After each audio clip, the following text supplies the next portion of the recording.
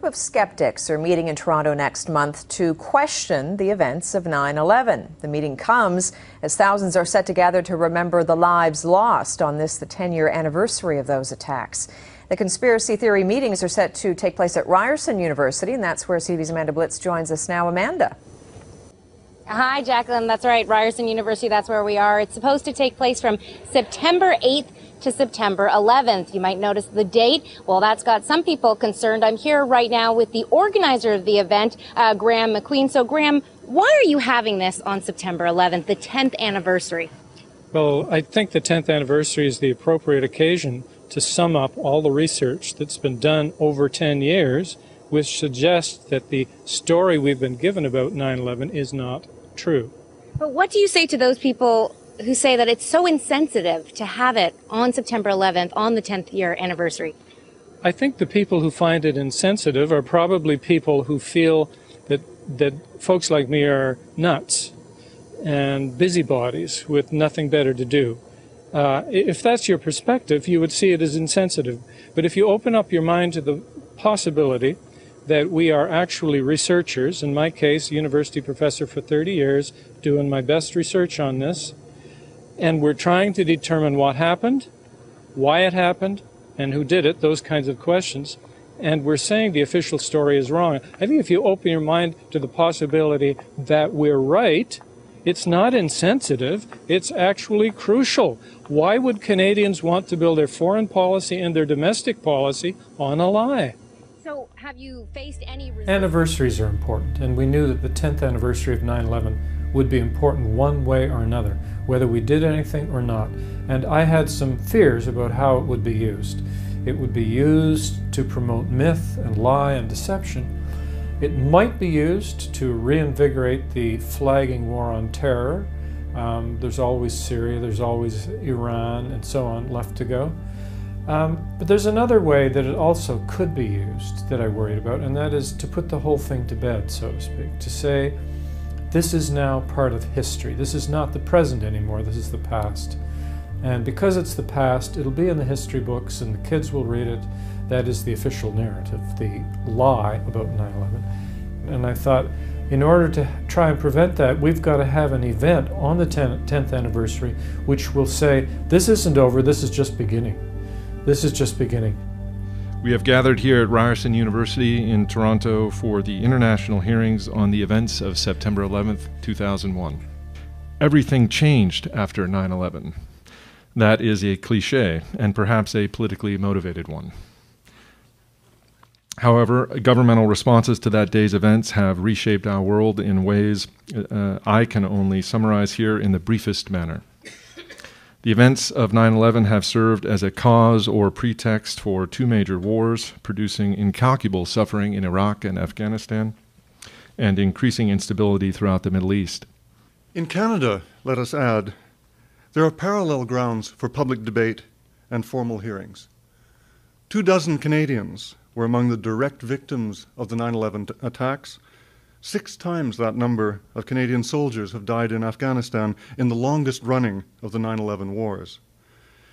And the kettling and mass arrests of more than 1,000 peaceful demonstrators at last year's G20 protests in Toronto, while the police made no attempt to interfere with the actions of a disorderly minority, was one sign of the extent to which civil liberties have declined in post-9/11 Canada. The importance of 9/11 as a historic turning point, then, is not in doubt. But much of what happened on that day, in the period leading up to it, and in its immediate aftermath, remains in doubt, in terms most particularly of the agencies and causalities involved in that sequence of events. Our 4-day hearings, then, will thus have a quasi-judicial structure. The presentations of the expert witnesses will be evidence-based, rather than speculative. The methodologies involved, whether those of the physical or the social sciences, will be rigorous, and the information that the witnesses present will receive a further critical sifting at the hands of the panelists, both in the questions they put to witnesses and also subsequently in their final report. We all know what we saw, but we don't know what happened. But scientists have a distinct view of what happened because of their professional backgrounds. And so it's meaningful when you get scientists, architects, engineers, the entire conglomeration of the community that has looked at what we saw and studied it according to the scientific method. In general, the hearings are intended to bring attention to the most substantial evidence that has accumulated over the last 10 years, evidence that the 9/11 Commission report and the various reports issued by the National Institute of Standards and Technology failed to adequately address, which demonstrates that there is a need for a new, independent, and international investigations into the events of 9/11. The hearings are not a new investigation in themselves. The hearings will provide a succinct summary of the strongest evidence that a new investigation is immediately warranted and that the international community cannot abdicate this responsibility any longer. The format and conduct of the hearings will be analogous to, though not exactly the same as, a legal proceeding, a criminal proceeding that is known in the United States as a grand jury hearing. The analogy between the Toronto hearings and a grand jury proceeding is not perfect because there are some differences in format and product of the Toronto hearings. The hearings are not being conducted according to any specific laws or legal procedures, and the outcome will not have the force of law. Instead of convening a traditional jury panel, we decided to gather together an international panel of prominent individuals who have agreed to do what governments and major media outlets around the world have so far refused to do: look at the evidence objectively and decide whether it deserves wider attention. In selecting panelists, we looked for two qualifications in an individual: someone who is, one, highly credible, and two, open to objectively assessing the evidence. Ferdinando Imposamato is the honorary president of the Supreme Court of Italy. As a former senior investigative judge, he presided over major terrorism-related cases, including political assassination. A former senator who served on the Anti-Mafia Commission in 3 administrations, a former legal consultant to the United Nations on drug trafficking, and the author or co-author of 7 books on international terrorism, state corruption, and related matters. He is also a Grand Officer of the Order of Merit of the Republic of Italy. Herbert Jenkins, a Professor Emeritus of Psychology at McMaster University, worked in major research laboratories before coming to McMaster in 1963, an influential figure both in the psychology of learning and judgment, and also in the development of new forms of interdisciplinary curricula that have been widely imitated in other Canadian universities. He was awarded an honorary doctorate by McMaster University in 2009 in recognition of his impact in both fields. David Johnson is a Professor Emeritus of Urban and Regional Planning at the University of Tennessee. A Fellow of the American Institute of Certified Planners, he served on the staffs of the Boston Redevelopment Authority, the Washington National Capital Planning Commission, and the Regional Plan Association of New York. A former chair of the planning departments at Syracuse University and at Ball State University, he is also a past president of the Fulbright Association of the United States. Richard B. Lee, our 4th panelist, is a distinguished Professor Emeritus of Anthropology at the University of Toronto, a Fellow of the Royal Society of Canada, a foreign honorary member of the American Academy of Arts and Sciences, and a foreign associate of the National Academy of Sciences. He has served as president of the Canadian Anthropology Society and the Canadian Ethnology Society, and holds honorary doctorates from the University of Fairbanks, Alaska, and the University of Guelph. Over the course of 4 days, the panel will listen to evidence that has been collected over the last 10 years that contradicts the official government version of events. Each witness will present an opening statement and then answer questions posed by the panel. The panel has been given considerable latitude in the subject and nature of the questions they may ask, and we expect the witnesses to answer every question to the best of their knowledge. After the hearings have adjourned on the 4th day, the panel will reconvene over the following weeks and months and make a decision on which aspects, if any, of the evidence presented deserves further investigation by governments with subpoena and political power. The panel will then publish a final report, which I will help draft and edit, setting forth a recitation of the evidence presented and the panel's conclusions regarding the strength of the evidence and recommendations on how to proceed. The information that we receive from really all sorts of media, with the exception of the alternate media, the internet, seems to be just kind of telling us the same story over and over again, but they really can't address the hard questions that are out there. They will say, they being those that support the official story, that, well, all those questions have been answered. There's books out there. Well, they've all been answered. Surely they've all been answered. But when you read those books and when you get into those questions, you find that they have not been answered. This is what we're talking about at the Toronto hearings, presenting this evidence to the distinguished panel and packaging it. And I'm very excited to be a part of it and to hear the other distinguished panelists discuss the other aspects of the extremely explosive destruction of the Twin Towers, including nanothermite composite explosives found in all the World Trade Center dust. People that read this material and have looked into it realize the official account can't withstand scrutiny. It's just full of holes and contradictions, gaps.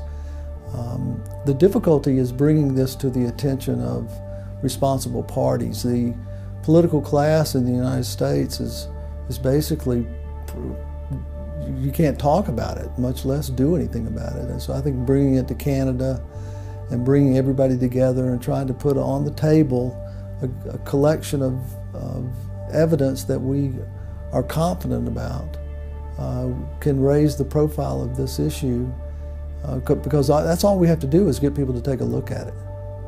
So I've been interviewed a lot, especially recently in connection with the hearings, and the media have been told, I suppose, for 10 years that conspiracy theory is the term to use, and that's why we don't interview these people much, and that's how we're going to disparage them when we do interview them.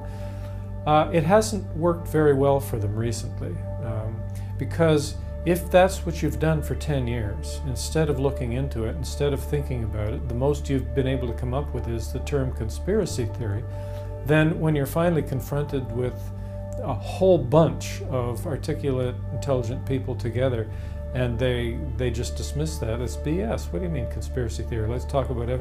Then it turns out you don't know anything. You don't have anything else to say. So one interviewer after another, I find, has been speechless once you explain that the conspiracy theory label is useless. They have nothing else to say. Conspiracy theory is a way of trying to discredit inquiry.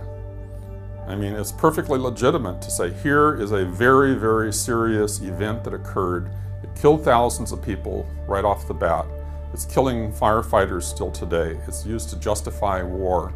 It's killed thousands of American soldiers. It's killed millions of Iraqis and Afghanis. It's literally in the millions. And to consider that investigating the roots of that is somehow not legitimate, or that you have to be somehow psychologically impaired, some sort of conspiratorial thinking. They're trying to psychologize all this to where people can dismiss people who even ask these questions. I think it's being a responsible citizen to ask questions of your government and to not just take what they say without any kind of critical thought. That's only half of it. We're crazy nuts who don't know our feet from our hands, and we're very dangerous. So much so that they have at least 2 officers inside the U.S. government to deal with conspiracy theorists. This is Orwellian thought control. The government is in the business of telling people not to listen to conspiracy theorists. They can't answer the physics, they can't answer the questions, so what else can they do? When you're getting difficult questions, of course, you just smear the person that's asking those questions if you can't answer those questions head on. And I think the nice thing about these international hearings today is that anybody who looks at it will realize that we're not walking in there with tinfoil hats. We are just normal people. We are ordinary citizens who are concerned and trying to do something about it. We are not irrational people. We are bringing up legitimate questions that just cannot or have not been answered. We're putting our reputations on the line, speaking publicly about an unpopular subject. And all we're asking is that we be taken seriously and that the evidence be looked at. I think we face an uphill battle in our effort to establish a real inquiry into the horrific events of 9/11. And a necessary part of that battle was advanced in our 4 days of hearings. We have focused on the strongest evidence and reasoned arguments that the official account of 9/11 is not true. Any open-minded person, in my view, who genuinely seeks the truth and is willing to examine the evidence would support a real inquiry with the power to subpoena witnesses and with the political clout to pry loose from a secretive government evidence that they have so far managed to suppress.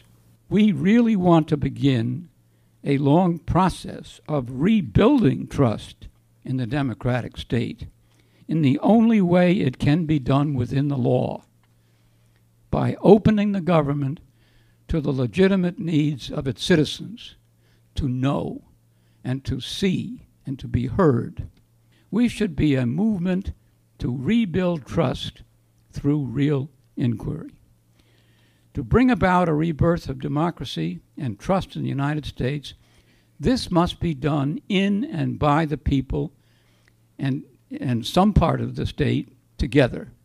It occurred to me, as I tried to put forward to the questioners in the last couple of days, that because of the collapse of these three towers, there must be massive changes to the building codes in the United States of America, and I'm kind of willing to bet that there aren't any. And I kind of think that that is something that we definitely should definitely be explored. Why aren't there changes in the building codes?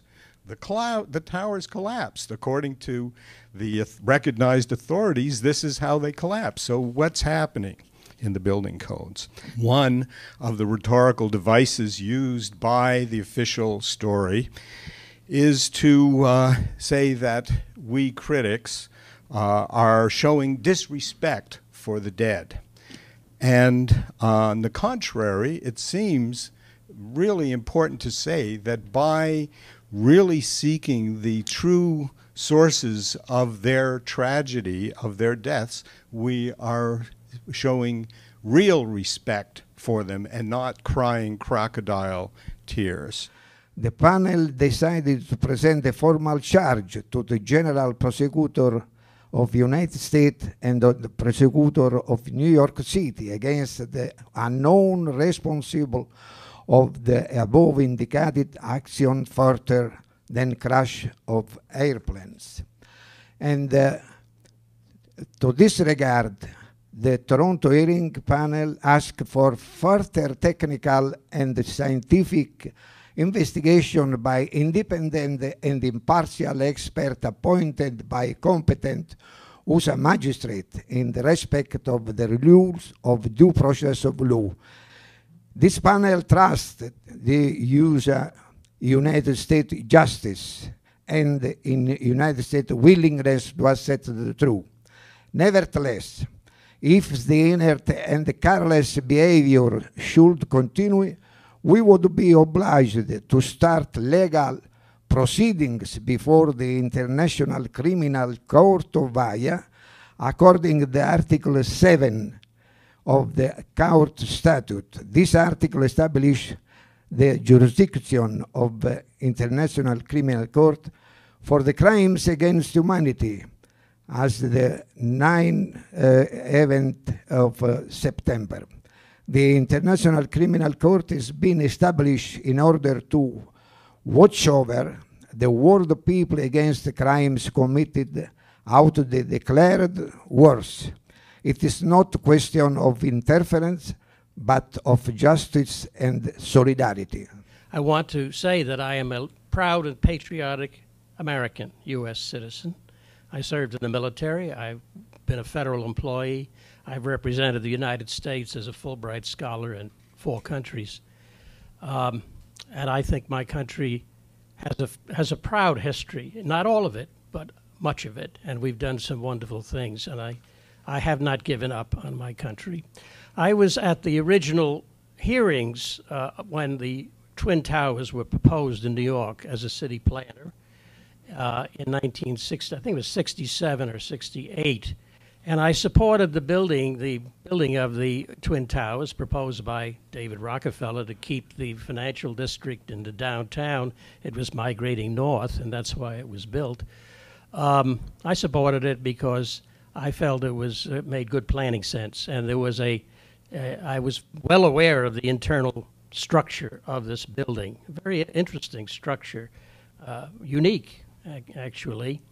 I had done work in structural engineering. My first degree was in architecture. And so when I saw the videos of the collapse of the building, I said, something's fishy here. And this was in 2002. It was very early. And I talked to people about it, and they looked at me and rolled their eyes, as they do. Senator Fulbright, who was one of my heroes, he wrote in a book called The Arrogance of Power, I do not think for a moment that America, with her deeply rooted democratic traditions, is likely to embark upon a campaign to dominate the world in the manner of a Hitler or Napoleon. What I do fear is that she may be drifting into commitments which, though generous and benevolent in intent, are so far-reaching as to exceed even America's great capacities. At the same time, it is my hope, and I emphasize it because it underlies all of the criticisms and proposals I make here, that America will escape those fatal temptations of power which have ruined other great nations, and will instead confine herself to doing only that good in the world which she can do, both by direct effort and by the force of her own example. Fulbright went on to write another book which he titled The Price of Empire. And in it he said, the price of empire is America's soul, and that is too high a price. Thank you.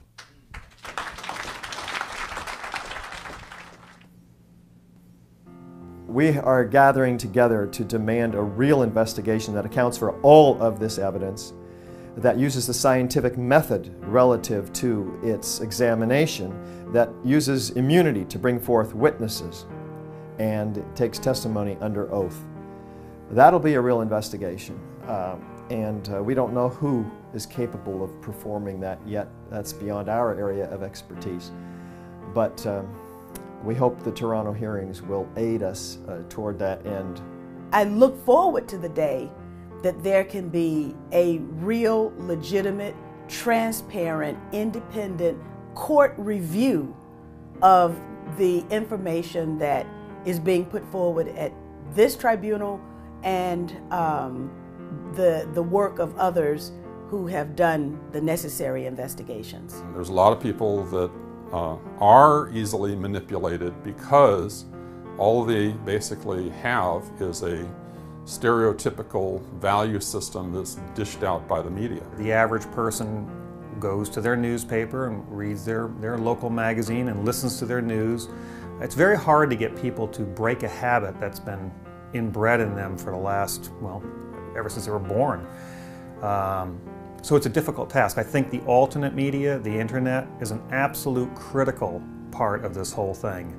I mean, the news shows are a farce. Don't get your news from TV. Turn off your TV, get your news from other sources. I believe in human curiosity and human intelligence, and there's a limit to how long people can go on thinking that one bullet inflicted 7 wounds on 2 different people in the presidential car in Dallas in 1963. That sort of thing slowly becomes ridiculous because of what's being called paradigm shift. It's not that you persuade the older generation die. And then you have a new generation whose minds have not been distorted by the propaganda campaigns. Would you have any advice for, say, a young person who is inspired, hungry for truth, and looking to make a difference? Yeah, I would just, watch the people that seem to be making a difference today. There are alternative journalists out there, if that's what you're interested in, if that's what your talents lie, where your talents lie. That's an incredibly important part. We frankly it appears, need to build a new media. It's critically important for the future. So we need people to have the courage and take the steps necessary, make the sacrifices necessary to build that media, take the risks. And if that happens, I think that we're going to make a lot of progress in the future. Well, I guess the first thing is think for yourself. You know, don't believe something because Peter Dale Scott said it, and certainly don't believe something because the New York Times said it. But trust in your own ability, not just to understand what has been said so far, but if you have the curiosity, go a little further, get into the primary records, and discover something new that nobody else has ever discovered before. That's relatively easy to do in this field because there's so much pressure on people not to conduct this kind of research that if you become independent and do it, you may find something which will contribute to the record. You need to wake up. You need to look at what's really going on, not just the myth, the propaganda. I guess if I was speaking to young people right now, I'd say your youth, your physical youth, is a transient thing. We barely get a chance to realize we're young when we look in the mirror and realize we're not young anymore.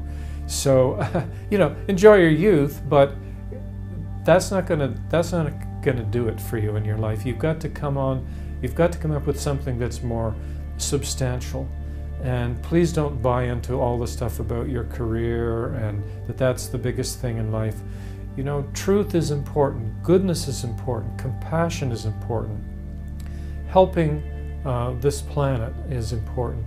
And don't hesitate to give your life to that, your energy to that. When I ponder the horrendous crimes of 9/11, I likewise feel sick to my stomach. It's a different sickness, but every bit as much vertigo-inducing, as has been given testament here. Human consciousness eventually assimilated the pertinence of gravity and made peace with what it meant, once a heresy against ultimate authority, although it was. And we moved on. Institutions were erected that one way or another gave testament to the witness of science about gravity.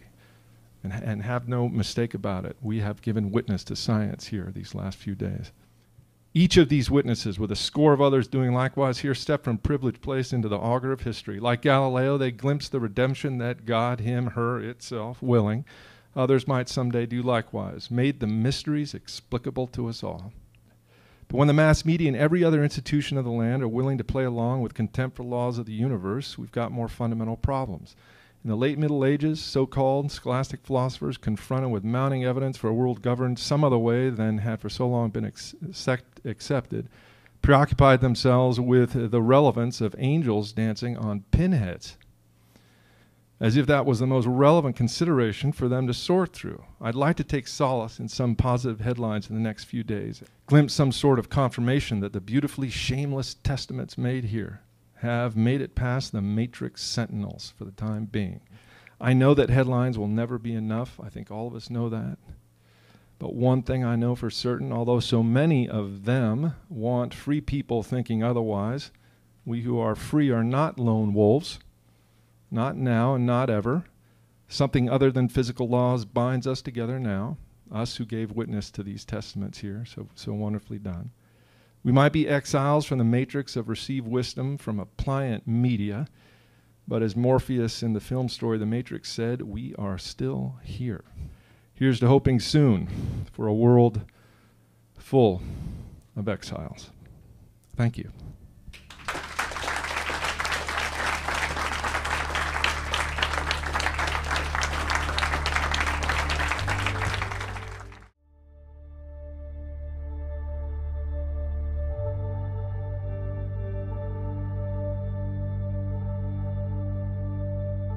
Thank you for continuing on the path to seeking the truth on this 10th anniversary of 9/11 and for inviting me to speak to you.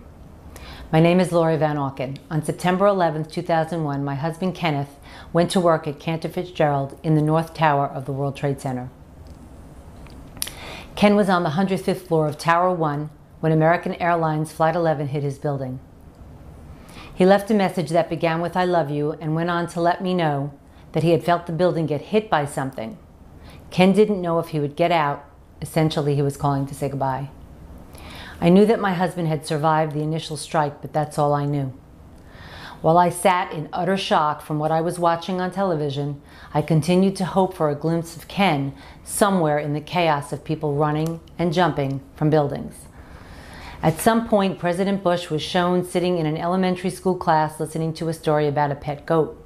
This footage was in a split screen with a video of the World Trade Center that had smoke billowing from a plane-shaped hole. I clearly remember trying to will Mr. Bush to get up and do something. But even after Andrew Card whispered something in his ear, he just continued to sit there. That was my first clue that something was not quite right. Shouldn't the Commander-in-Chief have a more important job to do while planes are crashing into the World Trade Center than listening to an elementary school class reading lesson? Wasn't the President of the United States himself a potential terrorist target?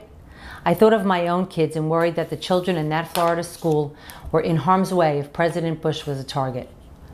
As I continued watching the most unbelievable drama I had ever seen, the World Trade Center building started crumbling and crashing to the ground.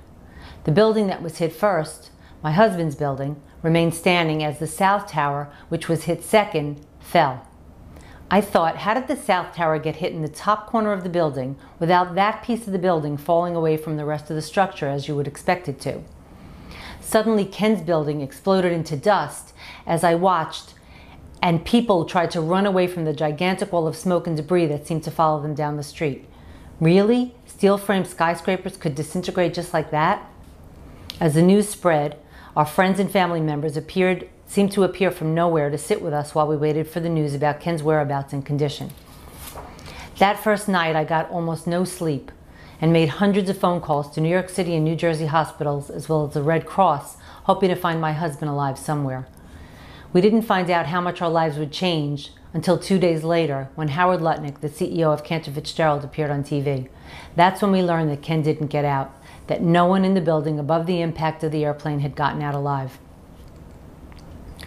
The sadness and horror that shrouded my family after September 11th cannot possibly be conveyed to you.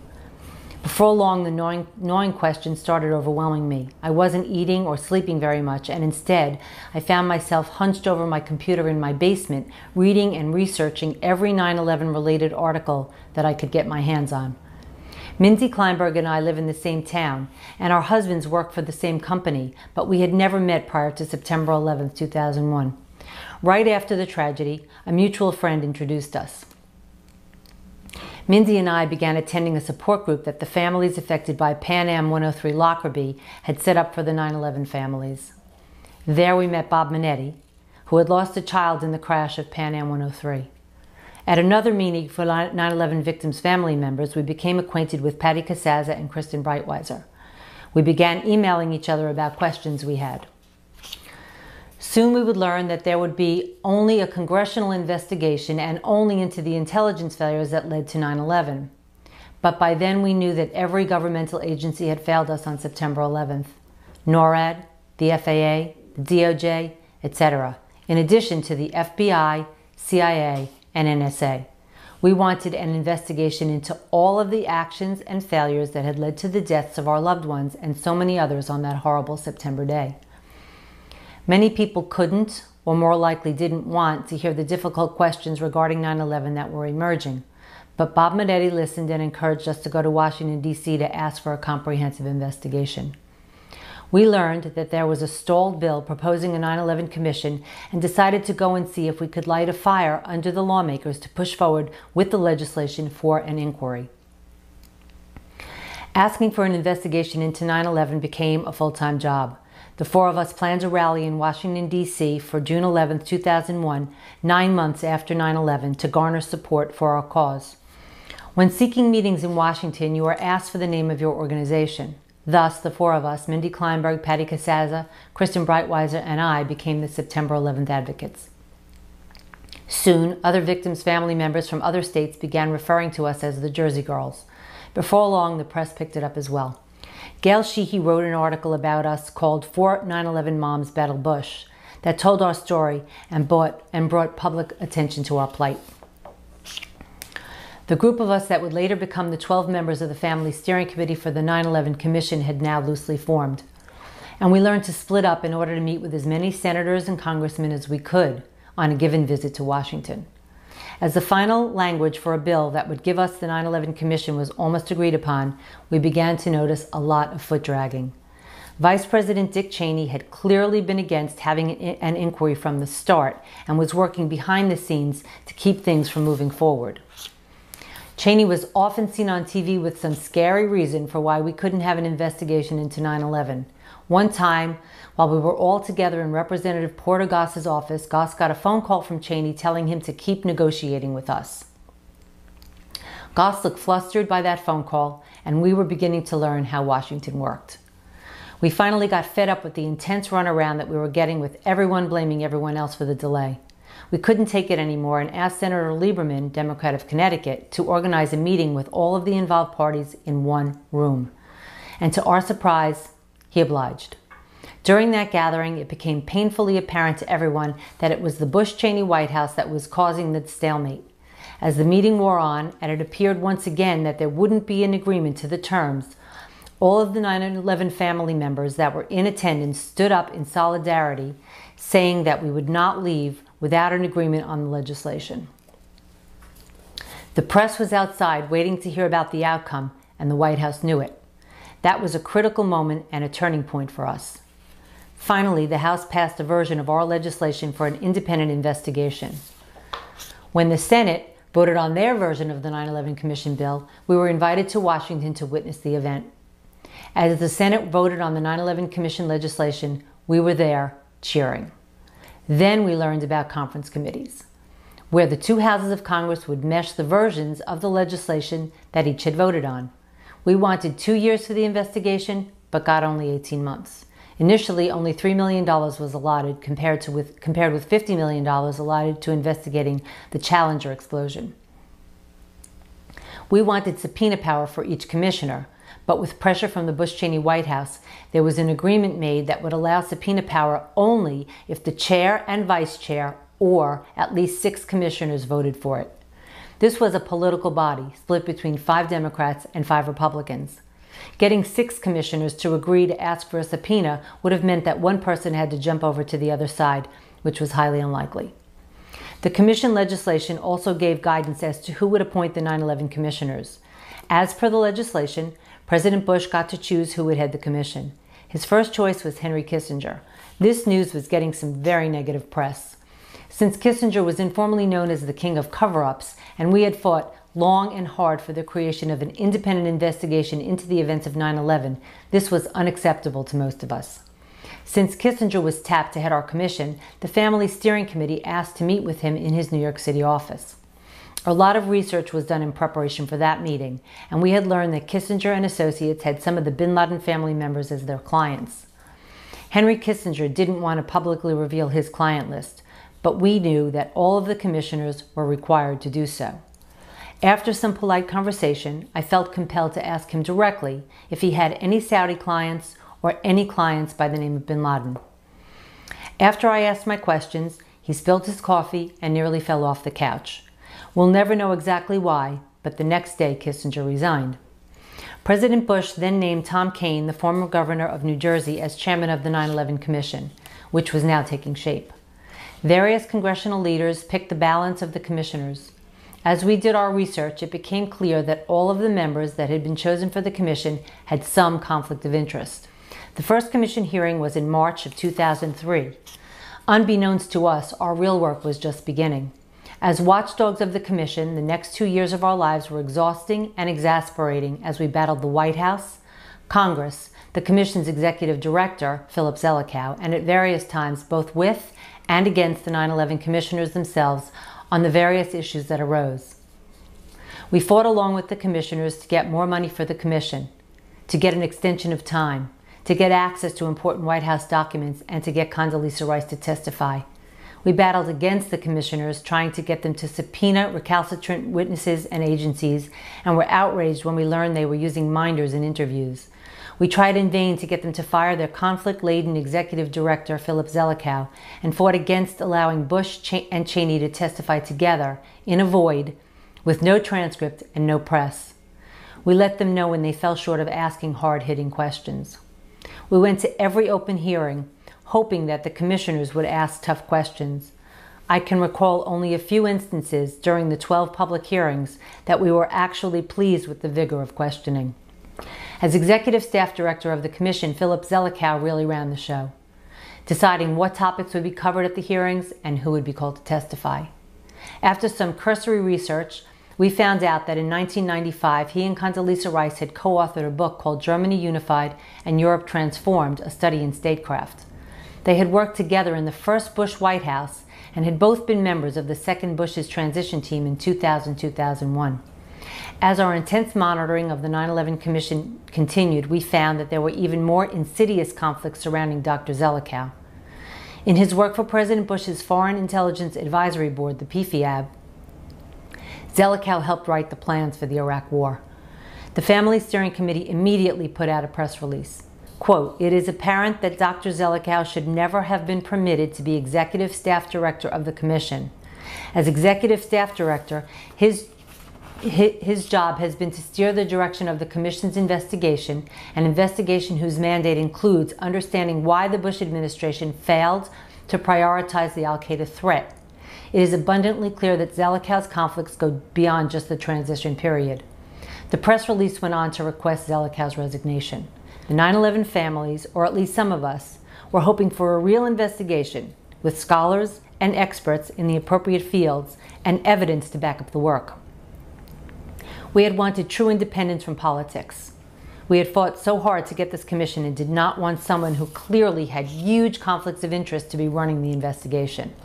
But unfortunately, that's what we got. 10 years after the 9/11 attacks, the old questions still linger and new ones have arisen. A real investigation into 9/11 has never been done. This is incredible considering the direction that we have taken as a country. The passing of the Patriot Act, entering 2 wars, and our entire foreign policy has all been based on the official account of 9/11. The proper place for the 9/11 proceedings would be a courtroom with subpoena power, rules for swearing in witnesses, and established protocols for handling questioning, cross-examination, and evidence. And ultimately, one would hope, real accountability for the actions that led to the deaths of so many.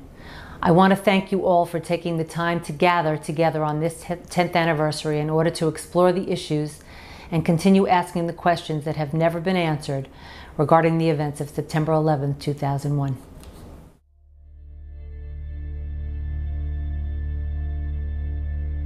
I define SCADs as concerted actions or inactions by government insiders intended to manipulate democratic processes and undermine popular sovereignty.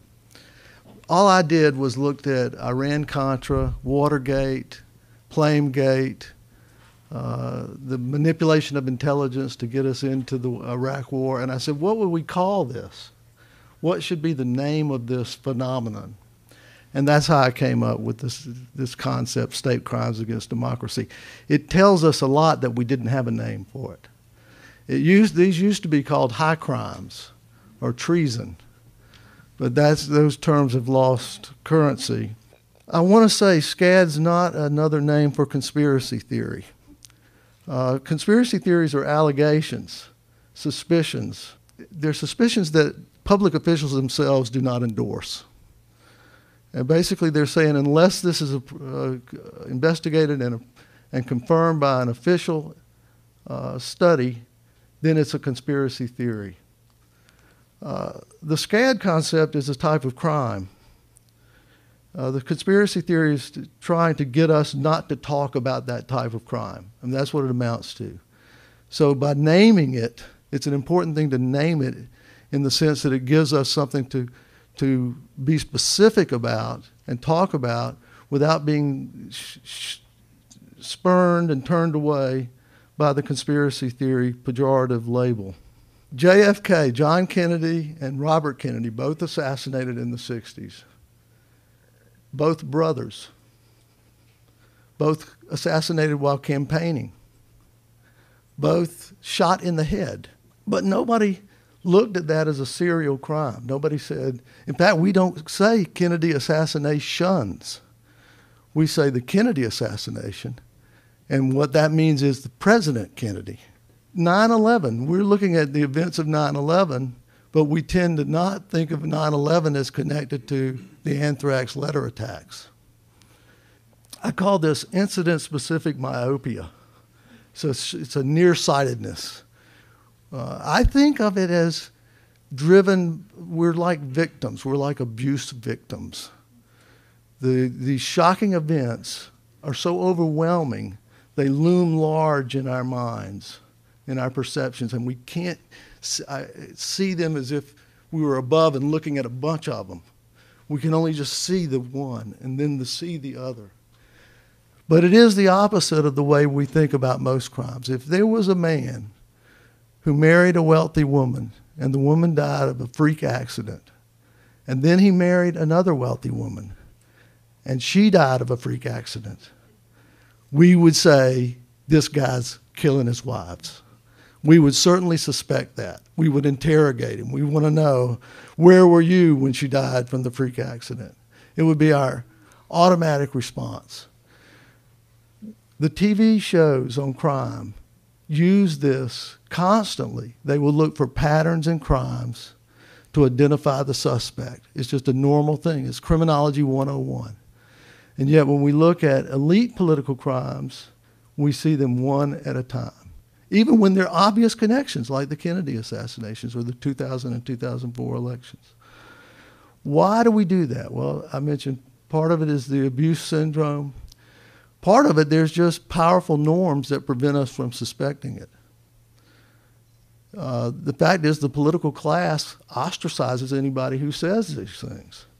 The clearest example of these norms is the conspiracy theory label and how it operates. Now, what's so peculiar about the conspiracy theory label is it doesn't make any sense. Okay, the idea of conspiracy being an irrational belief, the idea of conspiracy is a sound legal concept. We use it all the time. We prosecute gangsters in the United States for conspiring.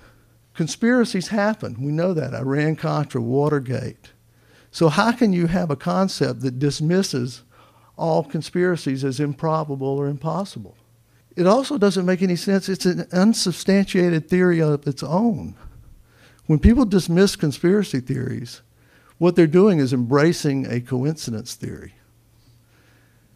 They're assuming that all these things, yeah, they didn't catch the hijackers getting on the planes, and yeah, there was a group of elites who said we needed to have a new Pearl Harbor.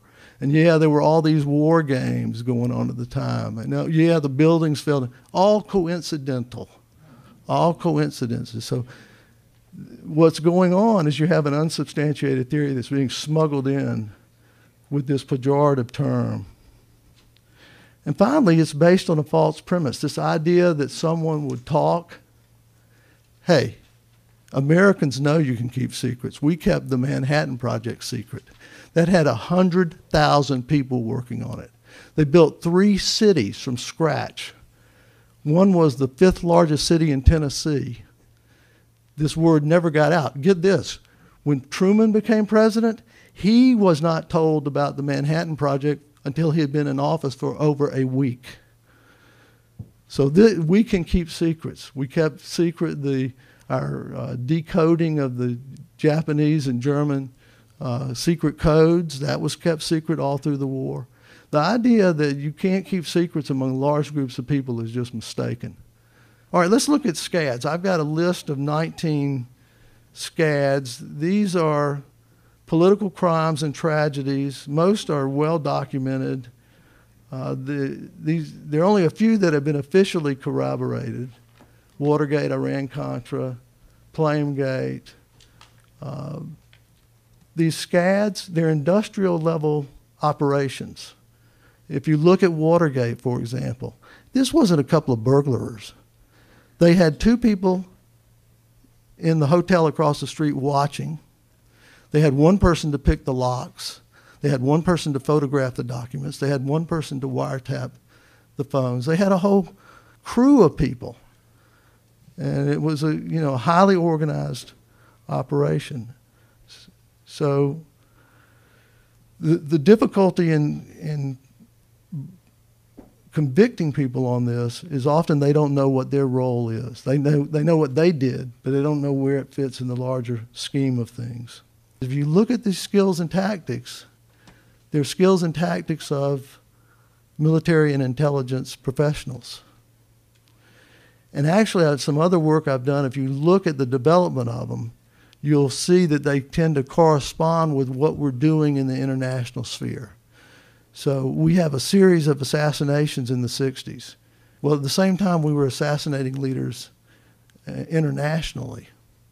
So my suspicion is that these tactics tend to migrate back in to our domestic affairs.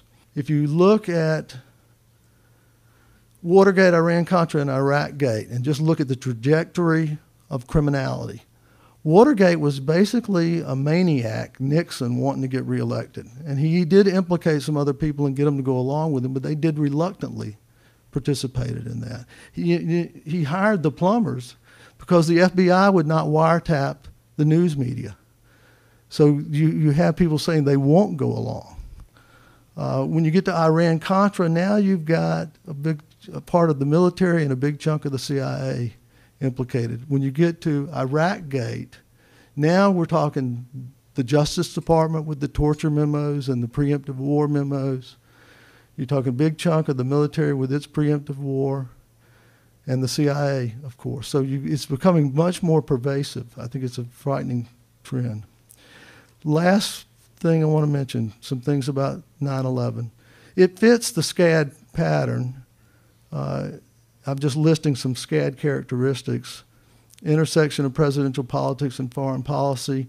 Obviously, the 2000 election had undercut the legitimacy of the Bush presidency, and that was turned around after 9/11. It furthered the war on terror. It involves military and intelligence skills with aviation and demolition. The crime scenes were investigated superficially with the no check for explosives in the debris. The photographic evidence, the Pentagon, all the closed-circuit TV videos were confiscated, and only one was released, which was of very poor quality. But there was also a set of photographs taken of 9/11, a helicopter flying above it. These photos did not come out until 2010. It took a Freedom of Information Act request through NIST to be able to get it, and they were really shocking because they showed so much dust and this kind of patterning that looks like explosives. There's a name for it, pyroclastic pattern. There's something peculiar about this label, 9/11. Now, this would have been a top priority for people. If somebody inside the government arranged this, they would want it to be framed in a certain way and would have been thinking about this. So I don't think this is out of the range of possibility. If it's a planted meme, it may have the characteristics of the conspiracy theory meme, which was empty. It's vague, but it's emotionally charged. It's a conveyance of emotion, and it's foreign to the culture. If we look at 9/11, it's emotionally charged. It's connected to the emergency phone number 911. I mean, that itself is very suspicious. And I think that that's the connection that if this was designed, was intended to do, and that it may have been timed to be on that date to have that connection. 9/11 deviates from our naming conventions. We don't name holidays and events, frightening events, by the date. The only date I can think of that we have in America for a special date is July the 4th. But even that is Independence Day. Normally, we would name where the event happened, so Pearl Harbor, 3 Mile Island, or how it was done. So the anthrax letter attacks, for example, if we use that way of naming, we would call 9/11 the hijacked airplane attacks. The problem with using 9/11 is it elevates the historical significance of the event. There's before 9/11 and there's after. And it immediately conveys this way of thinking. These are the kind of sciences I think we should try to expand. I've given you examples of them. I hope that you'll join with me in doing these, and I appreciate everybody letting me use all their material for my theorizing. Thank you.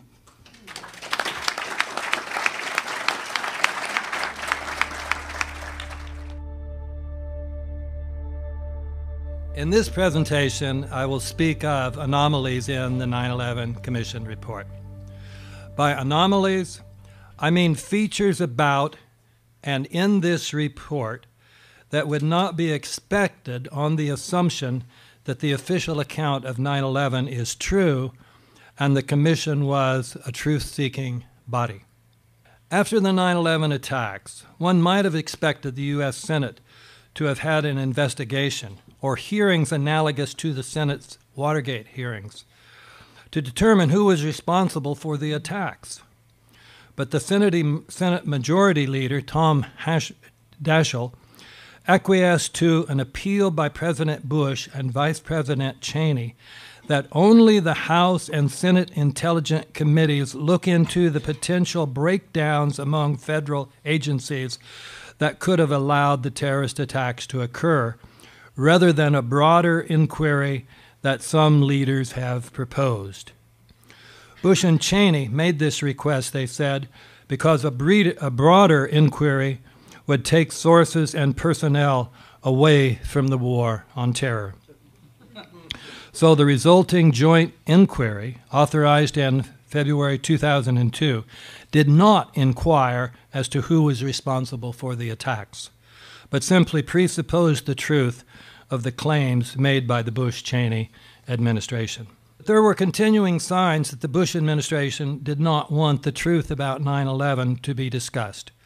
I will cite 5 pieces of evidence. First, Bush appointed Henry Kissinger to head the 9/11 Commission, leading the New York Times to ask whether this was not a clever maneuver by the White House to contain an investigation it long opposed. When Kissinger had to resign because he refused to name his clients, Bush appointed former New Jersey Governor Thomas Kean, who had no experience with Washington and national issues, and Representative Lee Hamilton, who had previously served as a Democrat covering up a Republican crime, and who had become friends with Cheney. The Bush White House also managed to get Philip Zelikow, a close friend of Condoleezza Rice, appointed as the executive director. 3, Bush promised only $3 million for the commission, whereas Ken Starr's investigation of President Clinton's affair with Monica Lewinsky had cost almost $30 million. In March of 2003, the commission asked for an additional $11 million, but the Bush administration turned the request down. Eventually, the commission was given $15 million. 5, having declared that the commission must finish its work by May 2004, the Bush administration delayed authority clearances for some of the commissioners. Commissioner Max Cleland said the White House wants to run out the clock here, with the result that the commission would not begin work until the middle of 2003, leaving it with less than a year to finish its work. The Bush administration later did allow for a few more months. In their preface to the 9/11 Commission report, Kean and Hamilton said that the commission sought to provide the fullest possible account of the events surrounding 9/11. In truth, the report provided was a fairly complete report of all the events surrounding 9/11 that could be used to support the official account of the 9/11 attacks. Evidence that some of the alleged hijackers, including Waleed al-Shiri, said to have been on American Flight 11, which supposedly struck the World Trade Center's North Tower, were still alive after 9/11. The Associated Press reported that al-Shiri spoke on September 22nd to the U.S. Embassy in Morocco, explaining that he lived in Casablanca, working as a pilot for Royal Air Maroc. Defenders of the official account would later claim that this was a case of mistaken identity. But a 2001 BBC article entitled "Hijacked Suspect Alive in Morocco" made clear that the man of that name identified by the FBI as one of the hijackers was still alive. His photograph was released by the FBI and has been shown in newspapers and on television around the world. That same Mr. al-Shiri has turned up in Morocco, proving clearly that he was not a member of the suicide attack. He told Saudi journalists in Casablanca that he has now been investigated by the American authorities, who apologize for the misunderstanding. Nevertheless, the 9/11 Commission, writing as if none of this discussion occurred, endorsed the FBI's inclusion of al-Shiri with his photograph on the list of hijackers. The commission even said that al-Shiri was probably responsible for stabbing one of the flight attendants on American 11. The first page of the 9/11 Commission report says, among the air travelers on September 11 were Mohammed Atta and Abdul Aziz al-Omari, who arrived at the airport in Portland, Maine. Atta and Omari boarded a 6 a.m. flight from Portland to Boston's Logan International Airport. This story raises puzzling questions. Why was Atta in Portland the morning of the attacks? Atta was not only purportedly the ringleader of the hijackers, but also the one assigned to be the pilot for American 11 after it was taken over. If the commuter flight had been delayed for an hour, as my flight was yesterday, he would have been too late to make the connection to American 11, just as I missed my connection yesterday. Why would he have taken such a risk? Both the 9/11 Commission and the FBI admitted that they had no answer to this question. According to the official story, in any case, Atta was already in Boston on September 11th, but then took a rental car, a Nissan Altima, to South Portland, stayed overnight at the Comfort Inn, and then got to the jetport in time to catch the 6 a.m. flight to Boston. Although Atta caught the American 11 flight, his luggage did not make it.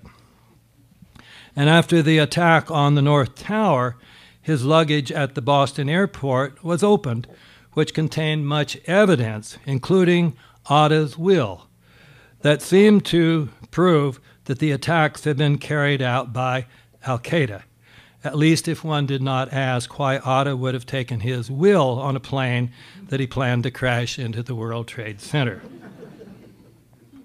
Stories in the mainstream press, including Newsweek and the San Francisco Chronicle, had reported that Mohammed Atta had engaged in behavior that undermined the portrayal of him as a devout Muslim, behavior such as gambling, drinking alcohol, and enjoying lap dances. These reports were even pointed out in a Wall Street Journal editorial entitled "Terrorist Stag Parties," which said, several of the hijackers, including reputed ringleader Mohammed Atta, spent $200 to $300 each on lap dances in the Pink Pony Strip Club. Moreover, investigative reporter Daniel Hopsicker reported that while Atta was in Florida, he used cocaine and lived with a stripper. The 9/11 Commission report, however, does not mention any of these reports. It instead portrays Atta as not only religious, but even fanatically so. According to Professor Dietmar Marculi of Hamburg, who had been Atta's thesis advisor supervisor in the 1990s, Atta's full name, like his father's, was Muhammad al-Amir Atta. And this young man was actually very religious. So much so that he prayed regularly, never touched alcohol, and would not even shake hands with a woman upon being introduced. Professor Macaulay said, "I would put my hand on the fire that this Muhammad al-Amir I know will never taste or touch alcohol." The Muhammad al-Amir Atta that the professor knew was also described by him as very small, being 1.62 meters in height, which means slightly under 5'4", whereas the American Atta has been described as 5'8" and even 5'10". The 9/11 Commission never raised the possibility that the alcohol-drinking, cocaine-taking, lap dancer-paying man going as Muhammad Atta was a different man than the devout Muslim student in Hamburg. With regard to the official account of the Twin Towers, the Commission ignored all of the problems, such as how fire could have caused steel-frame buildings to have collapsed, especially straight down, totally, and in virtual freefall, and also how ordinary building fires, even if ignited by jet fuel, could have caused steel to melt. But the most anomalous omission about the World Trade Center was the fact that the Commission did not even mention the fact that World Trade Center 7, which was not hit by a plane, also came down totally. Amazingly, Hamilton evidently did not even know that his report did not mention World Trade Center 7. This fact was revealed in an interview of Hamilton by Evan Solomon of the Canadian Broadcasting Corporation, which went like this. Solomon, why didn't the Commission deal with the collapse of Building 7, which some call the smoking gun? Hamilton, well, of course, we did deal with it. Then, after the conversation had shifted to other topics, Solomon brought it back to this, saying, I just want to clarify something that you said earlier. You said that the Commission report did mention the World Trade Center 7, Building 7 in it. It did mention it or it didn't? Hamilton, the Commission reviewed the question of the Building 7 collapse. I don't know specifically if it's in the report. I don't recall that it is, but it is, Solomon, I don't think it was in the report. Hamilton, okay, then I'll accept your word for it. The 9/11 Commission also omitted the fact that the Project for the New American Century, many members of which had become key members in the Bush administration, published a document in late 2000 saying that a new Pearl Harbor would aid PNAC's goal of obtaining funding for a rapid technological transformation of the U.S. military. The report, headed by Zelikow, who had written NSA 2002, providing justification for attacking Iraq, omitted the fact that some key members of the Bush administration, including Donald Rumsfeld and his deputy Paul Wolfowitz, had been agitating for a war with Iraq for many years. It also omitted the notes of Rumsfeld's conversations on 9/11 showing that he was determined to use the attacks as a pretext for a war with Iraq. The Commission endorsed the claim of Donald Rumsfeld, the Secretary of Defense, that he was in his office talking with a CIA briefer during the 9/11 attacks until the Pentagon was hit. But the Commission failed to point out the contradictory account of counterterrorism coordinator Richard Clark, who said that Rumsfeld was in the Pentagon's video conference center participating in Clark's video conference. In fact, this is one of the most amazing things. Clark's book came out while the 9/11 Commission hearings were going. It became a national bestseller. Clark's book is never mentioned in the 9/11 Commission report. The Commission also endorsed the claim of General Richard Myers, the acting chairman of the Joint Chiefs of Staff, that he was on Capitol Hill during the attacks that morning. but the Commission failed to point out that the contradictory account by counterterrorism coordinator Richard Clark, according to whom Myers was in the Pentagon participating in Clark's video conference. Rather dramatic contradictions. Conclusions. The points in the first part of this paper provide reasons to suspect the 9/11 Commission report to be untrustworthy. The points in the second part provide illustrations of the fact that this Zelikow report is indeed untrustworthy. Thank you very much.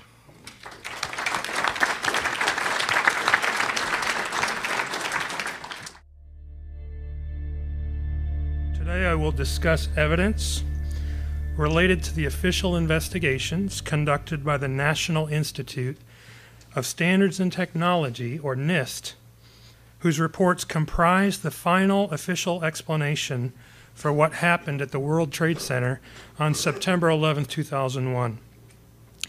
Before we get to the reports, however, let me mention that the first pertinent point to consider is the low probability that the only 3 instances of a skyscraper suffering global collapse due to fire occurred all on the same day in the same place. There have been many raging building fires, much worse than existed in any of the World Trade Center buildings, but no global collapse has ever resulted from those fires. The U.S. government has told us that it was the fire that destroyed all 3 buildings at the World Trade Center. We can see from these photos that the towers appeared to have exploded, starting at the top and then going all the way down.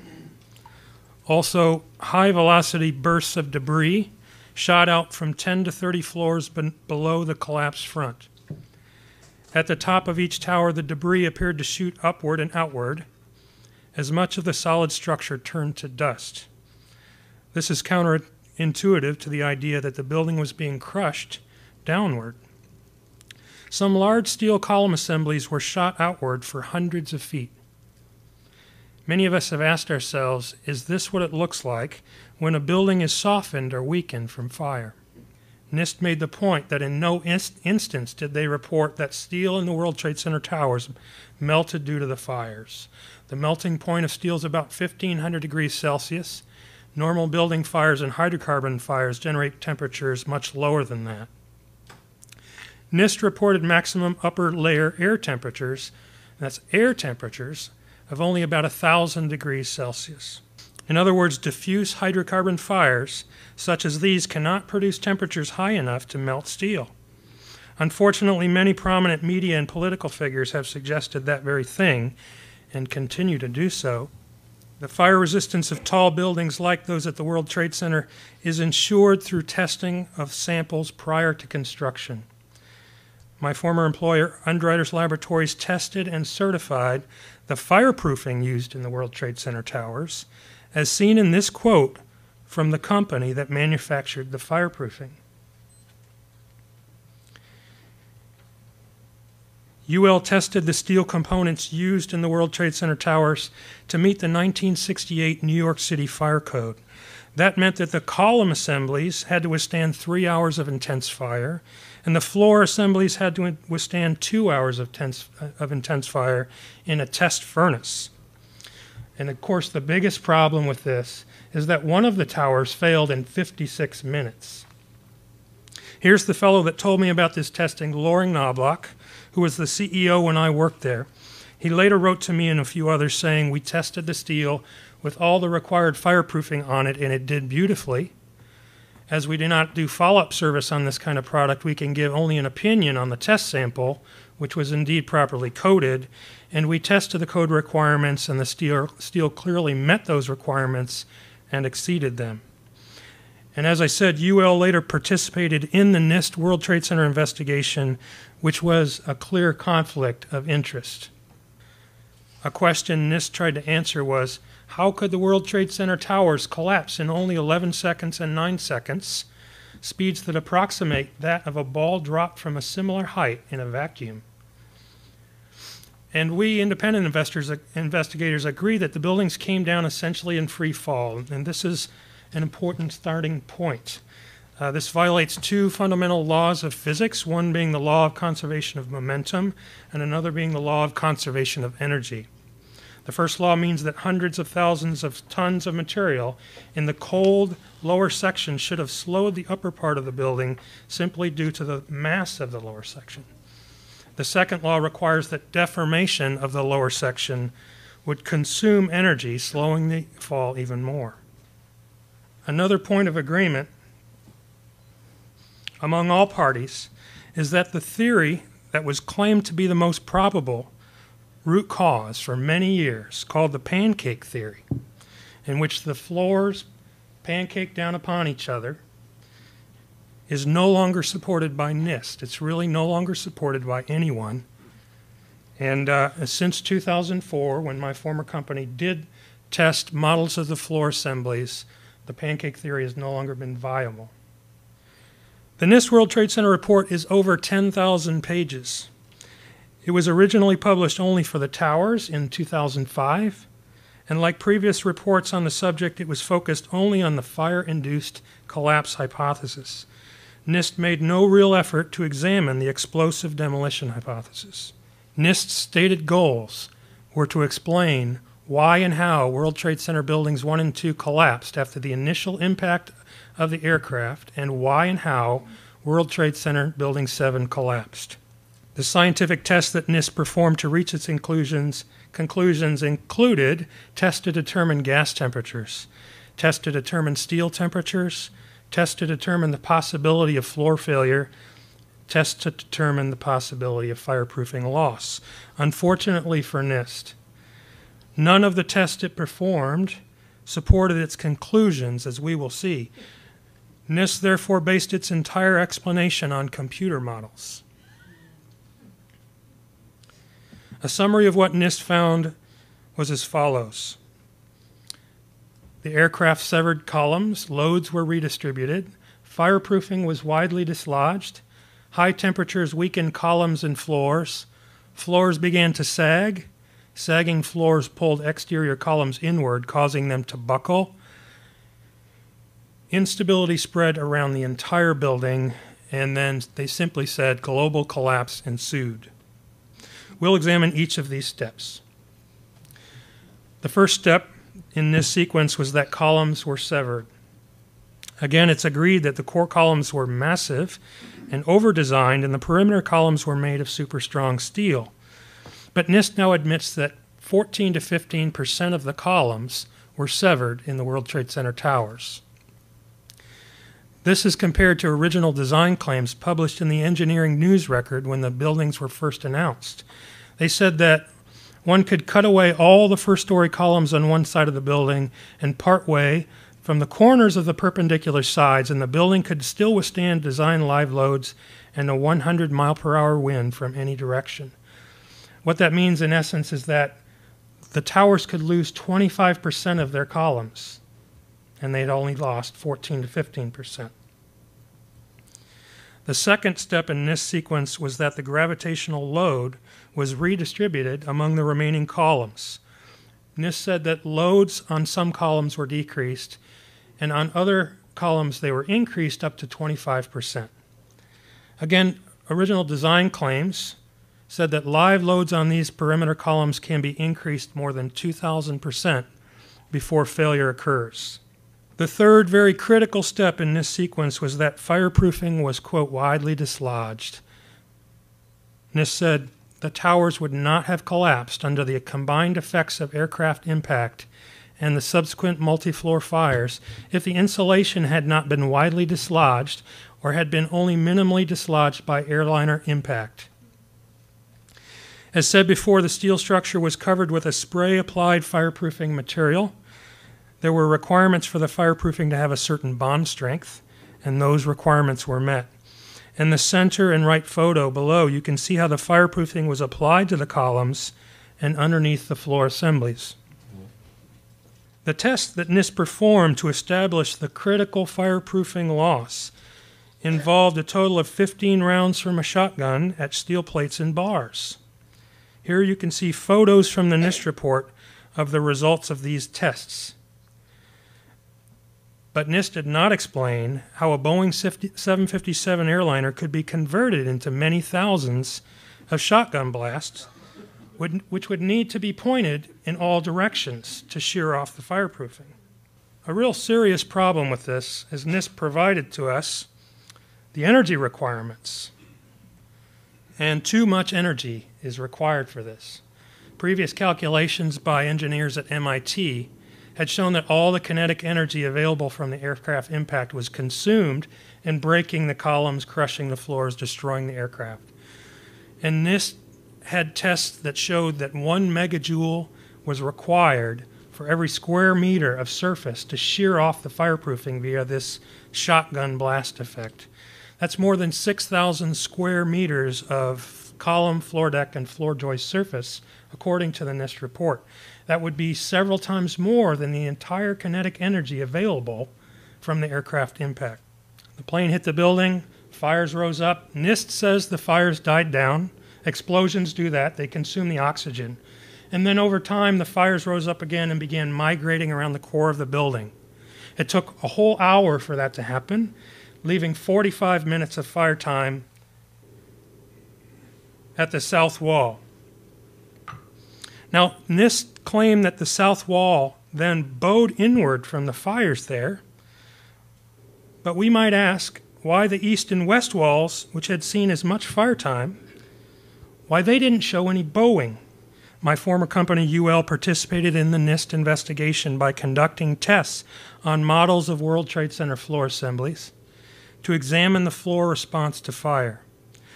The result was that only very slight sagging occurred in the tests and no collapse. After 45 minutes in a high-temperature furnace, all 4 test models sagged only about 3 inches in the middle, and the major joist parts did not sag at all. NIST's computer model turned this into 42 inches of sagging with the joist bending down severely. Here's a photo of one of those floor assemblies after the standard method ASTM E119 was performed. During this test, it was held in a furnace at a temperature over 1,000 degrees Celsius for a period of 2 hours. You can see the slight effect. The midsections of the assembly sagged a few inches, but the frame was not damaged and the floor held its load without failure. The weight loaded was twice as great as what was known to have existed in the World Trade Center. These experiments were performed on 4 separate floor models, all of which had less fireproofing than was known to have existed in the World Trade Center on September 11th. If the sagging had been severe, as in the computer model, what would have to happen to make the sagging floors create these dramatic pull-in forces as NIST requires? Sagging floors, for one thing, do not weigh any more than unsagged floors. But to defeat the original design claims, over 30 columns would have to be pulled in, and the floors were known to form this intense staggered grid with the columns, the way it was constructed. And the force required to pull a perimeter column inward within that grid and overcome that was far greater than what a sagging floor assembly could provide. Even within NIST computer models, the sagging and pulling effects that NIST explanation depends on were not seen. Not even for the most severe cases examined. Here are several quotes from the NIST report that make that fact clear. Sagging of floors in such a wide range over fire floors was not predicted by full floor model analysis. Locations and magnitudes of pull-in forces were not accurately simulated. Pull-in forces were applied in some locations where the full floor analyses did not predict the development of such behavior. NIST was simply not able to demonstrate this critical pull-in effect. Physical tests were not done, although that would have been decisive. The computer models did not indicate these forces either. And as a result, NIST made some fraudulent changes to the scenario. All the fireproofing was stripped off a large section of the computer-modeled building, and exaggerated temperatures were applied for twice as long as NIST had said occurred in the failure zones. That is, they applied exaggerated temperatures for 90 minutes instead of 45 minutes. But even then, the pull-in forces were not created in the computer. So NIST did something completely paradoxical. It disconnected the floors before applying an imaginary pull-in force. This is the opposite of science. This is not anywhere near science. No physical test done. The computer models do not give them the answer they want, so they do something completely fraudulent, which is exactly what they did. The final step of NIST's sequence for the towers was that instability caused by the perimeter columns pulling inward spread around the entire perimeter of the building. This would be necessary to explain the perfectly uniform fall. Again, no tests of any kind were performed to confirm this instability spread. And for several reasons, it does not appear to be realistic. The buildings fell at near free fall acceleration, so the instability would have to fit within that time frame. If we give it only half a second of the time, then this instability spread is moving at nearly twice the speed of sound. That's not realistic. It's not shown in the photos. So finally, for the towers, the NIST report is false because NIST did not explain why and how the buildings collapsed, and the investigation was deceptive and unscientific. NIST reported findings that were in direct contradiction to the physical testing performed. This is what I was fired from my job for stating. NIST omitted or distorted many important facts. Now I would like to examine the NIST report for World Trade Center Building 7, the third building that collapsed on 9/11. This building was 47 stories tall, was not hit by a plane, and yet at 5:20 in the afternoon on 9/11 it fell vertically and symmetrically in 6.5 seconds. After 7 years of waiting, NIST finally put out its official report on Building 7 in 2008. No one could have predicted the sequence of events that NIST says led to this building falling. It says that normal office fires caused fully fireproof steel beams to fail in one area of the building, and that's what led to this entire structure falling as it did into a neat rubble pile. If we were to accept this NIST World Trade Center Building 7 report, we would have to conclude that no tall buildings are safe from the possibility of total unexpected collapse due to office fires. The low probability hypothesis that FEMA described was that diesel fuel fires, driven by diesel fuel tanks located within the building, created intense fires that caused the collapse. And for years, NIST promoted that diesel fuel fires hypothesis as well, but NIST abandoned that hypothesis in its final report. NIST said diesel fuel fires did not play a role in the collapse of Building 7. NIST also suggested for years that the damage caused by falling debris from the North Tower was a root cause of the collapse of Building 7. Ultimately, NIST gave up on that hypothesis as well, saying other than initiating the fires in Building 7, the damage from the debris from North Tower 1 had little effect on initiating the collapse of Building 7. And contrary to some media reports, the building design was not an issue either. One serious problem was the destruction of evidence. The U.S. House Committee on Science reported that in the month that lapsed between the terrorist attacks and the deployment of the FEMA team, a significant amount of the steel debris was removed from the rubble pile, cut into smaller sections, and either melted at a recycling plant or shipped out of the U.S. Some of the critical pieces of steel were gone before the first FEMA team member ever reached the site.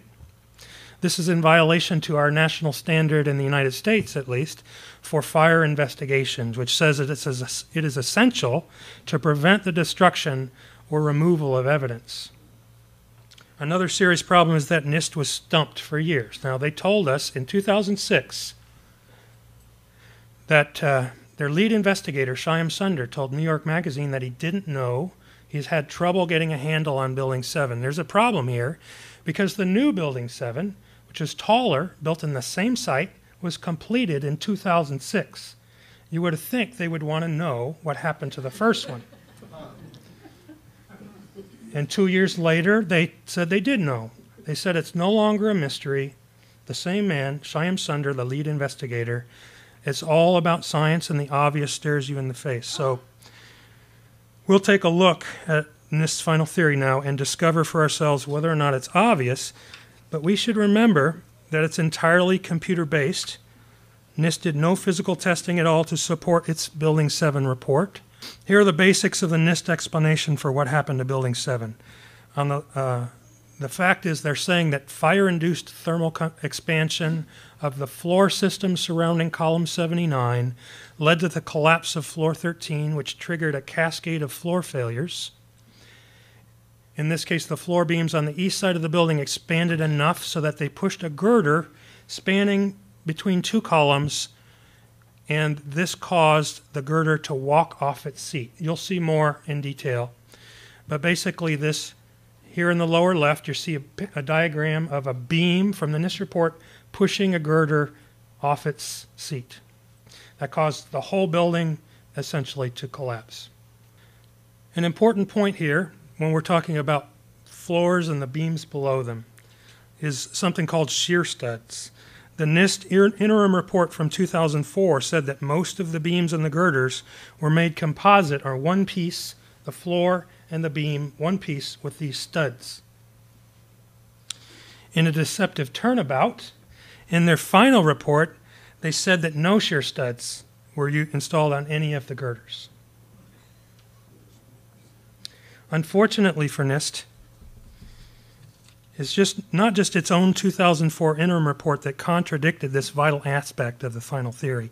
The presence of shear studs on all the girders was also described by John Salvarinas, the project manager for Building 7, from the company that supplied the steel components. This diagram from an academic paper that Salvarinas wrote in 1986 showed that there were 30 shear studs on that critical girder. And for the question about where column 79 is, it's right here. NIST claims that thermal expansion caused the breakage of over 100 bolts, high-strength bolts.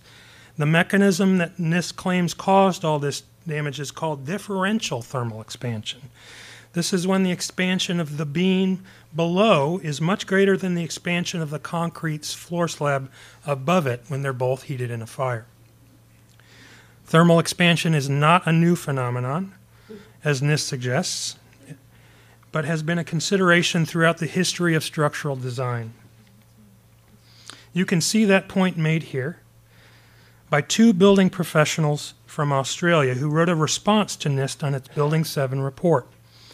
These building professionals reported that they had actually done physical tests to see what thermal expansion would do to floor assemblies. These were just the kinds of tests that NIST should have done. Structural engineer Ron Brookman, a colleague of mine, made a FOIA request to NIST in 2009 asking for the calculations and analysis behind the claim of girder walk-off failures. NIST responded that the release of that information might jeopardize public safety. Because thermal expansion is a function of temperature, we need to know what temperature NIST says the beams reached so that we can estimate how much they expanded. This was a tricky question for NIST because at temperatures as high as 600 degrees Celsius, the steel will lose some strength and stiffness and therefore not be able to extend into the girder. At the same time, if the temperature is not high enough, there wouldn't be enough expansion of the beams. What NIST settled on was just in the area of the northeast corner of floor 12, the beam temperatures reached 400 degrees Celsius. On the lower part of this slide, you can see an example of just how tenuous NIST computer models were with respect to reality. NIST computer models had all the steel heating to extreme temperatures and all the bolts and other connections breaking within a matter of about 2 seconds. This is an example of how NIST computer modeling was not realistic. Once the temperature distribution for its theory was settled, NIST found a way to suggest that the differential thermal expansion could be possible, at least in the computer. They simply didn't heat the floor slab above. And this is what most scientists might call fraud. If you don't heat the floor slab, of course the beam's going to extend in differential expansion. Another thing NIST said was that there were 7-hour fires in Building 7, which gave the impression that the fires were very long and very hot.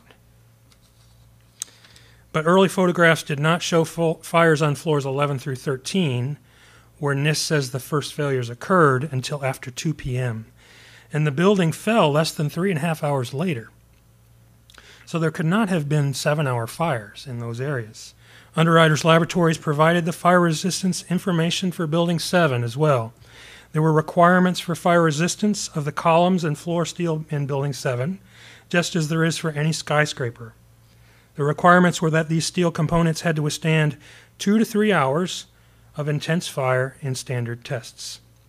Another problem that NIST did not explain is that the fires on floor 12 were completely burned out at least 30 minutes before the building fell, and it's well known that steel cools quickly after a source of heat is removed. At approximately 4 o'clock, NIST computer simulation shows raging fires across the north side windows of floor 12. The photo from the same time shows no fires in that area at all. There are significant problems with NIST description of the collapse dynamics as well. One problem is that the computer model output does not match what we see in videos. As you can see here, NIST computer model suggests the building crumpled from the sides before falling. Another problem is that NIST has admitted that Building 7 fell at free fall acceleration for a period of time, and that simply cannot occur without the structure below being removed by some unexplained forces. So finally, I would just say again that NIST produced World Trade Center reports that are false. They did not explain why and how the buildings collapsed, and the investigations were deceptive and unscientific. NIST reported findings that were in direct contradiction to the physical testing performed. NIST omitted or distorted many important facts. They will not share the results with the public, and therefore, an important point here, these results cannot be independently verified as required in science. And NIST's explanations have not been taken seriously by the building construction community. So thank you.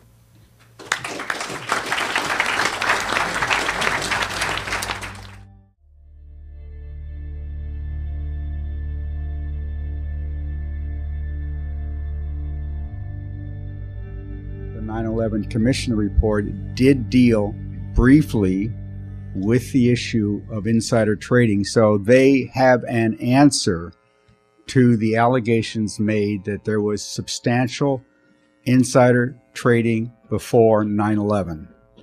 Insider trading is taking advantage of knowledge that you have privately. It's not public information. It's private information that you have about a forthcoming event, and you engage in some kind of financial transaction which will enable you to profit from that forthcoming event that other people don't know about. Sometimes insider trading is called informed trading. You see it both ways. For about 1 month after 9/11, 2001, there was reports in mainstream financial press of huge profits being made on the 9/11 event by foreknowledge of the events. Okay, one of the key statements being made referred to using put options. A put option is in the so-called option markets. Okay, you don't actually purchase a stock, you don't sell a stock or anything like that. You purchase an option to do something with a stock. You purchase the option for a specific period of time to be able to, in the case of a put option, to be able to put the stock for sale at a specified price in the, let's say, the next 6 weeks. The option of selling these stocks, let's say, by any time before October 20th at the designated put price. For example, and again, I'm putting this on the screen on the right-hand side. It so happens that American stock and United stock had almost the same price, just by accident, before 9/11, namely around $30. If you knew that 9/11 was going to happen on September 3rd, 4th, or whatever, you could go to a financial firm and buy an option to sell United or American stock let's say $30 anytime until October 20th. And you know, or you think you know, that the stock is going to go down. When it comes to, let's say, September 16th or 18th or whatever, okay, you can decide to buy the stock, if you don't already have it. You buy American Airlines, in the same day, same hour, same second, you sell it. You're buying it, if you're looking at the screen now, you're buying it at under $20, and you had that option to sell it at $30. You made $10. Buying put options cost you money itself, of course, right? I mean, it's not free. It might cost you $1. It might cost you $2. Open interest tells you at the end of a day or in the middle of the day or whatever of how many contracts there are out there for a specific strike price for a specific expiration day. The level of open interest changes from three factors. First of all, people buying put options. That's obvious. That's what I've already described. You buy a put option. But you can also sell a put option. I could buy a put option. I could sell, you could say, I want it. You could pay me a price and I'll sell it to you. That's a sale of a put option. Okay? Unfortunately, the data most of us that's publicly available doesn't tell you the difference between my buying a put option and you're selling the put option. You can also exercise the put option. In other words, if I bought a put option on American Airlines on September 4th, I can decide, oh, I made a mistake. I mean, it's going to go the wrong way or whatever. And I can decide on September 7th to exercise the option. That means that open interest now will decline at the end of the day. A quintil will tell you how much of whatever variable you are investigating has occurred up to a certain point. A quintil of 99 tells you that 99 out of 100 cases have already occurred and 1 is yet to come. We have 3 econometric studies, one of which was published 5 years ago, the second of which was published just a few months ago, and the third of which is not even submitted for publication, but will be submitted very shortly.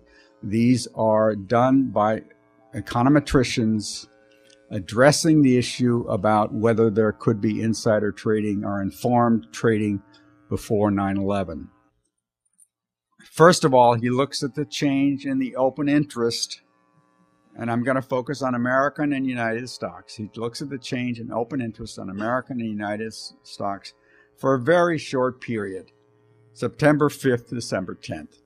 And he looks at the change in open interest, which I've told you about, for those 4 trading days, 5th, 6th, 7th, and 10th. He's looking at 4 trading days, looking at the change in open interest for those days. He compares that with a benchmark period of 126 trading days before that to see whether they are unusual.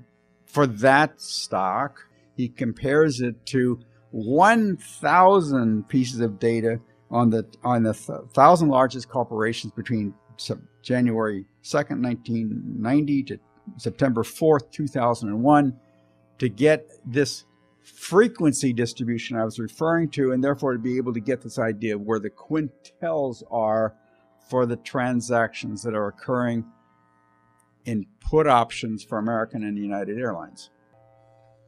That result would only have occurred on September 10th for American Airlines 1% of the time. There was 99 out of 100 cases you would not have seen on September 10th what you actually did observe on September 10th. He inferred from that was evidence of informed or insider trading on American Airlines on September 10th.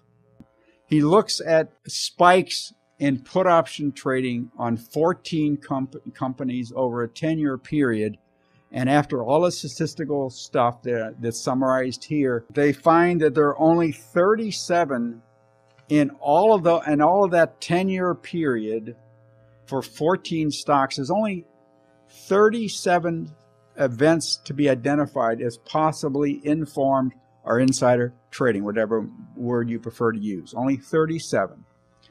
They're not focusing on 9/11, but it's in the period of 9/11. The frequency that such a value occurred based upon, and then they look at the 2-period prior history of that day. They look back 2 years for that stock option over 2 years and see, well, was that particularly unusual or not? For example, American, and they cite American on September 10th had occurred at that level or more only 5 prior times in prior 2 years. They find out that out of the 37 cases that they are able to identify, 33 out of the 37 actually occurred before a real event, which was realize you're dealing with something prior to an event. So how would you know, unless you have inside information, that that event is going to happen? Okay? 33 out of 37 cases have to do with a subsequent event. Only 4 does not have to do with it, that they can identify it as doing with a subsequent event. 13 of the 33 center around 9/11. The 9/11 Commission report says it did a careful investigation of what I've just been talking about, namely insider trading in put options on American Airlines and on United Airlines. Okay? And it says for these 2 stocks before 9/11, we found no evidence of insider trading, in spite of the fact that it seems to be suspicious. These papers are not contested, to the best of my knowledge. Therefore, I accept this econometric research as meritorious, and that's what I'm recommending to the panel. You accept these econometric studies as meritorious. I'm standing here before you as an econometrician, as a scientist, okay, and I'm making a statement about the government failing to follow scientific evidence. But it's not like physical evidence about the World Trade Centers. It's a different kind of evidence. It's evidence about put option trading and that kind of that. But this is evidence, and I'm not speculating on something here. I'm only talking about evidence. The title of my presentation today is Eyewitnesses and Evidence of Explosives at the Pentagon.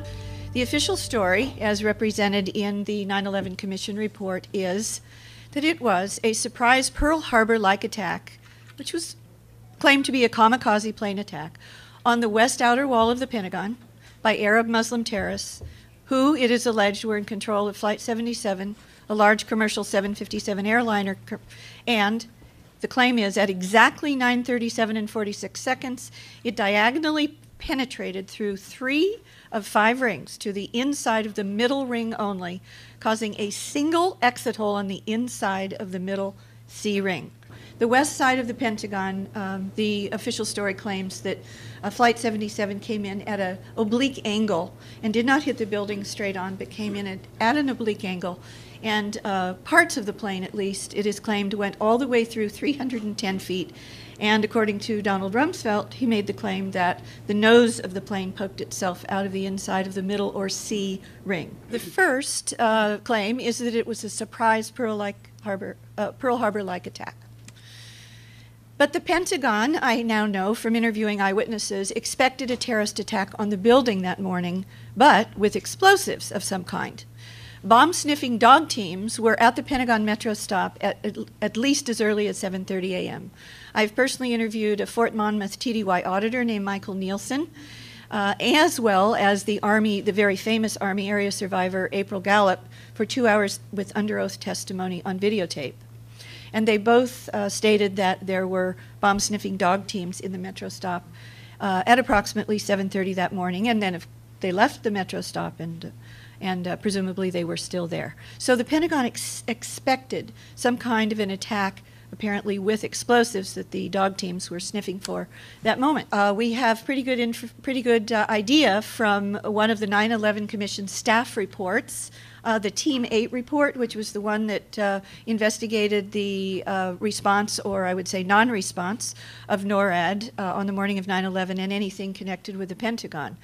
And they did an interview, many interviews, but one of them, and it's now released, you can see this entire report on the web from the National Archives release, that Captain Leidig, who on the morning of 9/11 was the acting head of the Military Command Center, quote, had no awareness of American Airlines 77 coming back to Washington, D.C. His first awareness of any problem was a call from Rumsfeld's own three-star aide, that's a very high-level officer, who asked Leidig if he, Leidig, felt the explosion in the building, and asked Leidig to investigate it. Now here's another big hint. The FBI's official 9/11 investigation code name is Pent Bomb. Interestingly, the Pent Bomb code name and the translation of the BOM in the code name for the word bombing was just the other day confirmed again by still FBI Director Robert Mueller in Time magazine just this May 9th. The FBI's SIOC Strategic Operations Center filled to capacity on 9/11 and remained that way through Pent Bomb, the FBI's cryptonym for Pentagon, Twin Towers, and bombing. Now that's very fascinating because the official story, of course, in the 9/11 Commission report and all the media that follows their lead is that bombs really weren't involved at the World Trade Centers or the Pentagon. There is, in fact, major damage and deaths in the innermost A and B rings of the Pentagon in the West section. For instance, in the A ring, I did, again, going back to the interview I did with Assistant Secretary of Defense for Special Operations on 9/11, former top Army Green Beret officer Robert Andrews. He told me, quote, my aide and I had to walk over dead bodies on the inside of the A ring. And then we have Lisa Burgess, just one other example, Stars and Stripes reporter. She said, I was walking on the Pentagon's innermost corridor across the courtyard when the incident happened. I heard two loud booms, one large, one smaller, and the shock wave threw me against the wall. A Marine major to the Washington Post, that Post article shortly after 9/11, the B ring between the 4th and 5th quarters was decimated. Now the B ring is just second in from the inner courtyard. It's a whole ring in from the C ring. And we've already seen there were dead bodies and damage in the A ring as well, just inside the courtyard. The B ring between 4th and 5th quarters was decimated. The heat was so intense you couldn't go in. Marine major to the Washington Post. The Pentagon Rescue Team testimony on 9/11.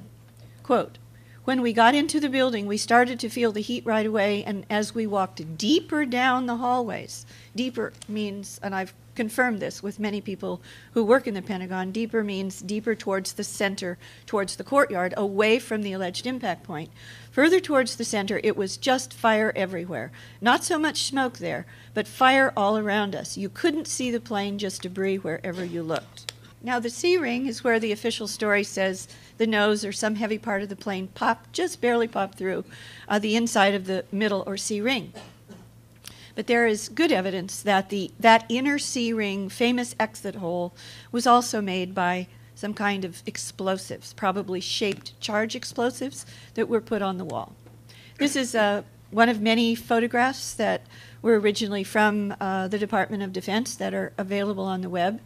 Mechanical engineer Michael Meyer has stated categorically, I'll give you his exact quote in a minute, that a round, clean, so-called, in quotes, exit hole is like the one seen here at the inside of the C ring, is the signature of a shaped charge explosive and definitely cannot be, he said it was impossible, from an impact from any kind of plane debris, nose, heavy piece, otherwise.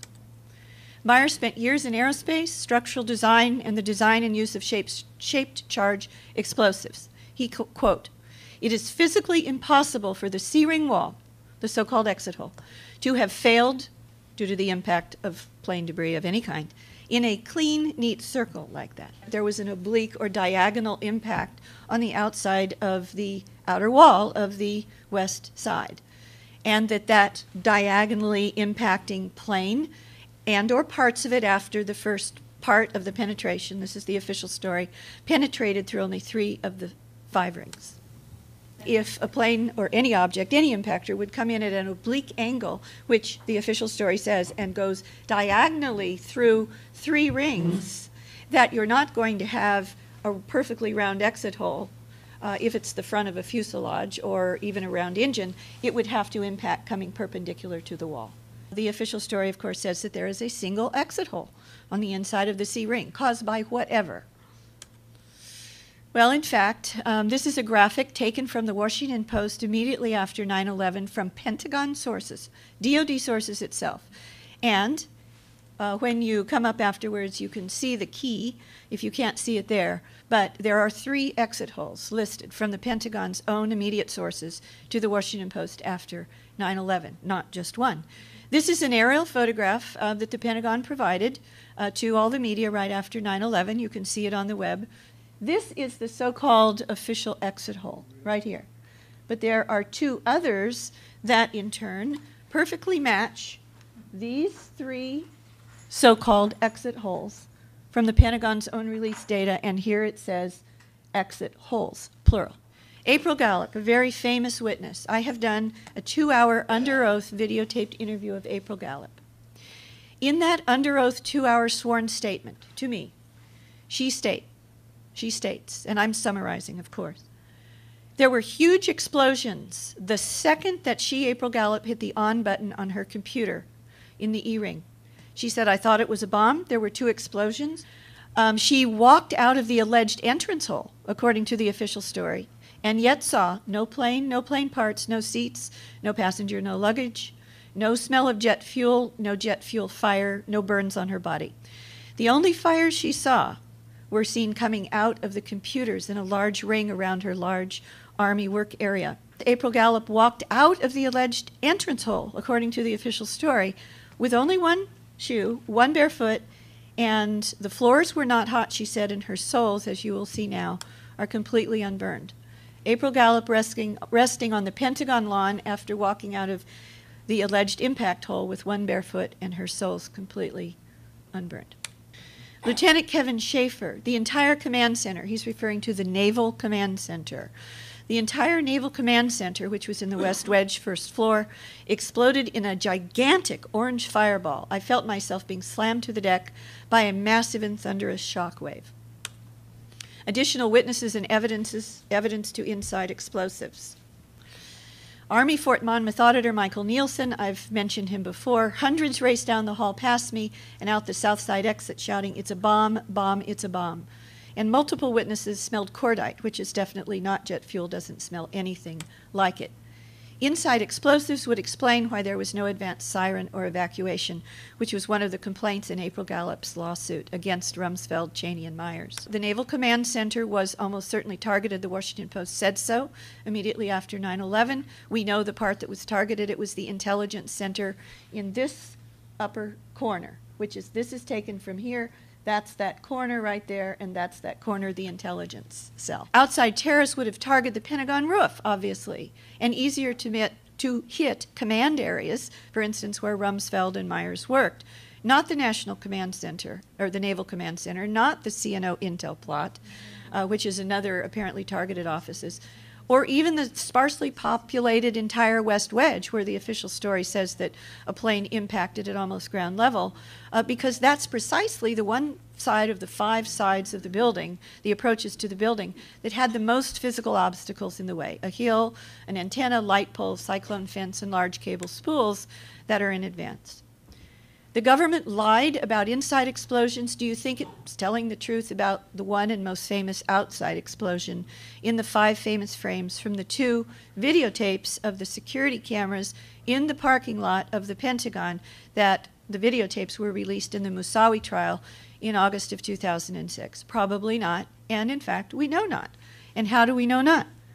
It's the wrong date. Has anyone ever noticed that that security camera video says September 12th, and it's also the wrong time? Now, it is important to know that that is one of the 5 famous leaked frames. Those were leaked in early 2002, and the Moussaoui trial didn't release the videos of which these 5 famous frames were taken in one of the two videos that were close to each other in the parking lot until the Moussaoui trial in 2006. Okay, so what we do know is that the wrong date is on the leaked slides, which we do know that these 5 slides, or these 5 frames, came from one of those 2 security camera videotapes in the parking lot that were released 4 years later in the Moussaoui trial. But when they were released in the Moussaoui trial, there is no date. The 85 videos that were confiscated by the FBI, there was an FOIA request. The FBI FOIA officer was honest and did an analysis of those 85 videotapes and came back to the person who requested it, just a common, regular citizen like you and me, who we can all put in FOIA requests. And the analysis came back from the FBI itself that there were only 2 of the 85 that in any way could be interpreted as showing an impact on the building. And those are the 2. And we know that they do not prove anything. They have the wrong timestamp, the wrong date stamp, and they do not show a plane. The U.S. government's story, upon close examination of the evidence, of which I'm only going to be able to present a small segment today, reveals an accumulation of flaws. We begin with the FBI's initial list of hijackers, which should have been released concurrently with the flight manifests that were never released after the FBI had quickly confiscated them. The FBI said it had located its suspects from those manifests, not to be mistaken for the passenger lists made available by the airlines, which contained none of the 19 names. But within 24 hours, CNN had acquired this first FBI list from U.S. Customs, and one of the relevant customs officials is Robert Bonner. But it contained 5 names: a Moziar Khanid on Flight 77, and 4 others: Adnan Bukhari, Amir Bukhari, Amir Kamfar, and Abdul Rahman Al-Amari. From the Flight 11 manifest, names that the FBI dropped and replaced with Walid Anwa'il al-Shari, Satam el-Sukami, and Abdul Aziz al-Amari. Logically, that would mean that there should have been, including the name of Mohammed Atta on that first Flight 11, who had not been replaced by a substitute, at least 9 Arab names from which to choose. But there weren't. Since none of the airline lists, which only contain passengers minus hijacker names, contain any of those Arab names, which were changed by the FBI, were changes the FBI had implemented, therefore tampering with crime scene evidence. It is important to note that reputable documented sources verified that at least 9 of the FBI's second and final list of 19 were still alive after 9/11.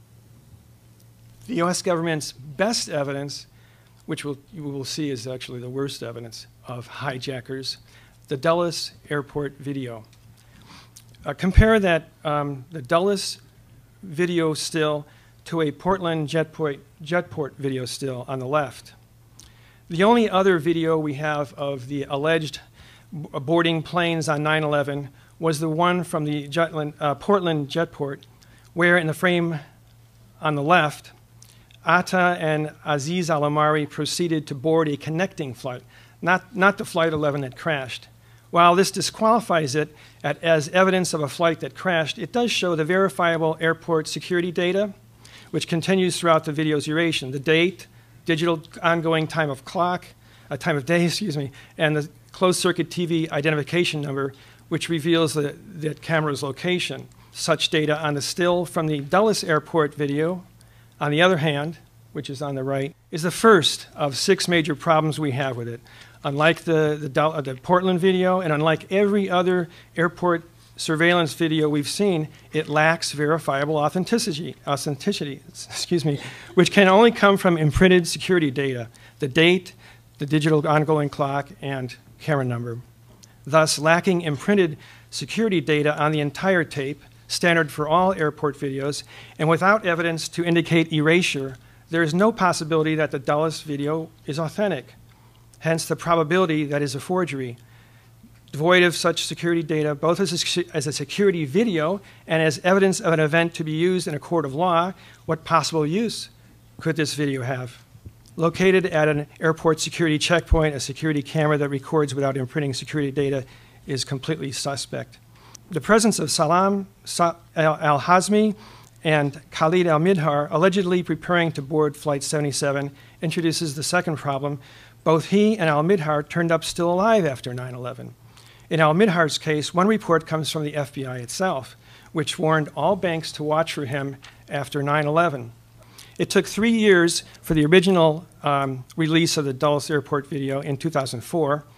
In a heavily edited, and they only showed heavily edited versions of between 57 seconds and 150, well, 2.5 minutes in duration, out of a possible 22 minutes from first to last alleged hijacker. The overall difficulty in viewing these versions made available to the public is that they contain only a mere fraction of the approximately 22 minutes of this Dulles footage that's going by the commission's noting that the time of arrival of the first alleged hijackers, the pair, and the arrival of the last pair. The Bin Laden confession video forgery, I'm just going to mention this briefly. It's everybody who's seen it can see that the guy in it wasn't him. The major proof the Bush administration touted to incriminate Bin Laden, hijackers, and Al-Qaeda, this Bin Laden that appeared in the so-called Bin Laden confession video, was a rotund, jolly Bin Laden imposter who praised the 5 great martyrs who turned up alive after 9/11. However, inaccuracies and distortions of White House and Pentagon translations from the Arabic went unreported in American press. Saudi experts and German investigators alike have found these translations manipulative in misleading American people. Correctly translated, the Bin Laden video, far from providing proof to support the official story, actually discredits itself and the official story. Of the Jarrah photographs released through the media, the 1999 Lebanese passport with a circular ink stamp, these are the real Ziad Jarrah. His 1999 Lebanese passport on the left, a especially clear photo representative of all but one other photograph, which is the U.S. visa photograph, 1/3 burnt away, that was recovered from the wreckage. That passport photo shows marked differences from the rest. The nose and cheeks are full with higher, well-defined cheekbones, and the hair is wavy. Another factor which calls the authenticity of the paper passport photo of Jarrah into question is its miraculous survival after the black box was never found, and most of United Airlines' 93 flight wreckage was either reduced to ashes or blown to bits or ground to a pulp.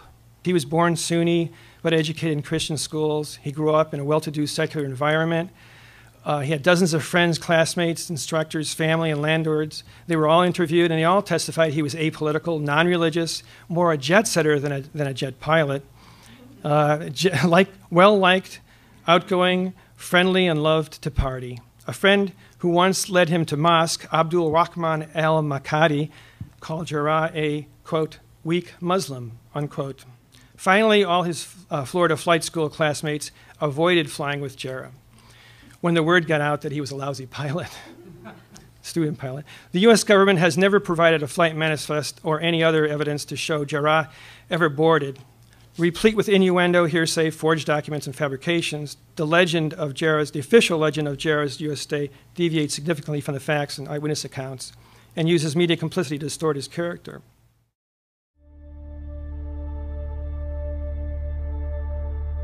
I represent 1,550 architects and engineers now, calling for a new investigation of the destruction of these towers. Why? Because the evidence shows, and as I believe you'll see today, that all 3 skyscrapers were destroyed by explosive controlled demolition. How do we know that? Because we are using the scientific method to figure out what happened that day. So we're going to apply the scientific method. We formulate a question. How did the towers come down? We do some background research. This gives us a means of developing a hypothesis, our best guess as to what happened. Based on that research and those observations, we take our best guess. I think fire or jet plane impacts brought the towers down. Maybe controlled demolition brought them down. We don't rule out anything until the evidence itself rules it out. We test that hypothesis with experiments, and we analyze the results and draw conclusions. Now, if the hypothesis is corroborated, we report the results in an open, transparent manner. And this is one of the chief failings of the National Institute for Standards and Technology. Now, if the hypothesis is not corroborated, what do? We go back, we find a hypothesis that does stand a better chance of being supported by the evidence. This has been around for about 100 years or more, the scientific method. It works pretty well when it's used. So let's apply it. Let's start with some background research. What are the forces that destroy buildings? This is real basic. You can do this in the 7th grade. Fire destroys buildings, certainly. Okay? And we have earthquakes, natural forces, which cause organic asymmetrical collapses, as you'll see. Explosions certainly destroy buildings. And, of course, explosions can be harnessed in controlled demolitions to destroy buildings quite efficiently. Now, the really neat thing about these forces is that they're very different from each other. They're easily distinguishable. And so this job actually gets pretty easy. Let's start with fires. Fire is an organic process. It moves through a building every 20 minutes or so. Burns out one area, looking for fresh new fuel sources. So when a building falls due to fire, and by the way, you'll note that never before in the history of skyscrapers have we lost one due to fire. But say in a wood frame building, the building will begin to fall over asymmetrically, not straight down through the path of what was the greatest resistance, but it's an organic process. It's chaotic. There'll be large deformations and so forth. So we see how buildings fall due to fires. How would a building react that is steel framed, though, to a fire? We have over 100 examples of very hot, large, and long-lasting fires in steel frame skyscrapers. Not one of them has ever collapsed. For instance, the 6-hour fire over 5 floors in New York. In LA, 3.5 hours over 5 floors. In Philadelphia, 18 hours over 8 floors. And in Caracas, Venezuela, 17 hours over 26 floors. Not one of these has ever collapsed. Now, here is some mid-rise buildings that have collapsed due to earthquakes in this case. We have the building falling over to the path of least resistance. It's a chaotic process. Note that you can see at the bottom on the ground what was a building. It's recognizable as a building. The structural steel components have not dismembered from each other. The concrete is not pulverized to powder. This is really important because when we look at the 3 high-rises on 9/11, we see something quite different. Prepare yourself. These buildings were blown up with explosions. There's thick, billowing, enormous clouds of pyroclastic-like smoke with suspended solids from the pulverized building materials and concrete. The word pyroclastic comes from volcanoes, which has that characteristic, which tremendous amounts of solids are suspended in the air, with a very thick edge outline, distinguishable from this solid-like mass that has a cauliflower-like shape that is expanding due to the incredibly hot gases, much hotter than office fires, for instance, can produce. We have witnesses that hear sounds of explosions. They see flashes of light. Let's take a look at controlled demolitions where explosions can be harnessed quite efficiently. We have hundreds of examples from all across the country from which to make our comparison because this is how we use explosives to demolish high-rises. So this is what a high-rise looks like while it's being demolished with explosives. Controlled demolitions can be engineered in many different ways. Normally, the purpose is to bring a structure down while avoiding damage to adjacent structures and to do so quite efficiently, economically too. Typically, a tall building like these are demolished by placing thousands of cutter charges throughout the columns and beams in the building and then detonating them in a very precise order, progressing outward and upward, synchronistically timed floor by floor. Destroying the inner columns allows the weight of the building to pull the exterior inward. and destroyed the building from the bottom up allows the weight of the building to be harnessed to do some of the destruction. So the result is an implosion, like you see here, producing a vertical, symmetrical collapse at nearly freefall acceleration into a consolidated rubble pile that's broken up and ready for loading and shipment. Now, this is a feat that only a handful of companies in the United States can accomplish. And fire, by the way, never has. So what are the typical features? We have a sudden onset of destruction, usually at the base of the building. We have a straight down symmetrical collapse, often into the building's own footprint, because demolition waves remove the column supports in a synchronicity. We have a free fall speed, sometimes, through the path of what was the greatest resistance, the thousands of tons of structural steel in the way. And we have a total dismemberment of the steel structure, broken up, ready for loading and shipment. There's minimal damage to adjacent structures, and there's sounds of explosions heard by witnesses. There's flashes of light seen by witnesses. Enormous clouds of pulverized concrete and pyroclastic smoke. Squibs sometimes, or isolated explosive ejections that are seen in various parts of the building that are obviously explosions. And of course, there's chemical evidence left behind in the residue of cutter charges. If you have these things, any of these features, you know you had an explosive demolition.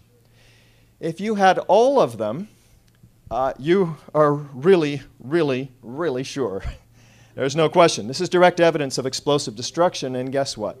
Fire cannot create any one of them, let alone all 10 of them. The third worst structural failure in modern history that most every architect and engineer in the United States and around the world know nothing about, which is in and of itself a huge curiosity at least, and more to the point, what amounts to a cover-up, censorship by the media, who knew and reported that day that this building was destroyed. In fact, it was destroyed at 5:20 in the afternoon after the Twin Towers came down. This is a 47-story skyscraper that is a football field in length away from the North Tower. Of course, it was not hit by an airplane, so we don't have the propaganda, the baggage that we have with the Twin Towers, because we all know how they came down. Is there a sudden onset of destruction at the base of the structure? Let's listen to Dan Rather narrate this as we take what may be our first look at World Trade Center 7's collapse. Now, here we're going to show you a videotape of the collapse itself. Describe that. Now we go to videotape, the collapse of this building.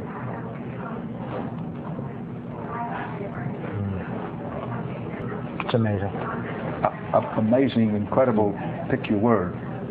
For the third time today, it's reminiscent of those pictures we've all seen too much on television before, when a building was deliberately destroyed by well-placed dynamite to knock it down. Is there a straight-down symmetrical collapse of this building into its own footprint? Let's look from West Street.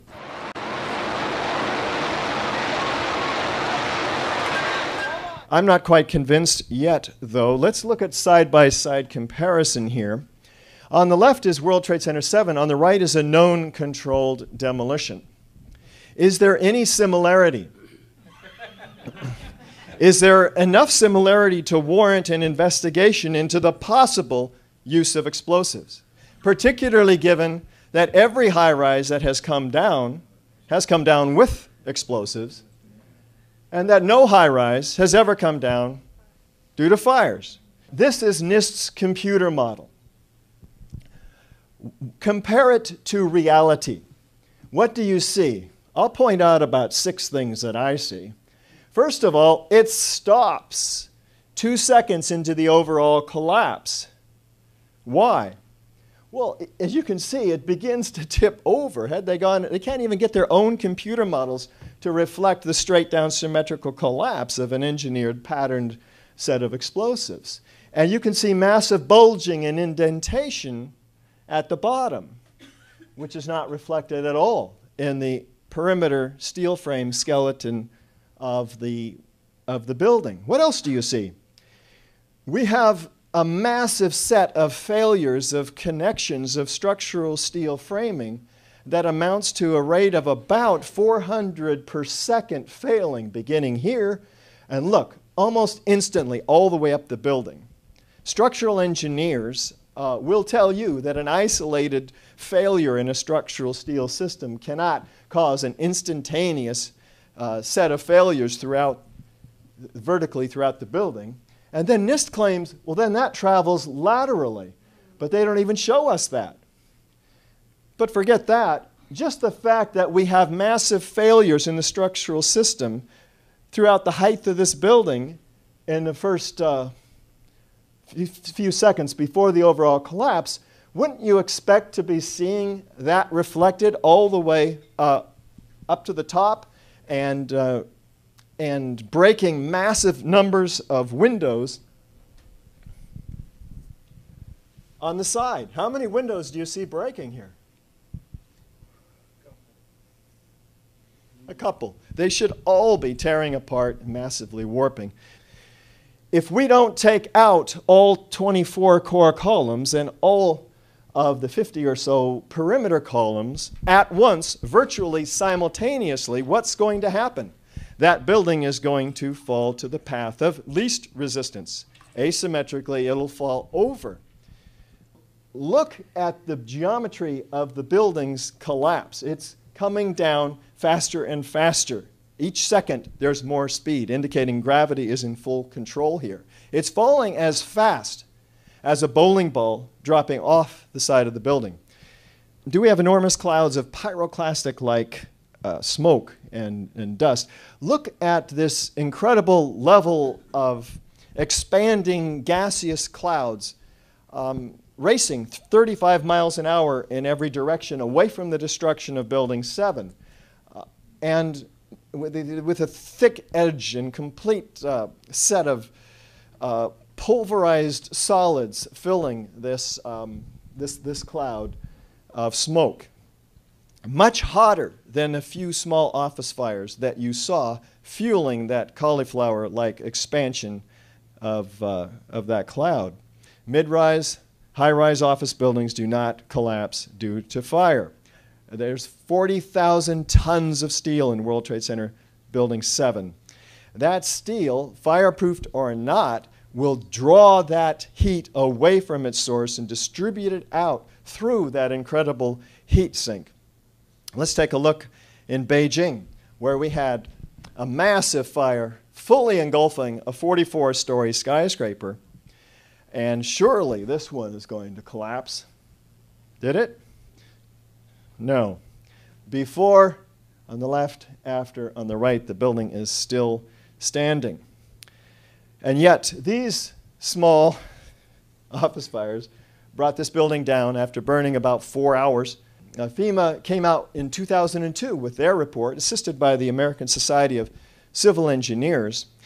Before the NIST report came out, what did they say? The specifics of the fires in World Trade Center 7 and how they caused the building to collapse remain unknown at this time. Wait, you spent $600,000 on this report and you don't know how the building came down? Our best hypothesis, fire plus random damage, has only a low probability of occurrence. Wait a minute. What do you do when your best hypothesis has a low probability of occurrence? Maybe we should come up with a new hypothesis that has a higher probability of occurrence. No. They say further research, investigation, and analysis are needed to resolve this issue. Unfortunately, though, for those hoping to resolve the issue, all of the steel, except for two pieces, which you're going to hear about tomorrow, was sent to China for recycling. Before the report came out saying, hey, we don't know how the building came out, maybe we should look at the steel. And what does Jonathan Barnett, who did join the FEMA team, say about a typical investigation? When you have a structural failure, You carefully go through the debris field, looking at each item, photographing every beam as it collapsed and every column where it is in the ground, and you pick them up very carefully and you look at each element. We were unable to do that in the case of Tower 7.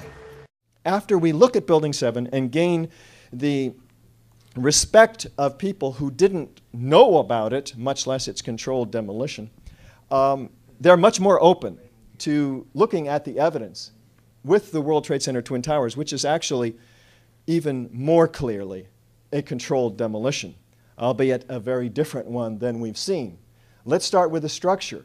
An amazing structure, unique for its time, an innovative structure that won awards from the American Society of Civil Engineers and won praise from NIST itself in its report. This building had 47 massive core columns, at the base almost solid steel, 52 inches by 22 inches, thinning to 2 inches at the mid-height, and to the lightest part of the structure up at the top, as little as 3/8 of an inch thick, those steel members. So when you see the building coming down in the videos, realize what we're talking about here. There's more steel on the facade of this building with these 14-inch square tube columns every 3 feet 9 inches marching across this building than there is windows. That collapse had to come down through this steel, or did it? Did the steel have to be removed to make way and cause for the collapse? This is the North Tower developing its collapse. On the lower left, you can see the full plume of the upward-outward arching streamers, the pyroclastic-like clouds, a geometry of fireworks. Compare that to known explosions. Is there any similarity? Here's the North Tower. We're told this upper block drove the rest of the building down. The planes hit here. There's no movement down from here until about now. Once again, this upper block is destroying itself in what can only be described as a miniature controlled demolition, if you will, of the top 15 stories.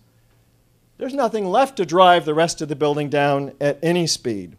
Let's look at the structure. The upper portion is the lightest. The lower portion is the heaviest. Let's compare. If you look at Newton's third law of motion, there's an equal and opposite reaction against a lighter object striking a heavier object. Hey, it's the same if you drop the lighter object onto the heavier object. Equal and opposite destructive force. Which one will give up the ghost first? Obviously, we're drawing a comparison here. And Mr. Chandler will discuss this more with you tomorrow. But take a stop-start look now. Stop bands of explosions wrapping all the way around the building like the first responders described. That upper portion is destroyed first. Let's take a look from below. A lot of violent activity with squibs, isolated explosive ejections occurring underneath. In a moment, we'll talk about the lateral ejection of this material. But take a close look now at the corner, where you see developing a series of explosions rapidly advancing down the corner of the building much faster than the rest of these explosions, almost as fast as the free-falling objects. And you'll see tomorrow how fast this building is coming down. How could somebody get into this building, or some group of people? Well, if one had access to the core, to the elevator shafts in the building, they would have access to the core columns and beams that occur in the building, and it would be relatively discreet. But if you had an elevator modernization going on, which we did the 9 months prior to 9/11, the largest one in the world, in fact, that might give some sort of undercover operation. So this is a source of investigation. Ace Elevator had this contract. They had 85 employees in the building at the time of the first plane impact, and they fled. These are experts that usually help the first responders rescue the victims. Do we have isolated ejections occurring in the building? Well, how about here, here? What are these? NIST tells us that these are puffs of air being produced by that giant piston. Well, we already saw that giant piston was destroyed. Any air pressure would be released upward, most likely. Also, these are occurring up to 60 stories down below this destruction. Let's look at the South Tower. It's hit 30 stories down. It does begin to tip over a little bit, but then it's completely destroyed, almost disintegrated in this cloud. It doesn't end up in some mass on the ground below. So we have asymmetrical damage from the airplanes and the fires, and asymmetrical loading from this portion of the building, which is continuing its angular momentum, theoretically, falling 22 degrees off the building. And yet, watch what happens below. Complete symmetrical destruction all the way down to the ground, just like the first responders described. Pop, pop, pop, bands of explosions. The truth about 9/11 appears to be much darker than we have possibly imagined. We have seen that explosives were used to destroy these 3 skyscrapers. And of course, it takes months of advanced planning and engineering to place such explosives. Who had the means, the opportunity, the motive to engage in this crime? Who benefited? These are the classic questions that crime investigators and journalists should be asking, but are not, and that's the purpose of the Toronto hearings this week. Who had access to these highly secure buildings? Who had access to these extremely sophisticated explosives that you're going to learn about tomorrow from Dr. Niels Harrit? The architects and engineers for 9/11 Truth don't speculate about these issues. We don't have conspiracy theories. In fact, the laws of physics are incapable of caring about conspiracy theories. The evidence we've seen tonight is just a small fraction of the vast body of information that the 9/11 Truth Movement has put together for you. The questions raised are numerous and ominous that have yet to be answered. It's the hope of the 1,500 architects and engineers that I represent that these hearings prove quite successful toward getting all of us a new investigation. Thank you so very much.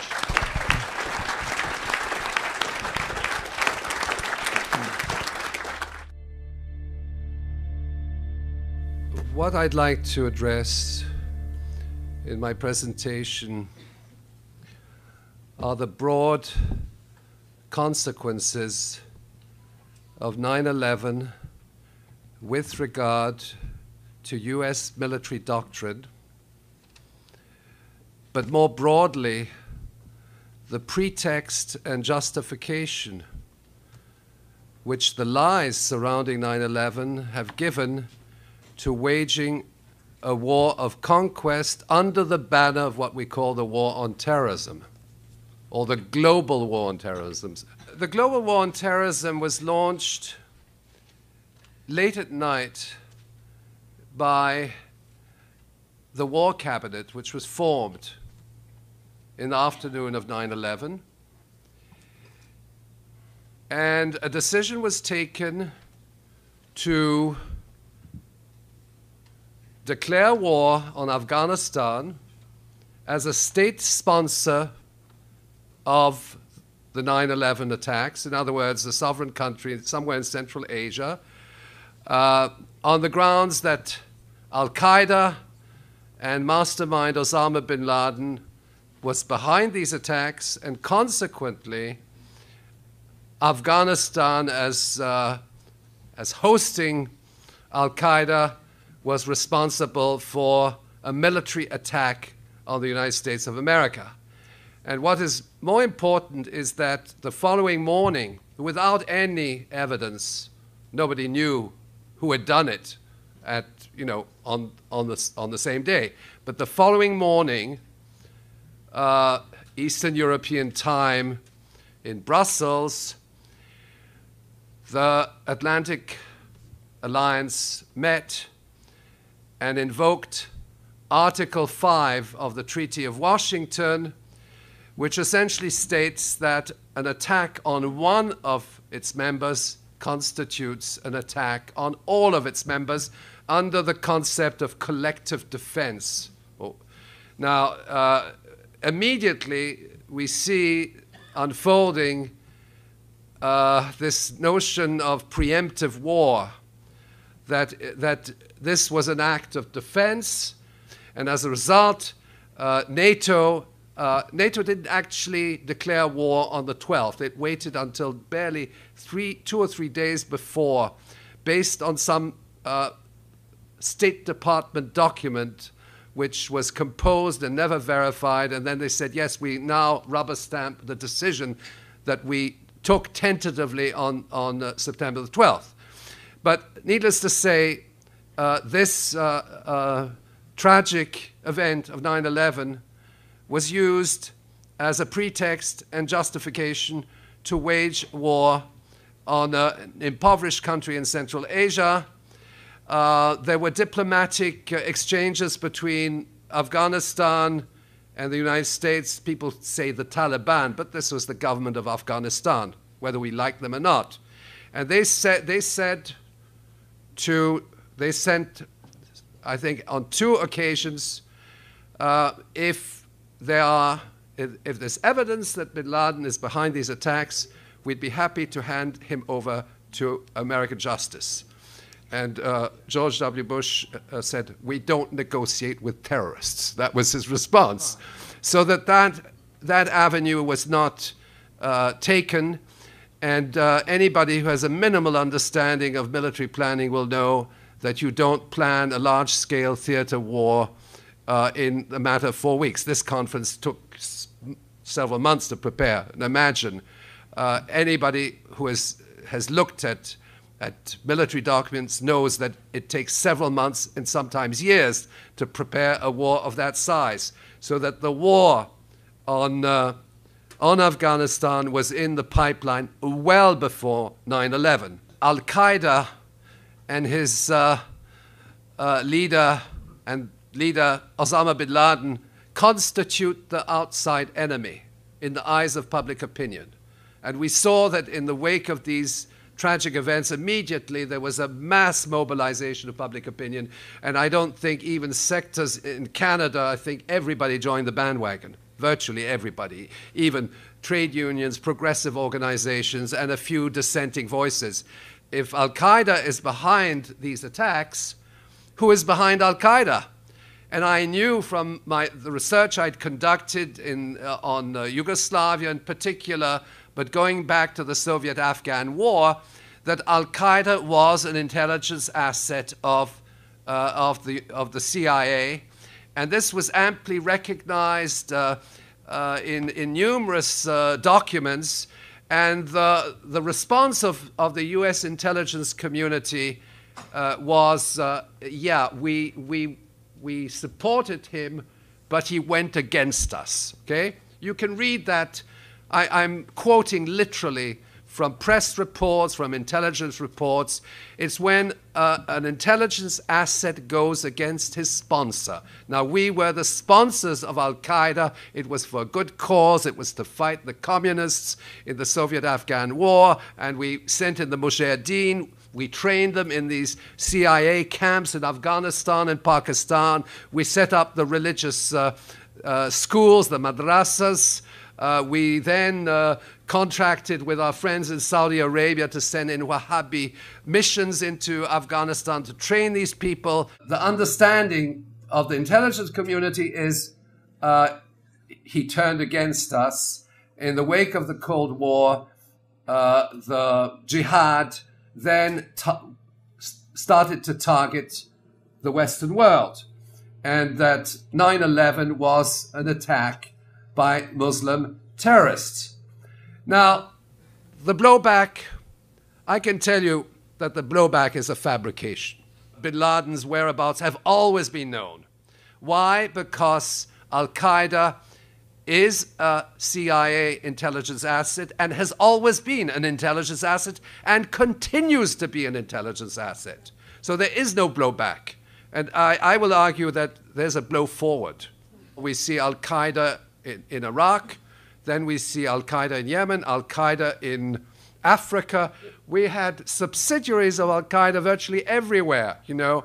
And wherever the United States needed to intervene militarily, they used the pretext of Al-Qaeda in Yemen or Somalia or wherever, under different names, of course, corroborated by media reports, etc. And in all cases, I can assure you, these are instruments of US intelligence or MI6 or Mossad. And there's a collaboration between them. 9/11 has unleashed a roadmap of war and destruction.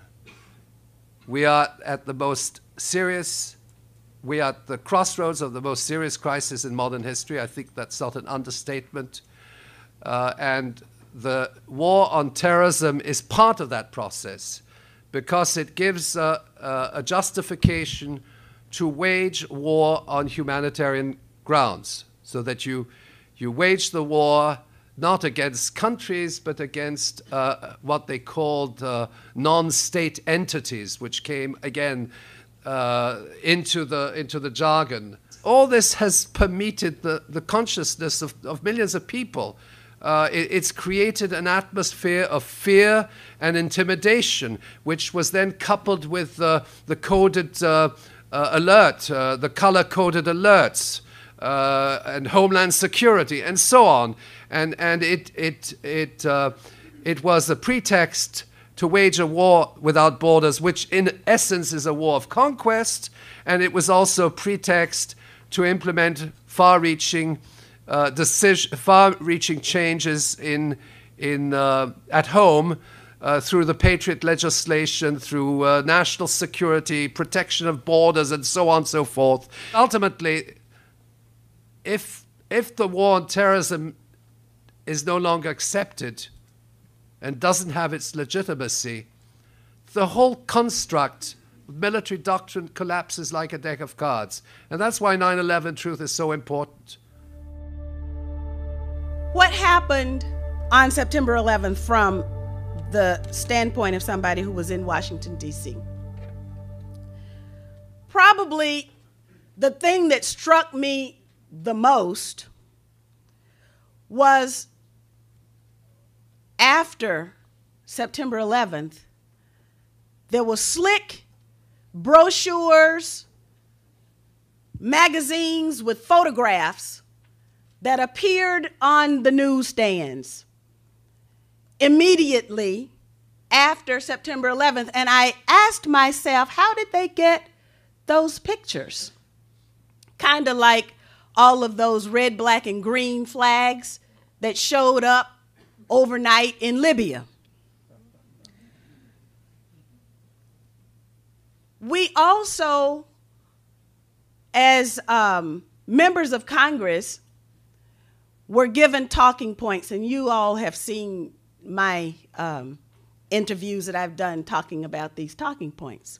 The talking points basically said that the United States was hit because we're free. But now I think I have given you a little bit of my background. And what I understood clearly was that we ain't free. And so therefore, that talking point was created for another population. The reason that I didn't believe the talking points and the severe orchestration that took place and sort of a induction into groupthink that 535 members of Congress were supposed to buy into was because, one, I understood as an African American what it means to be targeted by the United States government through the documentation provided to all of the people of the world now, because it's on the internet, in the COINTELPRO papers, the counterintelligence program. I also was very well aware of what the United States government would do to communities of color, because there was no such thing as crack cocaine until the United States decided that they wanted to impact policy in Latin America and they needed to finance it. Operation Northwoods, I called in James Bamford to explain to me Operation Northwoods. And there in my government's own writing is a most diabolical plan, eerily similar to what happened on September 11th.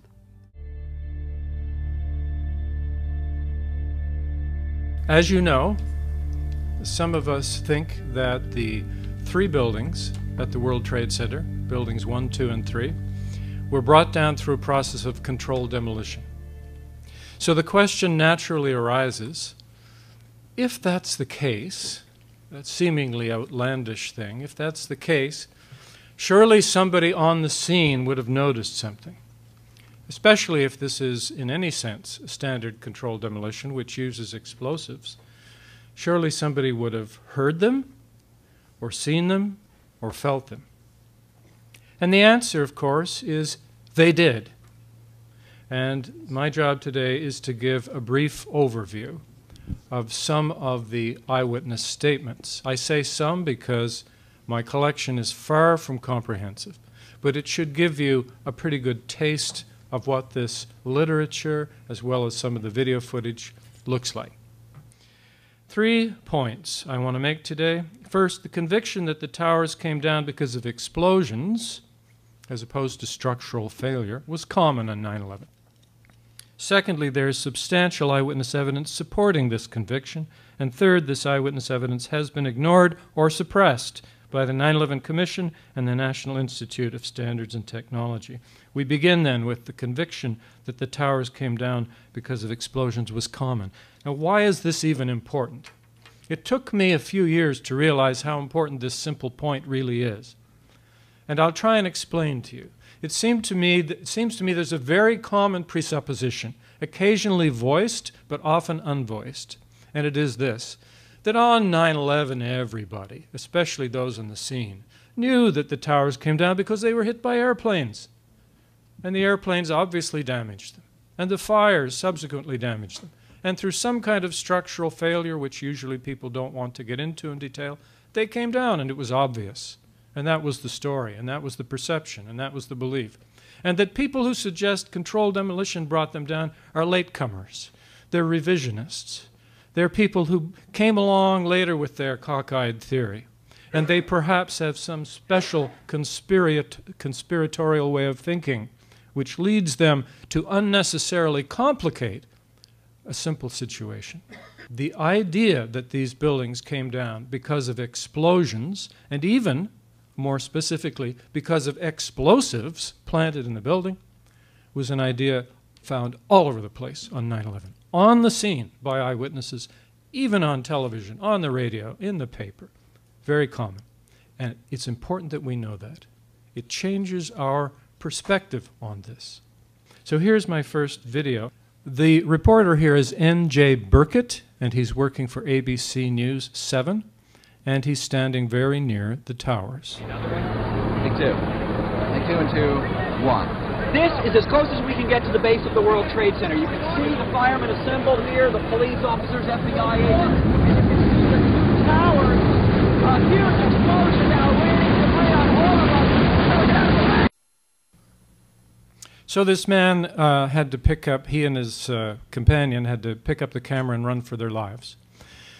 And I don't see any evidence that Mr. Burkett had a particular conspiratorial frame of mind, and he certainly didn't come around after the event. This is his spontaneous judgment, standing in a place of great danger. He says, before the material even hits the ground, a huge explosion now, raining debris on all of us. We better get out of the way, and he runs. And just so you know, he also had to run for his life when the North Tower came down a little bit later, and he described that as a blast. So here we have some people who are off-screen in, I assume, their apartment or condo in New York City, watching and filming, in this case, the North Tower in the distance, and we can hear them talking in the background. And it's particularly the man who talks here that I want you to listen to. I assume it's Matthew Shapoff. I had my shoes on and I was about to go out the door. I would have been walking around when this happened. Oh my God! That was a bomb that did that. Oh God, look at that! That was a fucking bomb that did that. There's no goddamn way that could have happened. Again, this gentleman didn't come along after the scene. He made his judgment as the North Tower came down, and he made it just as the debris was beginning to hit the ground. That was a bomb that did that, he said. Now, by the way, I just want to remind you what I'm trying to prove here. I'm not using Shapoff's evidence to argue that controlled demolition took place. I'm not even at that stage of the talk yet. I'm simply making a historic point about history, that there were people on that day who made the spontaneous judgment that these buildings exploded. My next example is from firefighter Christopher Fenyo, and this is taken from the FDNY oral histories. And he's talking about a period after the South Tower came down, that was the first tower to come down, and before the North Tower came down. So sometime roughly between 10 and 10:30 in the morning, it turns out there was a debate happening among firefighters at the scene.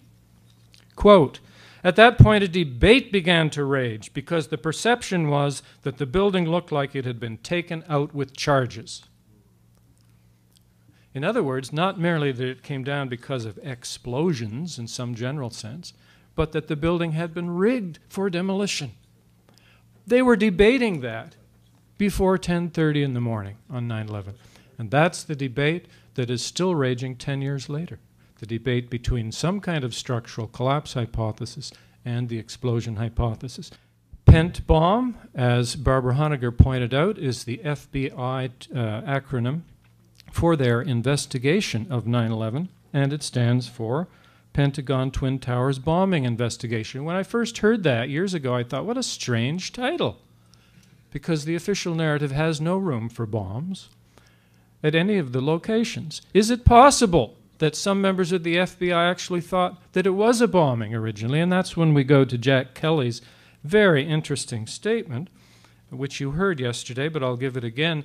This is on 9/11 itself, when he reports live that the FBI's working theory at that point is that, quote, "At the same time two planes hit the building, there was a car or truck packed with explosives underneath the building, which exploded at the same time and brought both of them down." So that according to him, the FBI had an explosion theory. And when we look at the television footage from that day, we find it's not just the FBI. There were police officers talking about explosives in the building. There were firefighters talking about a theory of explosives in the building. It was all over the place.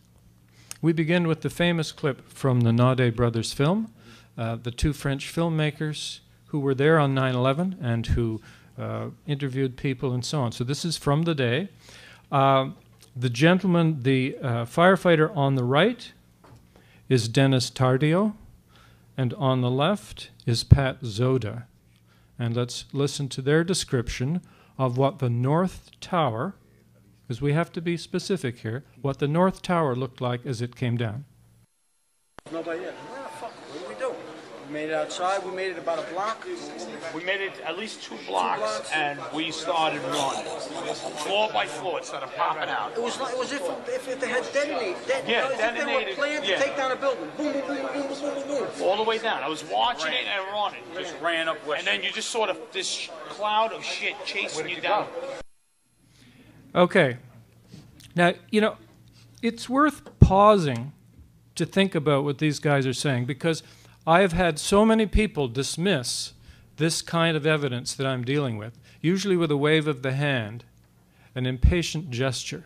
Eyewitness evidence is notoriously unreliable was the first one. We dealt with that. The second one is, I don't care if a few people heard booms in the building. That could have been anything. It could have been anything. That is an extremely unscientific approach. It obviously couldn't have been anything. It had to be something quite specific, and our job is to figure out what that is. So, did these gentlemen talk about booms? Yes. Dennis Tardio uses the term boom, boom, boom, boom, boom, boom, boom. But there's nothing vague about them. Nor do they just hear, they see. They both saw the building coming down. They say it quite explicitly. It looked like. They affirm each other's testimony. And what did it look like? They convey this in part with these distinctive hand gestures, like little karate chops. This is what they both do. Dennis Tardio starts it off, the hand gestures. Pat Zoda agrees, does the same thing. Tardio then does it again. And this is what he said. I mean, this is what apparently this means. It means that there were a series of energetic and distinct events which began high and went down low rapidly and at regular intervals. There's nothing vague about that.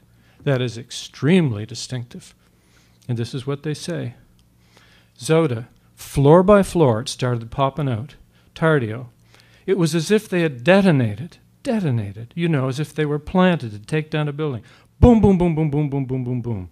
Zoda, yeah. Nothing vague. This is rich testimony. It deserves to be pondered. Cannot be easily dismissed. Now, I want to take that hand gesture as a symbol of what it means to look for corroborating testimony. And that's why when we go on to our second rich case, we're now talking about quality testimony. I want to take Paul Lemos. This man was helping to do a commercial near the World Trade Center on 9/11. He was building a set. And his testimony is very specific and detailed. And he also gets very moved. If you watch the whole thing, he begins to cry. He was in the thick of things. And here is a brief clip from what he says. Can you tell us your name? My name's Paul Lemos.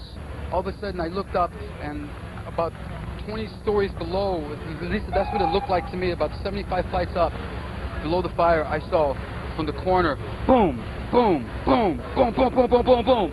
Just like 20 straight hits just went down, and then I just saw the whole building just went, and as the bombs were going, people just started running, and I sat there and watched a few of them explode, and then I just turned around, and I just started running for my life, because at that point, World Trade Center was coming right down, right above us.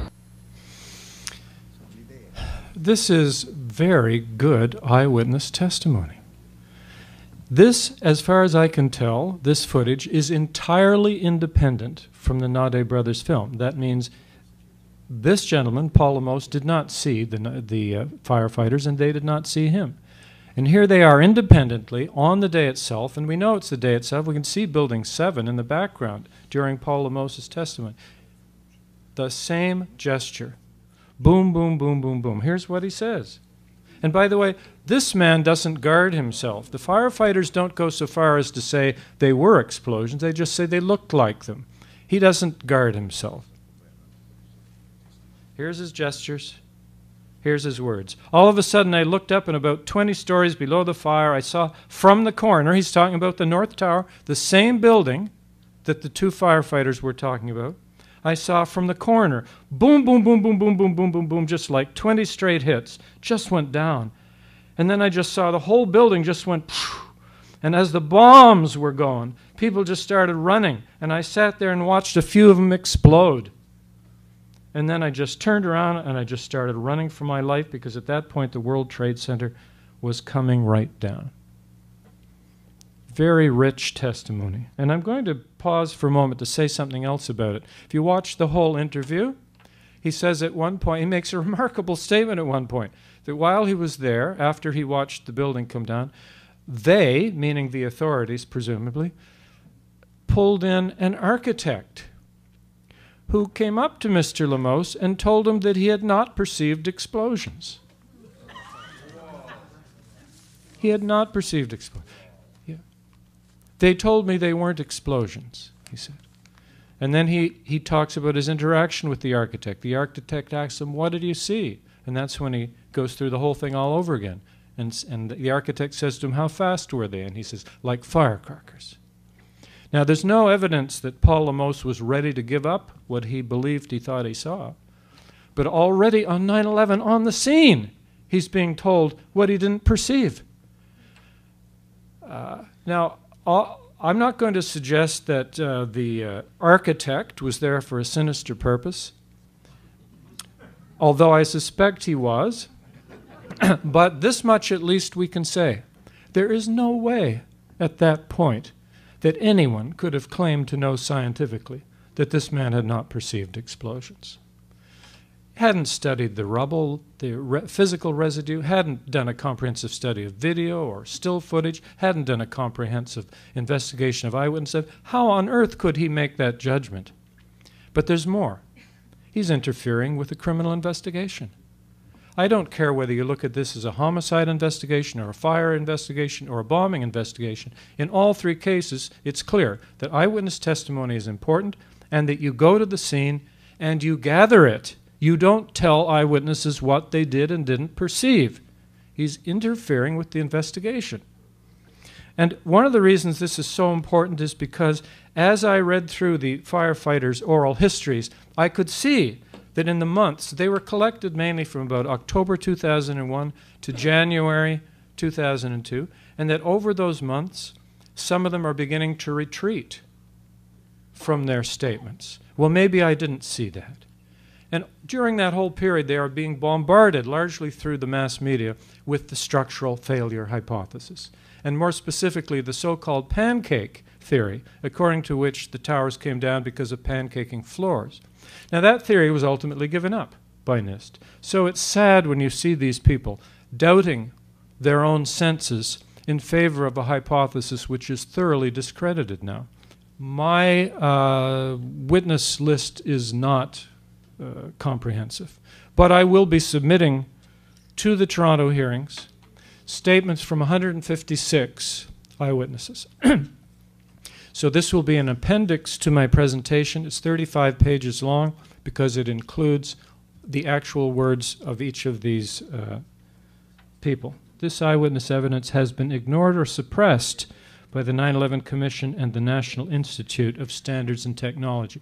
And I can be fairly brief here, because if we ask how many references there are to eyewitness statements about explosions in the towers in the 585 pages of the 9/11 Commission, we find that there is one sentence fragment. They are discussing firefighters who were in the North Tower when the South Tower came down, and this is what they say. Those firefighters not standing near windows facing south had no way of knowing that the South Tower had collapsed. Many surmised that a bomb had exploded. That's it, in 585 pages. This implies that eyewitnesses who thought there were explosions were in the North Tower at the time the South Tower came down. In fact, most of them weren't. It also implies that they made a mistake. And they made that mistake because they had an impeded view. They weren't near a window. They couldn't see what was going on. This is grotesquely misleading. Many eyewitnesses were looking directly at the towers. And I've already showed you examples. So whether it's deliberate or not, this is an extremely inadequate and misleading way of dealing with this important testimony. If we ask about the National Institute of Standards and Technology now, which was given the specific job of figuring out why these buildings collapsed, how many references are there to eyewitnesses to explosions in the towers in the 295 pages of the final report? 0. Not one. Now, you need to know that the 9/11 Commission and NIST had access to the same material that I have access to. It's not as if I have some mysterious sources here. And yet they both miss my 156 eyewitnesses to explosions, not to mention many other eyewitnesses that are not in my list. Whether that's deliberate suppression of evidence, which would be a crime, or whether it's simply massive incompetence, does not concern me today, because either way, we have an investigation that is thoroughly inadequate, and that's why we need a new one. And I want to end with one last guy, Gary Gates. I looked up and the building exploded. The whole top came off like a volcano. And, you know, Gary Gates could, of course, be wrong, but if you ask me if 156 are wrong, I'm going to say no, I don't think so. Thank you.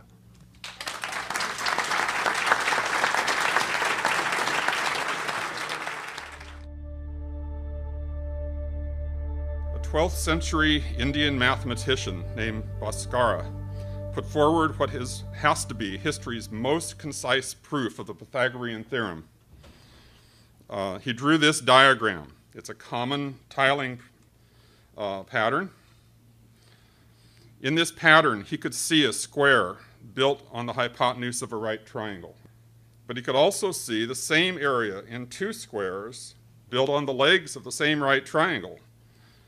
So a squared plus b squared equals c squared, and it's there. The truth of this statement is accessible to direct perception. His proof was a single word: behold. When I see Building 7 come down, my gut level response is simply to say, behold. If you watch it happen, there is really no question. It's a classic demolition. All support has been removed and the building falls straight down. We've seen it many times, always and only as a result of demolition. NIST wants us to discount our perceptions and our common sense and believe only them. However, we cannot overlook the fact that the NIST report was produced by a government agency in an administration that was notorious for censoring scientific reports for political purposes. The claim that an event resembling controlled demolition was caused by office fires is patently absurd. The analysis leading to this conclusion was based on computer models while discounting contradictory physical evidence. The computer model has not been made public. The report has not been peer-reviewed. Before NIST even began its study, the crime scene had been destroyed. NIST refused to search for residue of explosives. As our colleague Frank Legg has put it, quote, the evidence for explosives in controlled demolition of all three buildings is both compelling and obvious. Hence, the failure of NIST to consider this possibility is prima facie evidence of corruption. This is a profile of the World Trade Center Building 7. It was a tall trapezoidal-shaped building. It's situated a little more than 100 meters north of the North Tower across Vesey Street. It's 47 stories, or 174 meters, or 571 feet tall. Its footprint is basically the size of an American football field. It has 58 perimeter columns and 25 core columns, and it was a massive building. The 23rd floor housed a specially reinforced bunker for the New York City Office of Emergency Management. The tenants of the building in 2001 included Solomon Smith Barney, the IRS Regional Counsel, the U.S. Secret Service, the DOD, CIA, New York City Office of Emergency Management, Security Exchange Commission, and several banks and insurance companies. Needless to say, it was a very security-minded place. On the morning of 9/11, WTC-7 was hit by debris from the collapse of the North Tower. Much is made of this, but whereas the Twin Towers were hit by Boeing 767s flying at over 500 miles an hour, the few large projectiles that hit WTC-7 were more like mid-sized trucks, and the fastest of them that I measured were traveling at about 78 miles per hour. That's highway speed. The planes that hit the Twin Towers had about 1,500 times the kinetic energy of the fastest moving debris that hit WTC-7. Ultimately, NIST discounted the debris damage as a factor in the collapse of the building, but many people in their common perception still think that's a major factor. There were fires on a limited number of floors that moved around the building, staying in any one place no more than 20 to 30 minutes, exhausting the fuel and moving on. NIST claims that the northeast corner of the 12th floor had intense, prolonged fires, which caused unprecedented thermal expansion in the beams overhead, pushing a girder off its seat. This failure, they claim, cascaded down several floors, leaving column 79 unsupported and causing it to buckle. The failure of this single column, they say, is what ultimately brought down the building. Throughout the day, there were sounds of explosions and reports that WTC-7 was going to come down. Because we just heard one more explosion. That's about the fourth one we've heard. You want to call your mother or something? You got to get back from here. I didn't know it was the 7 World Trade Center, but I know it now coming back. A 4-block radius has been cordoned off because fire officials expect that building to collapse. That kind of report was going on all afternoon. There's another one with Ashley Banfield, the previous woman here, also saying, see that building? That's the one I've been told numerous times is the one that's coming down next. So, BBC News famously jumped the gun and reported the collapse of WTC-7 in detail about 20 minutes prior to its actual occurrence.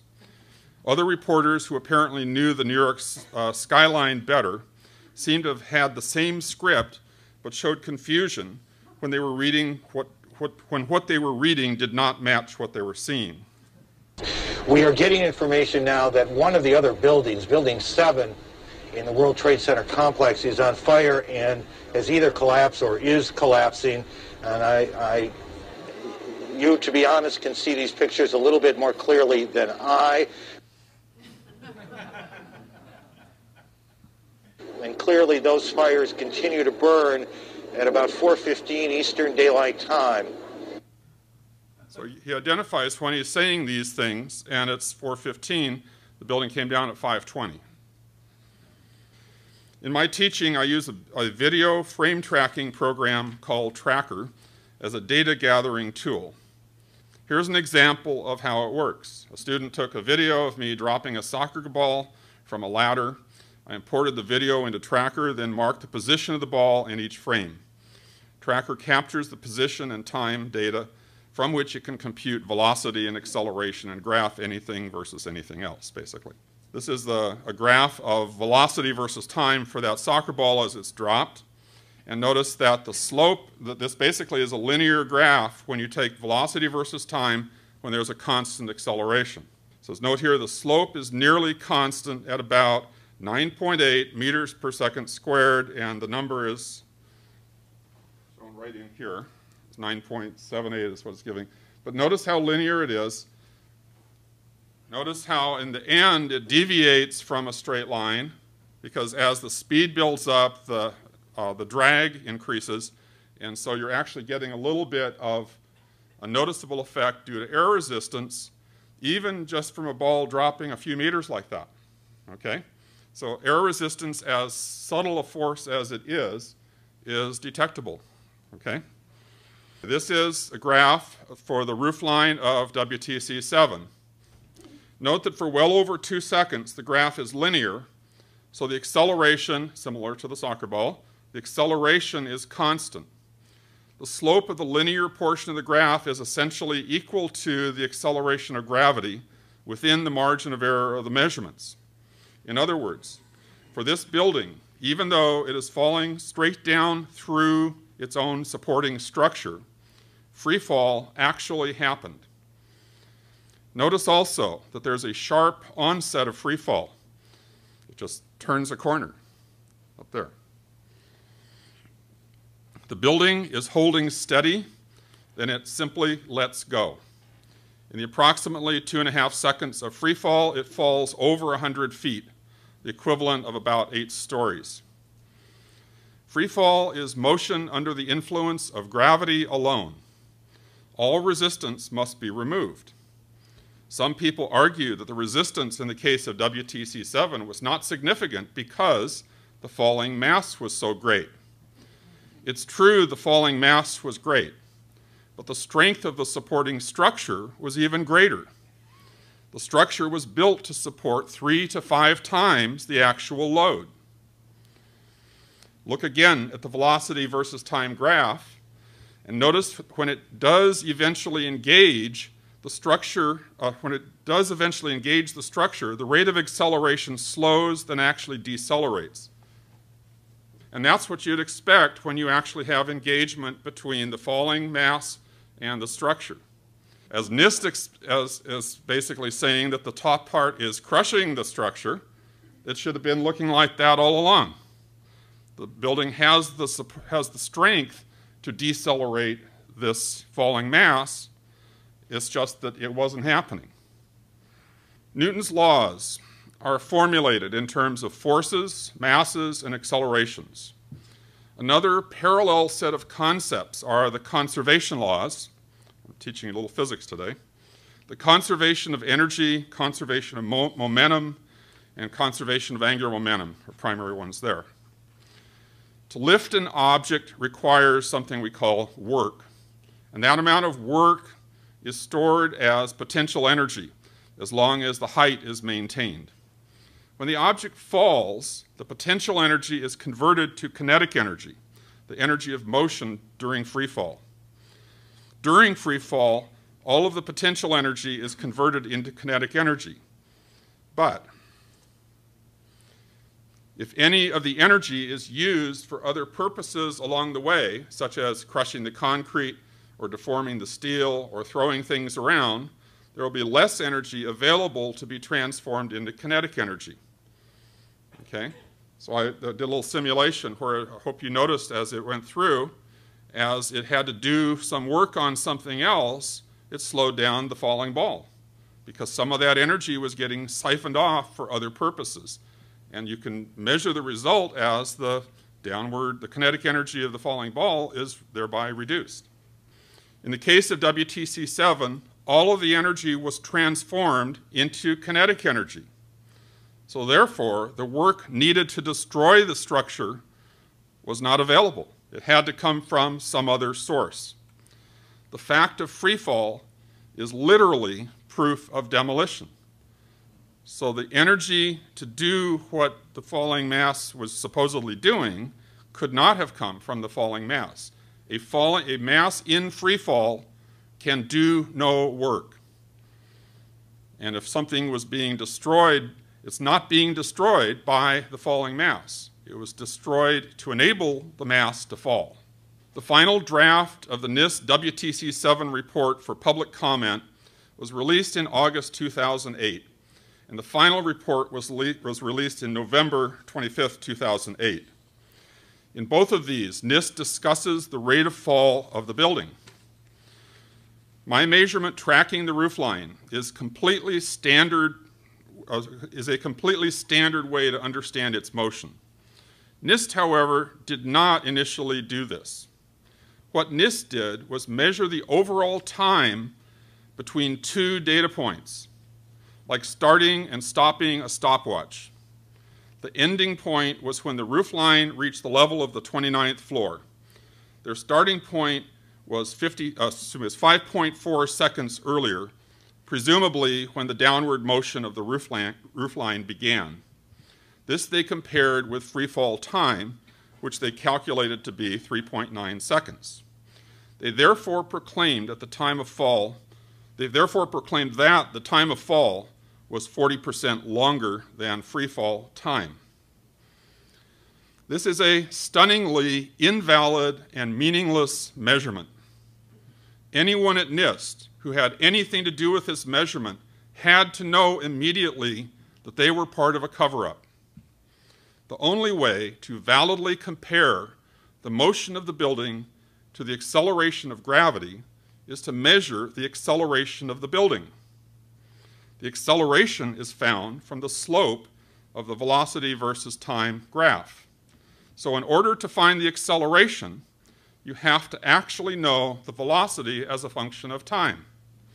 In other words, you need a lot of data points. You can't get a valid measurement of acceleration from 2 data points unless you know ahead of time that the acceleration over that interval is uniform. Nobody does it this way because you can't assume a priori that the acceleration in a given situation is going to be uniform. NIST would not do it this way in a legitimate project. NIST desperately wanted to claim that free fall did not occur. because they knew that actual free fall would be a smoking gun for demolition.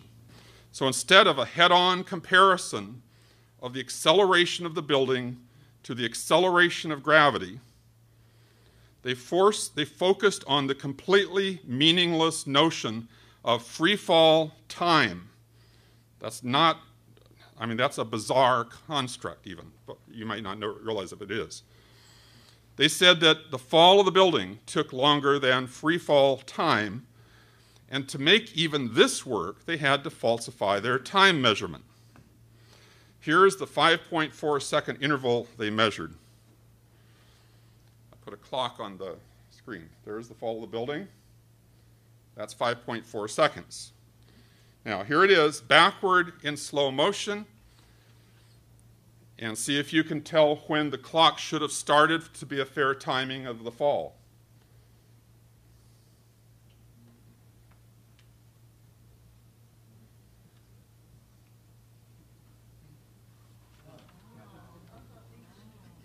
That's when they started the clock. Would you want these guys timing the race of your kid on a track team? So, to describe their timing as the time of fall is clearly dishonest. The building retained its full height for a significant period of time after they started their clock. The supposed event they chose to start their clock is a point in the middle of an ongoing period of disruption of the building's structure, but it was well before the actual downward motion. On August 26, 2008, NIST held a technical briefing conference, and I was able to ask a question. I cited the fact that a number of people had measured the motion of the building and had determined it was within a few percent of free fall. Yet the report claims it fell 40% slower than free fall. Then I asked, how can such a publicly visible, easily measurable quantity be set aside? Sunder's answer was that free fall happens when there is no structural resistance. Free fall would have taken 3.9 seconds, but their model showed it should have come down in 5.4 seconds. The 5.4 seconds of their model was reasonable because there was structural resistance. There was a series of failures that had to take place, and they were not all simultaneous. The question here was how the video evidence that free fall actually occurred can be set aside. Sunder's answer is that their model showed that free fall could not have occurred. That's his answer. Sunder is elevating their model above the direct evidence, and that is not science. Sunder's response typifies the entire investigation. What they did was they substituted a computer model, or several computer models, for the actual physical evidence. Taking the evidence out of the picture insulated them from having to go where the evidence leads, because they didn't like what they saw down that road. This model is based on the assumption that WTC-7 came down as a natural collapse due to fire, gravity, and buckling columns. Since their model could not produce a free fall collapse, and since the video evidence shows that free fall actually occurred, their model is wrong, and the assumptions behind their model are wrong. NIST does not acknowledge this or try to account for the discrepancy in any way. If explosives were used, you will never discover them in a computer model. Even if the computer model can be made to collapse, it does not mean that's the way the building actually collapsed. Conclusions drawn from computer models can only reproduce what is implied by the assumptions that were programmed in. NIST could have made their model work if, at a mouse click, 8 floors of support in the model were suddenly removed. But that would require that the fall of Building 7 be interpreted as a demolition. NIST had no intention of going there. That would have involved culpability, and finding culpability was not part of their mandate. In the August draft of the public comment, the strategy was to cover up the fact of free fall. That strategy didn't work because we let them know that there were some of us out here who could actually measure these things for ourselves. In November, the final report changed strategies. This gets a bit complicated. First, they continued to assert that their earlier analysis was correct. You can find the same timing analysis in the final report as in the previous one. They added this more detailed analysis, and that's the way they described it. And so they did this from frame tracking measurements, the same as I did. Then they put their graph in a box, which they divided into 3 stages. The real fall of the building starts in stage 2 and continues in stage 3. However, they tack on the erroneous early measurements as stage 1. They put a smooth curve through the data, which has absolutely no physical significance, except to spin their results to look like a single smooth continuous process. The overall time for their 3 stages is, as you guessed it, 5.4 seconds. But they did one more thing. Amazingly, someone at NIST added a nice straight red regression line through their stage 2 data. They even gave the equation of the line. It shows that the slope is exactly equal to the acceleration of gravity. So that red line is a flat-out absolute admission of they're even closer to the acceleration of gravity than my measurement. They were right smack on the money. They're on that number for this accepted as acceleration of gravity in feet units, okay, 32. The red line on this graph means that NIST acknowledges WT7 came down without resistance and without doing any work for over 100 feet. It means all support for 8 stories was suddenly removed by something other than the falling mass. It literally means that NIST final report confirms WTC7 had to have been a demolition. The only thing that's relevant here is the slope of the graph. And the fact that the slope, it doesn't matter how it started, how gradually it started, or anything else.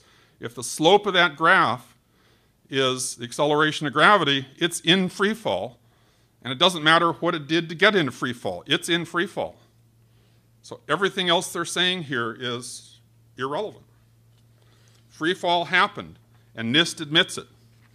At least someone at NIST agrees with enough clout to put this into their final report and make it stick. NIST has no escape from free fall. The building as a whole entered free fall for a significant period of time over a significant distance. This requires the sudden removal of support, and that requires explosives. The NIST WTC7 report has never been peer-reviewed. There has been no forum for critiquing or correcting the final report. This does not constitute science. It is instead an authoritarian declaration by a government agency that demonstrated repeatedly its unwillingness to consider the one hypothesis that could actually account for their observations. The fact that NIST could not come up with an alternative model that actually works is a pretty clear indication that no alternative explanation exists.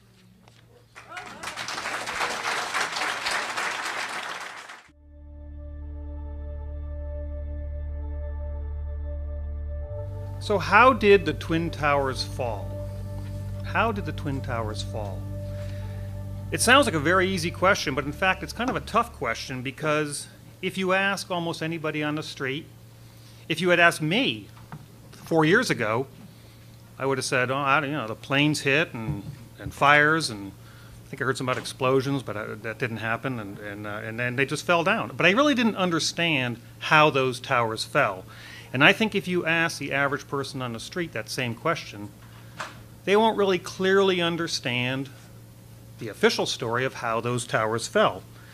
But knowing how those towers fell is critical, because it's like if somebody was murdered, if they were murdered, that's one thing. If they died of natural causes, it's another. We need to understand how those towers fall before we can go find out who did it. September 12th, my local hometown paper carried a story from the the Washington Post. And in it, they already knew what happened. Pretty amazing. We have the 2 largest structural failures in history, and they already had it solved. They knew what caused it to come down. And we were told a different story. We were told the melting steel story. It says in just under an hour, a raging fire from burning aviation gasoline softened or perhaps melted the steel. The experts already knew. The experts agreed that collapse of the two towers after the attack was almost inevitable, as if obviously they're going to fall down. And they give little diagrams in there as far as how they came down. Newsweek extra edition. The intense fire caused the tower to collapse. It melted the structural steel. What the firemen might not have realized is that gushing jet fuel was melting the steel. As if firemen don't understand that steel frame structures, they routinely rush into them because they know they don't collapse. It's never happened before. But the Newsweek experts explained to us that the firemen probably didn't realize that. And indeed, there was ample evidence of melted steel. They were right about that. There's no question that there was melted steel. Here's some right here. And later you'll learn of other evidence of melted steel in very high temperatures. The problem came up that office fires and jet fuel cannot melt steel. It's a physical impossibility. They just cannot get hot enough to melt steel. And yet, we know there was steel that was melted. So that was a problem with our official story.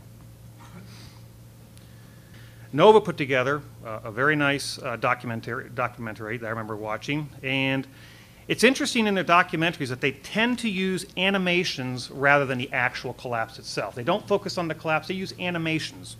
As you watch this, notice that they will show the trusses collapsing, and they'll show those trusses breaking away, but they don't show the concrete floor on top of it. The concrete floor is invisible. So we have an invisible floor and these independent trusses breaking down. Also notice in this clip that we'll have entire parallel floors going down, but they're basically floating floors in space. There's no corners on them, and they show this pancaking down. And so then we got into this pancake, what we call the truss failure theory for the official story. The heat of the fire would have softened both the floor trusses and the outer columns they were attached to. When the steel became weak, the trusses would have collapsed. And without the trusses to keep them rigidly in place, the columns would have bent outward and then failed. Once the trusses fail, the floors they were holding cascade down with a force too great to be withstood. The result is what's called a progressive collapse, as each floor pancakes down onto the one below. Now, what do we notice left standing? They forgot to keep going, and there's something left standing. This is a strong core, 47 columns. They weren't just freestanding spaghettis. They were all interlaced and tied together. It was, in essence, a freestanding structure. Now, along with experiments, hypotheses that are given ought to match or ought to explain the phenomenon which we observe. So what did we observe? Did we observe those floating pancake floors coming down? Did we observe any pancakes at all at ground zero?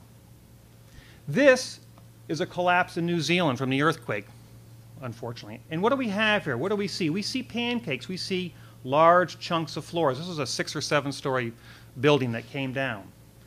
What did we see at ground zero? We had 110 floors. Did we see one complete floor? How about the roof? Did we see the roof? There was no load on top of the roof. We see nothing. We see cut steel, all cut up steel, but no 1 acre size floor. So again, we need to observe, and what do we use? We use our eyes to observe what actually happened versus the animations. Now, what about if we look at the actual collapse of the North Tower? Do we see entire floors coming down and hitting, or do we see partial floors? What do we actually see?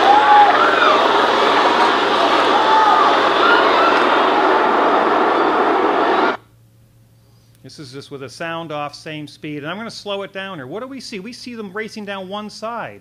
We see the corner still standing, coming down one side only. We don't see entire floors impacting. We see partial floors. What about this corner? Why is that still standing when this is rushed way ahead, dozens of floors ahead? Quite unusual. It doesn't match. It doesn't match what we were told. FEMA, Federal Emergency Management Agency, and the American Society of Civil Engineers, they went into ground zero, and they did a report, and it came out in, I believe, May of 2002. They studied it for 6 months, and they proposed a theory. It wasn't a pile driving theory. They proposed very similar to the PBS Nova, the expanding floor truss failure theory.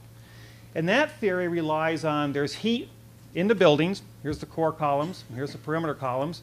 That heat expands the truss, it bows those trusses outward, and the trusses actually fail at the connection. So here's the columns, here's the trusses coming in there. Those trusses break. Okay, they break and they smash down, and then they kind of pancake down the rest of the way. That was their theory. It's in a published book. As far as that was what the official story was at that time. Well, then the National Institute of Standards and Technology, NIST, came along, and they studied it from about September of 2002, I think all the way to about fall of 2005, and they came out with a totally different story. They said that they disagreed with the FEMA initiation sequence, what we call the initiation of how it started. They said that those floor trusses did not expand and pull, and the connections did not break. They said just the opposite of FEMA. So our official story is changing a little bit. They basically said that we know, obviously, airplanes hit the towers. We all agree on that. Knocked off the insulation. The jet fuel fire started. They said the fires weakened the floor truss, but the steel did not melt. The floor trusses sagged, but the connections did not fail. And that sagging pulled in, it didn't push out, those perimeter columns. And then once the upper section began to move downwards, global collapse ensued. So that's their story. That is the latest official story. But even after all that time, money, and expertise, NIST said that they were unable to provide a full explanation of the total collapse. Theories or models must describe what we observe. Confirmation of those theories by experimentation or testing is the cornerstone of the scientific method. The strongest arguments prove nothing so long as the conclusions are not verified by experiment. So will global collapse ensue once started, and is collapse really inevitable? That's what they're telling us. Let's look at some real-world examples of other buildings that were intentionally weakened. In this case, they were controlled demolitions. And they were weakened at the lower part of the structure, so it has even more mass to come down. Once they're weakened, will they automatically come down? This is called a zip feed grain elevator. It was weakened, it didn't go down. It is not inevitable once you start something. Notice that it decelerates, it does not accelerate, it decelerates. Here's another one. We're blowing up the lower section. Will it keep going? It decelerates, it slows down, it doesn't accelerate. It is not inevitable, necessarily. There's another one. What do we observe? It is not inevitable. It's falling over it, again, as Richard Gage would say, to its path of least resistance. So the statement that global collapse is inevitable, and all these experts are saying that, well, of course it's going to happen, is not backed up by our own observations. Okay, what about thermate? What about thermate? Can thermitic material cut or melt steel? First of all, what is thermate or thermite or thermitic material? I had never heard of thermite before 3 years ago, ever. Thermite is a mixture of iron oxide and aluminum. And when you add sulfur to it, they call it thermate. It's got that sulfur right in it. And so I decided to do a little research on thermite and to find out what it could or could not do. Now, one of the things that was found in the dust is that there were small iron microspheres found in the dust. These are very small spheres, and they're round. And the reason they're round is, the only way they could have gotten round is if they were molten at one time. And they have a lot of iron in it. So it's another evidence that we had temperatures higher or high enough to melt steel or iron. Of course, and we also saw molten metal flowing from Tower 2. There it is pouring down there. So there's evidence of high temperatures. It's about 7 minutes before the collapse of Tower 2. All of a sudden it starts pouring out. What is this stuff? Independent scientists started to piece all this evidence together. They had those iron microspheres. They had that molten steel metal coming down. They're trying to come up with what can explain that, because again, this is all after a collapse initiation. It was never explained to us. What could explain that evidence? And Stephen Jones, primarily, and others suggested that, you know, thermite with sulfur in it, would explain that eutectic steel. It would explain those iron microspheres, and it would explain that metal coming down there. So the media picked up on this and sort of the hubbub about this whole idea of thermitic material or thermate, and they responded and say that no, it couldn't have been thermite because it's not possible for thermite to melt a steel column. National Geographic used some New Mexico Tech, they conducted an experiment that proved that thermite could not melt a steel column. And since it wouldn't melt a steel column, obviously those crazy truthers must be wrong. And this is what they told us, and they demonstrated by experiment. If thermite melts through this steel column, the theory of a thermite-controlled demolition may have some validity. While the truthers insist that more explosive super thermite could have been used in the tower demolitions, testing conventional thermite can illuminate this physical process and answer a simple question. Can thermite of any type burn through steel beams?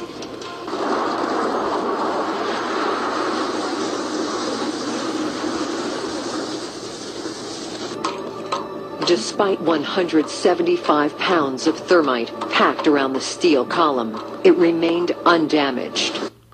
Mythbusters says, the events of 9/11 will not be allowed to be debated and discussed. But they attempted to melt through the roof of a car with half a ton of thermite and couldn't do it. And the debunking websites say, the thermite would have also needed to cut sideways. Not an easy feat for thermite. You see, it's a powder which burns chaotically.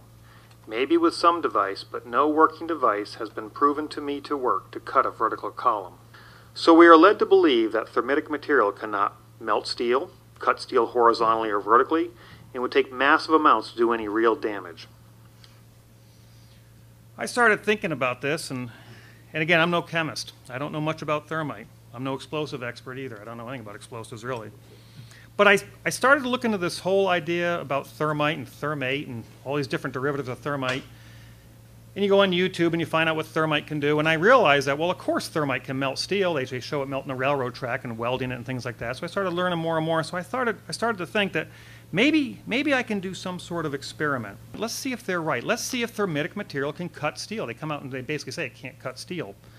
Let's see if it can. So then I had to go about figuring out how I can do this. And I just started grabbing some things around the place. I found some steel beams, and I started kind of putting this thing together.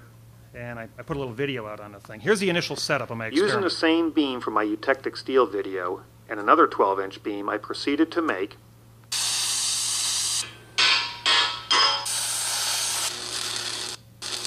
a double-angle welded connection, which I set up on some 8-inch concrete slabs.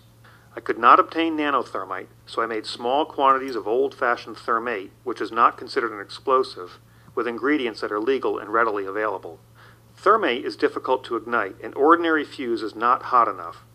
But a magnesium strip, which burns white hot, will ignite the thermate giving off heat and white smoke.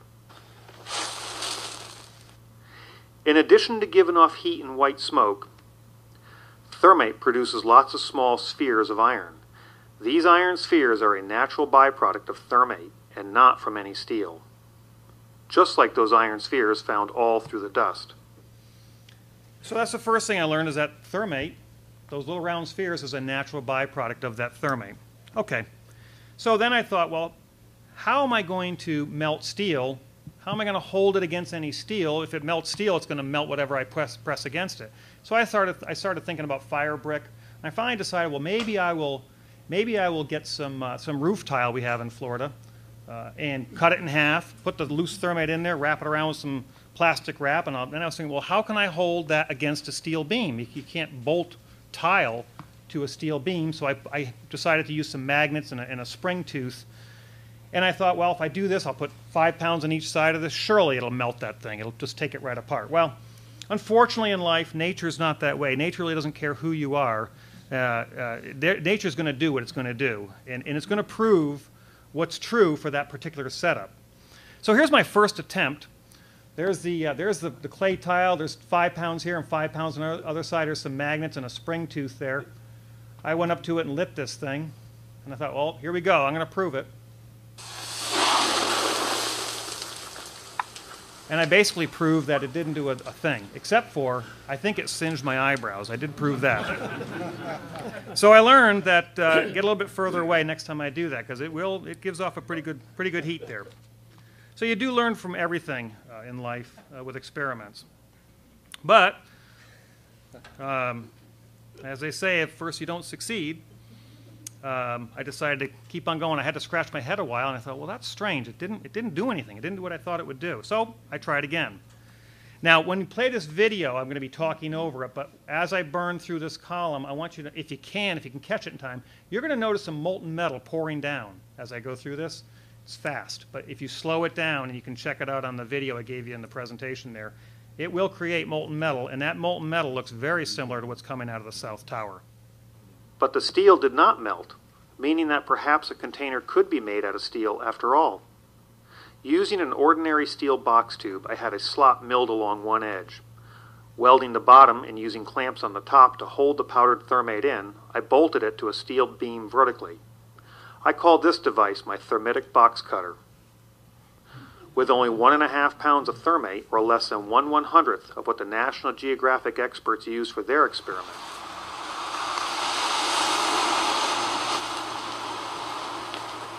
not only was I able to melt steel, but it also sliced a vertical cut. So I made a slightly larger thermitic box cutter and used 2 3/8 bolts drilled and tapped on one side of the connection. Here's the molten steel coming out.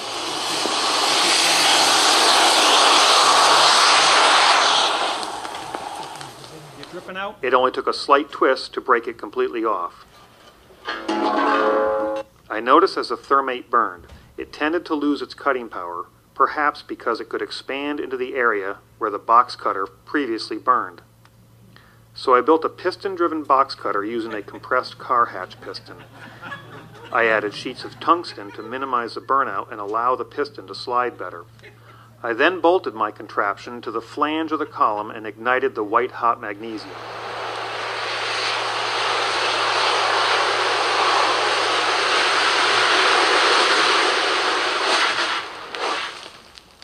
It appears that not only can thermate melt steel, but it can also cut vertical columns. So that was my second test. And that one worked a little bit better. Now, in all those 10,000 pages of the NIST report, they do talk about pressure pulses and dust puffs prior to the collapse of those twin towers. A lot of little pulses coming out and a lot of dust puffs coming out, which I think is a very nice way to say that perhaps there were some pre-weakening explosions. But they called them pressure pulses and dust puffs. And so I thought, well, let's see what else we can do with this stuff. I wonder if we can emulate those pressure pulses and dust puffs through experimentation. Rather than using a mechanical piston to maintain volume, I segmented my box cutter with steel plates, hoping to get a more uniform burn, but got some unexpected results. Can thermate make pressure pulses and/or dust puffs? I guess it can. But why waste all that thermate and energy cutting the columns? Why not attack the weakest areas instead? Can thermate cut bolts? I guess it can.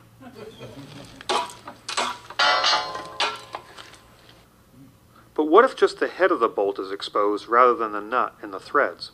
Can thermate be configured to cut just the bolt head?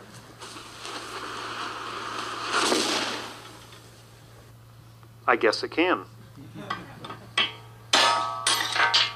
And without any evidence on the other side.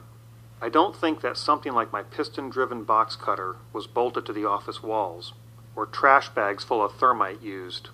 It's more likely that any pre-weakening thermitic material were hidden inside the perimeter box columns. I had a replica of a segment of the WTC box columns made up.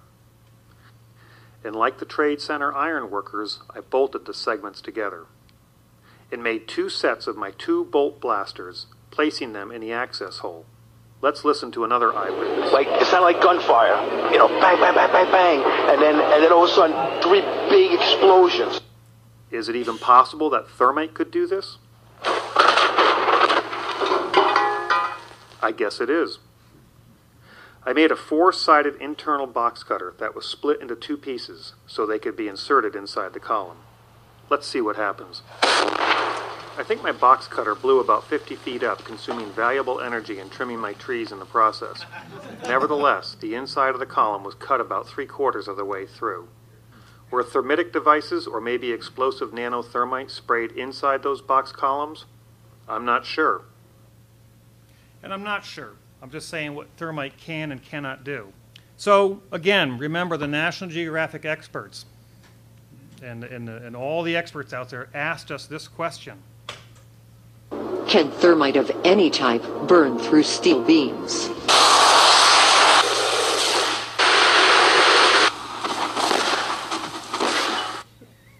Using your power of observation, what do you think? Do you think it can, even though the experts said it could not be done? And again, I am certainly no explosive expert whatsoever. I just sort of fumbled through my way on this thing. I didn't know, I had no clue what I was doing, really. Unfortunately, there's another little quote out there. In these days, when a man who says a thing cannot be done is quite apt to be interrupted by some idiot doing it.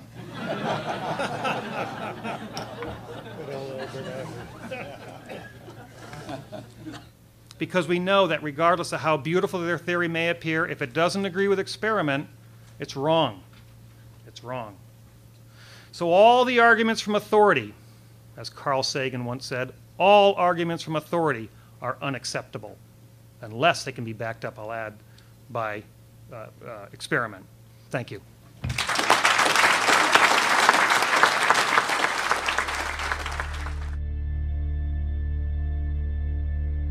Today, I'm going to present evidence related to the existence of unusually high temperatures at the World Trade Center, both during the destruction of the 3 buildings and afterward for several months. Much of the evidence presented here will be taken from 2 peer-reviewed scientific papers. One of these papers is called Extremely High Temperatures During the World Trade Center Destruction. The authors include 4 PhD physicists, 1 PhD chemist, and several others, including myself. The second of the 2 papers I'll discuss is called Environmental Anomalies at the World Trade Center, Evidence for Energetic Materials. I'd like to begin with the first of these papers and ask you to notice the maximum temperatures that were cited by the National Institute of Standards and Technology, or NIST, at the World Trade Center. NIST reported gas temperatures as high as 1,000 degrees Celsius within its report on the World Trade Center destruction. It's important to note that these are gas temperatures, not the temperatures of solid materials. But one problem with the maximum temperature cited by officials is that there are many eyewitnesses who claim that metal had been melted at the World Trade Center, and we know that could not have resulted from these temperatures. Here are just a few of the eyewitness statements that were made. The first one is from a man who worked for John Skilling, the design engineer of the World Trade Center towers. He said, as of 21 days after the attack, the fires were still burning and molten steel was still running. A chaplain at Ground Zero said, I talked to many contractors, and they said they actually saw molten metal trapped. Beams had just totally been melted because of the heat. Dr. Keith Eaton of the Institute of Structural Engineers said, I was shown slides of molten metal, which was still red hot weeks after the event. Another doctor from Johns Hopkins School of Public Health said in some pockets now being uncovered, they're finding molten steel. You'd get down below and you'd see molten steel running down the channel rails. Like you're in a foundry. Yeah, like lava. Like it was lava from a volcano. But on the left here you see molten metal pouring from the South Tower and being pulled from the debris pile at Ground Zero, the World Trade Center site. NIST said that they found no evidence of molten metal. But NIST said if molten metal had been present, it would have had to have been aluminum from the plane. This was not the case, as one can see from these photographs. On the right, you see the difference between molten iron or steel, which is yellow-orange, and molten aluminum, which is silvery gray when poured in the daylight.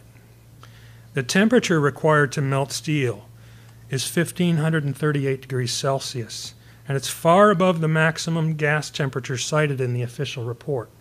So the solid temperature, evidence for solid temperatures, are much higher than what officials say the gas temperatures were.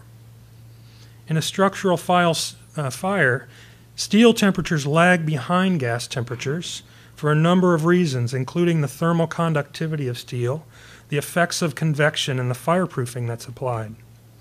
Achieving a steel temperature of 1,538 degrees Celsius at the World Trade Center would require gas temperatures that are well above 1,538 degrees Celsius and far above the maximum of 1,000 degrees Celsius cited in the official U.S. government World Trade Center reports. This and other indications demonstrate that the NIST reports do not address the evidence.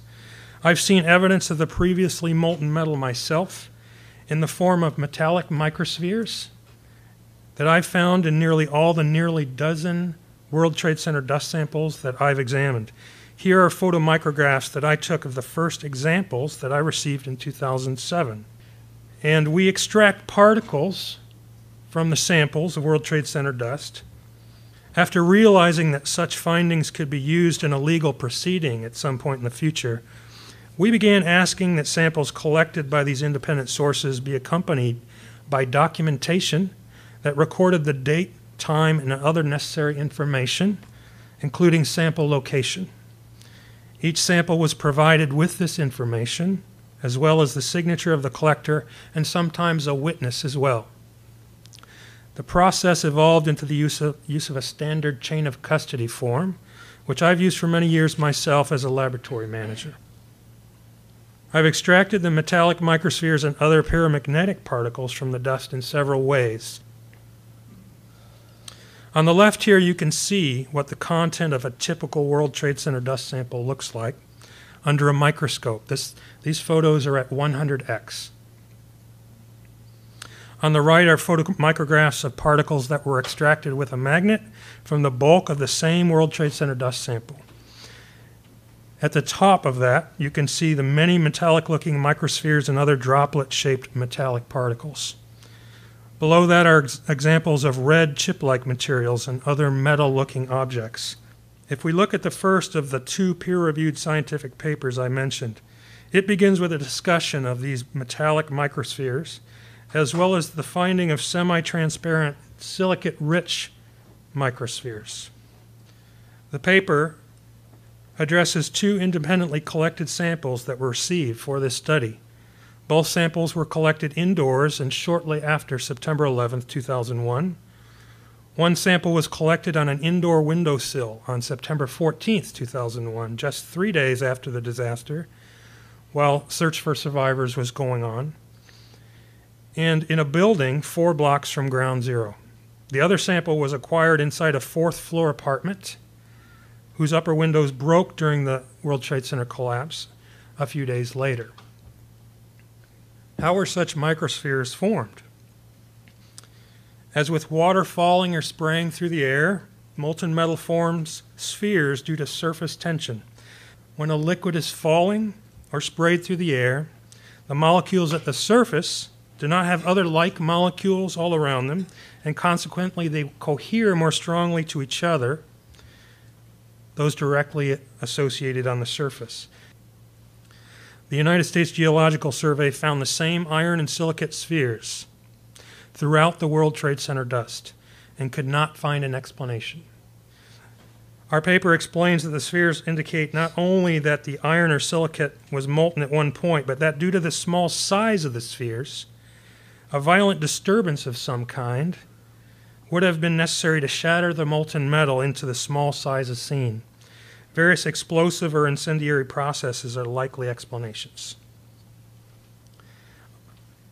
Our research team, led by Dr. Stephen Jones and Dr. Jeffrey Farrar at Brigham Young University, analyzed the metallic microspheres we found in World Trade Center dust by a technique called X-ray energy dispersive spectroscopy, or XEDS. This is a technique that provided the elemental composition of the spheres. In other words, it told us what elements the spheres were composed of. The result was that the spheres we found were very high in iron and low in other elements. This agreed with the findings of the R.J. Lee group. You can see the trace in the lower section on the left from R.J. Lee and how it matches with the trace on the right from our team. The temperatures required to explain this evidence, listed here, cannot be explained by the temperatures given in the official reports on the World Trade Center. To provide even more corroboration for these findings, we need only look to the official U.S. government report that preceded the current one published by NIST. The first report was from FEMA, the Federal Emergency Management Administration. Appendix C of their report provided strong evidence of extremely high temperatures at the World Trade Center in the form of highly corroded and eroded steel samples saved from the buildings after they were destroyed. FEMA described samples of steel that had been thinned to razor sharpness. In some cases, there were inexplicable holes in the steel. The fire engineering professors who found the samples could not come up with an explanation for it. They also could not explain the sulfidation of the steel. That is, steel had been chemically changed at the microstructural level in ways that indicated a chemical eutectic mixture had been achieved between sulfur, iron, and oxygen, causing steel to melt. Other evidence for extremely high temperatures at the World Trade Center site include the finding of fused metal and concrete artifacts, like the meteorite, as it's called. This is a mass of molten steel and concrete found at the site, all fused into one big chunk. It also includes the thermal hotspots measured by NASA remote sensing instruments that measure temperature via electromagnetic radiation emitted from the surface. Surface temperatures in the debris piles were found to be as high as 750 degrees Celsius a week after 9/11. As you've heard already today, there's an explanation for all this officially unexplained evidence. This explanation is that the thermite reaction was present and occurring at the World Trade Center on 9/11 and afterward in the pile at the World Trade Center site. The thermite reaction is an extremely exothermic chemical reaction between aluminum powder and a metal oxide. The metal oxide is typically iron oxide, which you can see here on the left with the reddish color. The temperature at which thermite burns approaches 3,000 degrees Celsius for some mixtures, which would explain the evidence discussed so far in this testimony. The products of an aluminum iron oxide thermite mixture are molten iron and aluminum oxide, which quickly forms a white dust cloud as it cools. Additives like sulfur improve the burn properties of thermite. And again, a sulfur-containing thermite, which is called thermate, as Mr. Cole mentioned, would explain the evidence found by the FEMA investigators. I've made nanothermite myself via formulations published by the U.S. National Laboratories. On the left here, you see a photomicrograph I took of a particle extracted from the World Trade Center dust. On the right is a photomicrograph of a nanothermite material that I made. And below that's a photo of the ignition of that nanothermite. And I'd like to show you again a short video. But basically, nanothermite is a solution-made thermite. It's iron chloride dissolved in organic solvents. We add a propylene oxide scavenger material, which turns that into iron oxide. And then you can add organic compounds to this solution. And the important thing is that the organic compounds generate gas when the material is ignited. That does pressure volume work and makes it explosive, generates gas. Of course, aluminum is added as well. If we take just a couple grams of this nanothermite and put it in a smaller beaker on a hot plate and raise the hot plate to its maximum temperature, which is 550 degrees Celsius, this should cause the material to ignite. We'll add a loose lid to the beaker to demonstrate the pressure volume work effects that the expanding gas should produce. Even with this very small quantity, it should ignite and ignite rapidly and cause explosive gas effects that can be seen.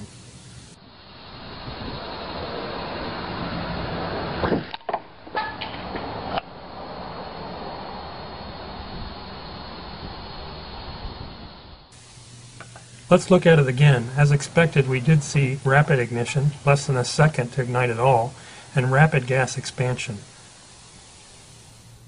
When we look, this is an important point, when we look at the ignition residues, they're strikingly similar to the appearance of the World Trade Center dust particles that were extracted with a magnet from the bag. Both are the same colors, they show the same metallic microspheres, and both exhibit the same kind of vesicular formations that suggest high temperature reactions or explosive effects. There was a huge dust cloud that arose from the destruction of the buildings. Again, you've heard about this. It was similar to that of a volcano. In other words, it was a pyroclastic-like cloud and appeared to be driven, therefore, by energy sources that exceeded the energy available from the gravitational collapse. Another striking fact is that the dust cloud was very hot and was burning people and setting objects on fire. Here are photos of the many vehicles that were set on fire or burned in the area. There were also many witnesses to the cloud being very hot and burning people as it passed by. Includes Thomas Spinard from the New York Fire Department said the dust cloud hit us, it got real hot, it felt like it was going to light up. Another man said a hot solid black wave of heat threw him down the block. Another said a hot billowing cloud of death chased us through the narrow streets of lower Manhattan. In conclusion, I think this is the evidence that needs to be considered. There are photographs and witness testimony of molten metal at the World Trade Center. This cannot be explained by the temperatures given by the official reports. There clearly were extremely high temperatures evidenced by metallic and other microspheres, evaporated metal, and silicates in the World Trade Center dust. FEMA reported findings of eroded steel and sulfidation, which have not been explained officially. NASA provided images of high surface temperatures, again not explained. Fires could not be put out at the World Trade Center site. There were unusual spikes in volatile organic chemical emissions, suggesting abrupt, violent fires on specific dates, and unusual species in the environmental monitoring data also corresponding to specific dates, suggesting the presence of thermitic materials. There were high temperature problems noted by the University of California Davis team, and there are similarities, again, throughout all of this to products of thermate and nanothermite. These vehicles were burned as if something passing through the cloud was setting them on fire, and there are many witness testimonies to a hot wind and cloud. So thank you.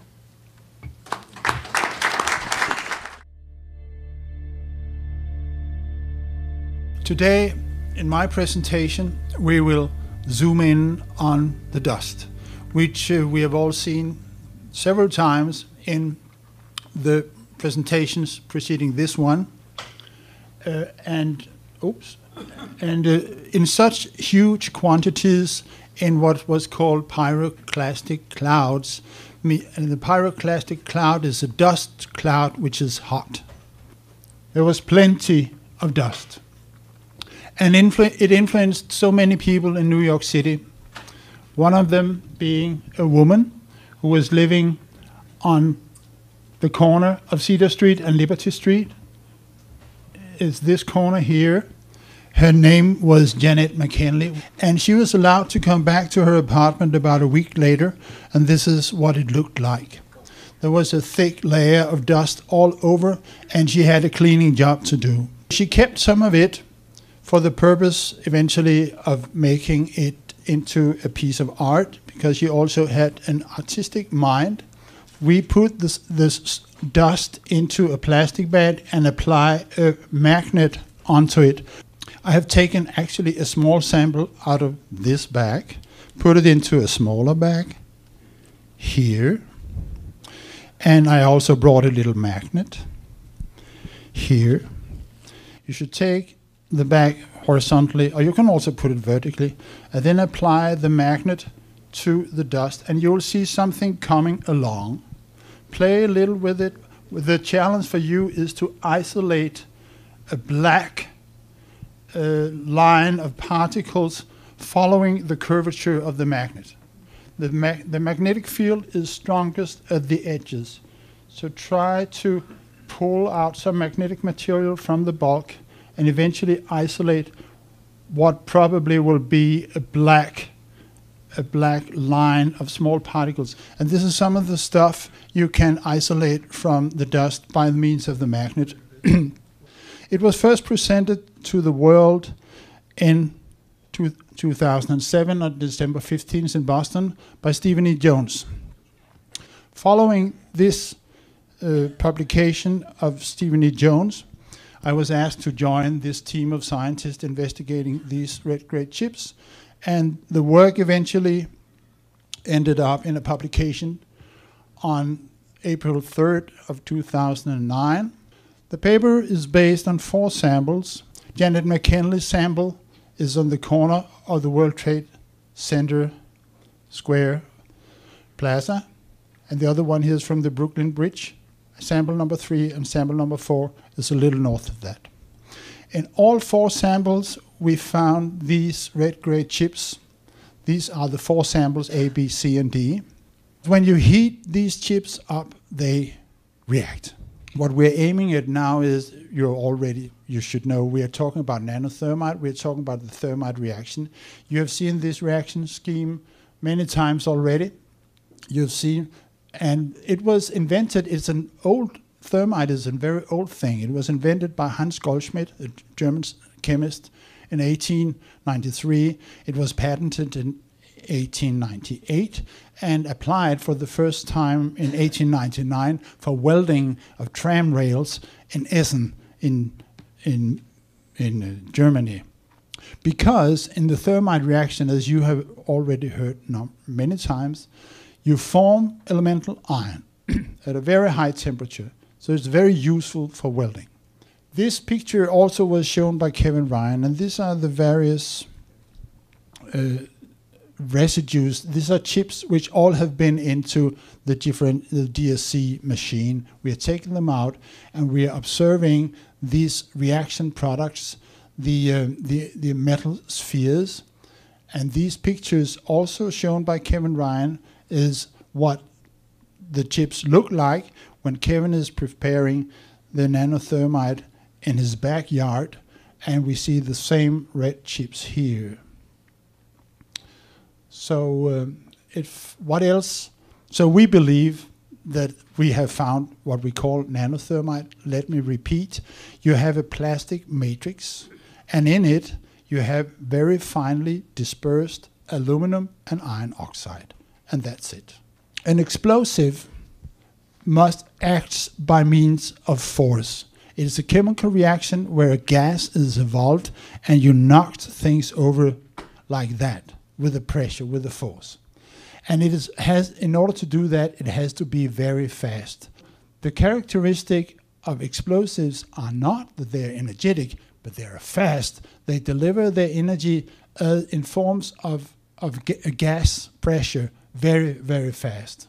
But thermite and thermate acts by means of heat, contrast to explosives which acts by means of pressure. And relative, even though we saw Jonathan Cole demonstrating these wonderful experiments in his neighbor's garden, they are still slow on the time scale of explosives. Explosives are very, very fast. Some of the explosives, actually the combustion zones move more than 20 times the speed of sound. This is TNT, a very common explosive, trinitrotoluene. And this is RDX. It's called cyclotrimethylene trinitramine. And the reason why explosives are so fast is that the electrons only have a very short range to go. Both parts of the reaction are actually in the same molecule. So in TNT, the electrons only have to move from here and out to the nitrogen group. This is a distance less than 1/10 or 1/1000th of a meter. While in gunpowder, which is a mixture of powders, the electrons have to move from one particle to the other. Fireworks, rocket fuels, and old-time thermites. In nanotechnology, you start with composite materials, but you make the particles smaller and smaller and smaller. And this is what happens to a thermite reaction.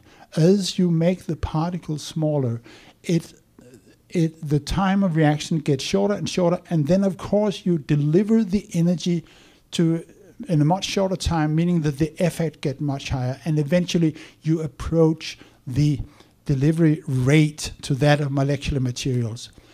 The advantage of thermitic materials is that the energy content per volume is much, much higher than the unconventional materials, meaning that you can pack much more energy into a smaller volume than you can do with dynamite or TNT or RDX.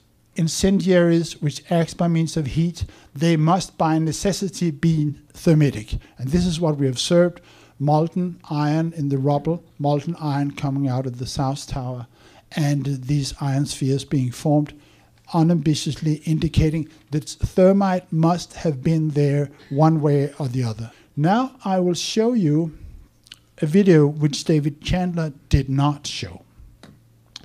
And I must admit that up until this point,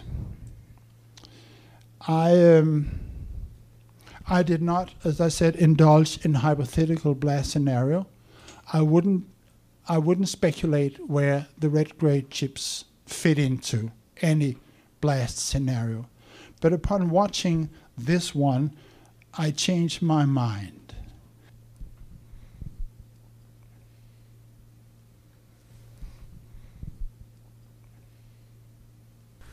This is the destruction of the South Tower of the World Trade Center, viewed from a helicopter to the south. This particular video clip is rich in details that call the official story into question. Notice the numerous explosions on the west side of the building above the impact point. As the top 30-floor section falls, it tips to the east. It starts off intact, but then it disintegrates in mid-air. Gravity alone could not cause the top section to disintegrate. When an object is in free fall, there are no internal stresses. It should have hit the ground in one piece, but it didn't. Some of the debris is clearly being accelerated by forces other than gravity. These effects can be caused by late firing explosives, which can produce a white smoke trail. White smoke, consisting of aluminum oxide, is a byproduct of the thermite reaction. While producing this video, I ran across one rocket projectile I had not seen commented on before. This one stopped mid-air and changed directions. Even taking perspective effects into account, this projectile lost one component of momentum and gained another. That requires an impulse. Note that the rocket trail does not point back to the building, but the point where the impulse occurred. Let's take it from the top. There's a lot going on. Watch for the smoking guns. This is outrageous. And when I saw this first time, I said, that could be our red grade ships. Look at these trails. And now, up until this point, I thought all the white dust coming out of the towers was crushed wallboard. There was plenty of wallboard, and it's white. But this is not what wallboard would look like if you crush it and throw it out the window. These are rocket trails. And this byproduct of the thermite reaction. While producing this video, I ran across one rocket projectile I had not seen commented on before. This one stopped mid-air. This is crazy. It goes out like this, and then it changes direction 90 degrees. And it still tracks a white smoke trail afterwards. What are we looking at here? This is rocket fuel. The number of responders has been discussed, what I've seen in a medical journal, and the estimate is between 60 to 70,000 of people were exposed to the dust for an extended period of time. And last year there were published a paper in Experimental Health Perspectives by a group of doctors from the Mount Sinai Medical School in Manhattan, and they looked into the lung tissue on World Trade Center responders, and we should see what they found. The picture to the left here is from a lung tissue, and they found some thread-like tubular structures in 4 out of 7 patients which were ill, in numbers ranging from 11,000 to 230,000 per gram wet tissue. This is the same material which they found also in the World Trade Center dust, which is moving around here somewhere. Carbon nanotubes, what are they? Well, they are tubes made of carbon, but they are very, very, very small. They're very, very strong. They're hundreds of times stronger than spiderweb. Formation of carbon nanotubes requires 3 conditions must be fulfilled. You must have very high temperatures, and you must have a source of carbon atoms, which means an organic chemical present, and you must have a metal catalyst, among which iron happens to be one of the best besides cobalt. And so this triggered the thought in some of us, well, this means that ignition of the nanothermite should be ideal circumstances for formation of nanotubes. So this is the residue. Kevin, you remember he came in, he took the beaker and you saw down into it. Yes. He left it cooling a little bit, he put it into a letter and sent it to me. It is here. And what I did then is to take a little sample out of this, pouring a few milliliters of alcohol, ethanol, onto it, making a slush in a mortar, actually, letting the particles, all the metal particles, all the heavy particles precipitate. And then you take a little drop of the supernatant liquid, you put them onto a copper grid, which the panelists can also see here, they're very, very small. And you let the ethanol evaporate. You put them into a transmission electron microscope, and this is what you see. This is the perfect dimensions of carbon nanotubes. This is carbon nanotubes. I wouldn't come up with this if I didn't believe what I was saying. This is carbon nanotubes. This is a picture from the patients, the Mount Sinai study. This is what we find as a product of the nanothermite reaction. And please remember that none of the control group showed this feature. So if you ask, couldn't the nanotubes come from somewhere else? It's true, it is formed combustion of diesel and in much, much smaller amount and in oxygen-starved fires.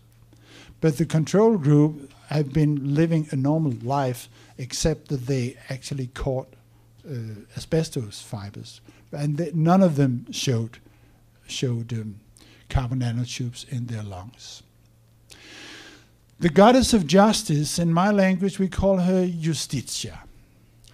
And she is usually depicted, she's blindfolded, she carries a sword and a balance. And the implication of this obviously is that her judgment should not be biased by her own opinions. It should only be based on whatever the hard evidence presented in the case. So you could say that justice is blind and science is blind, but we are not dumb. Thank you.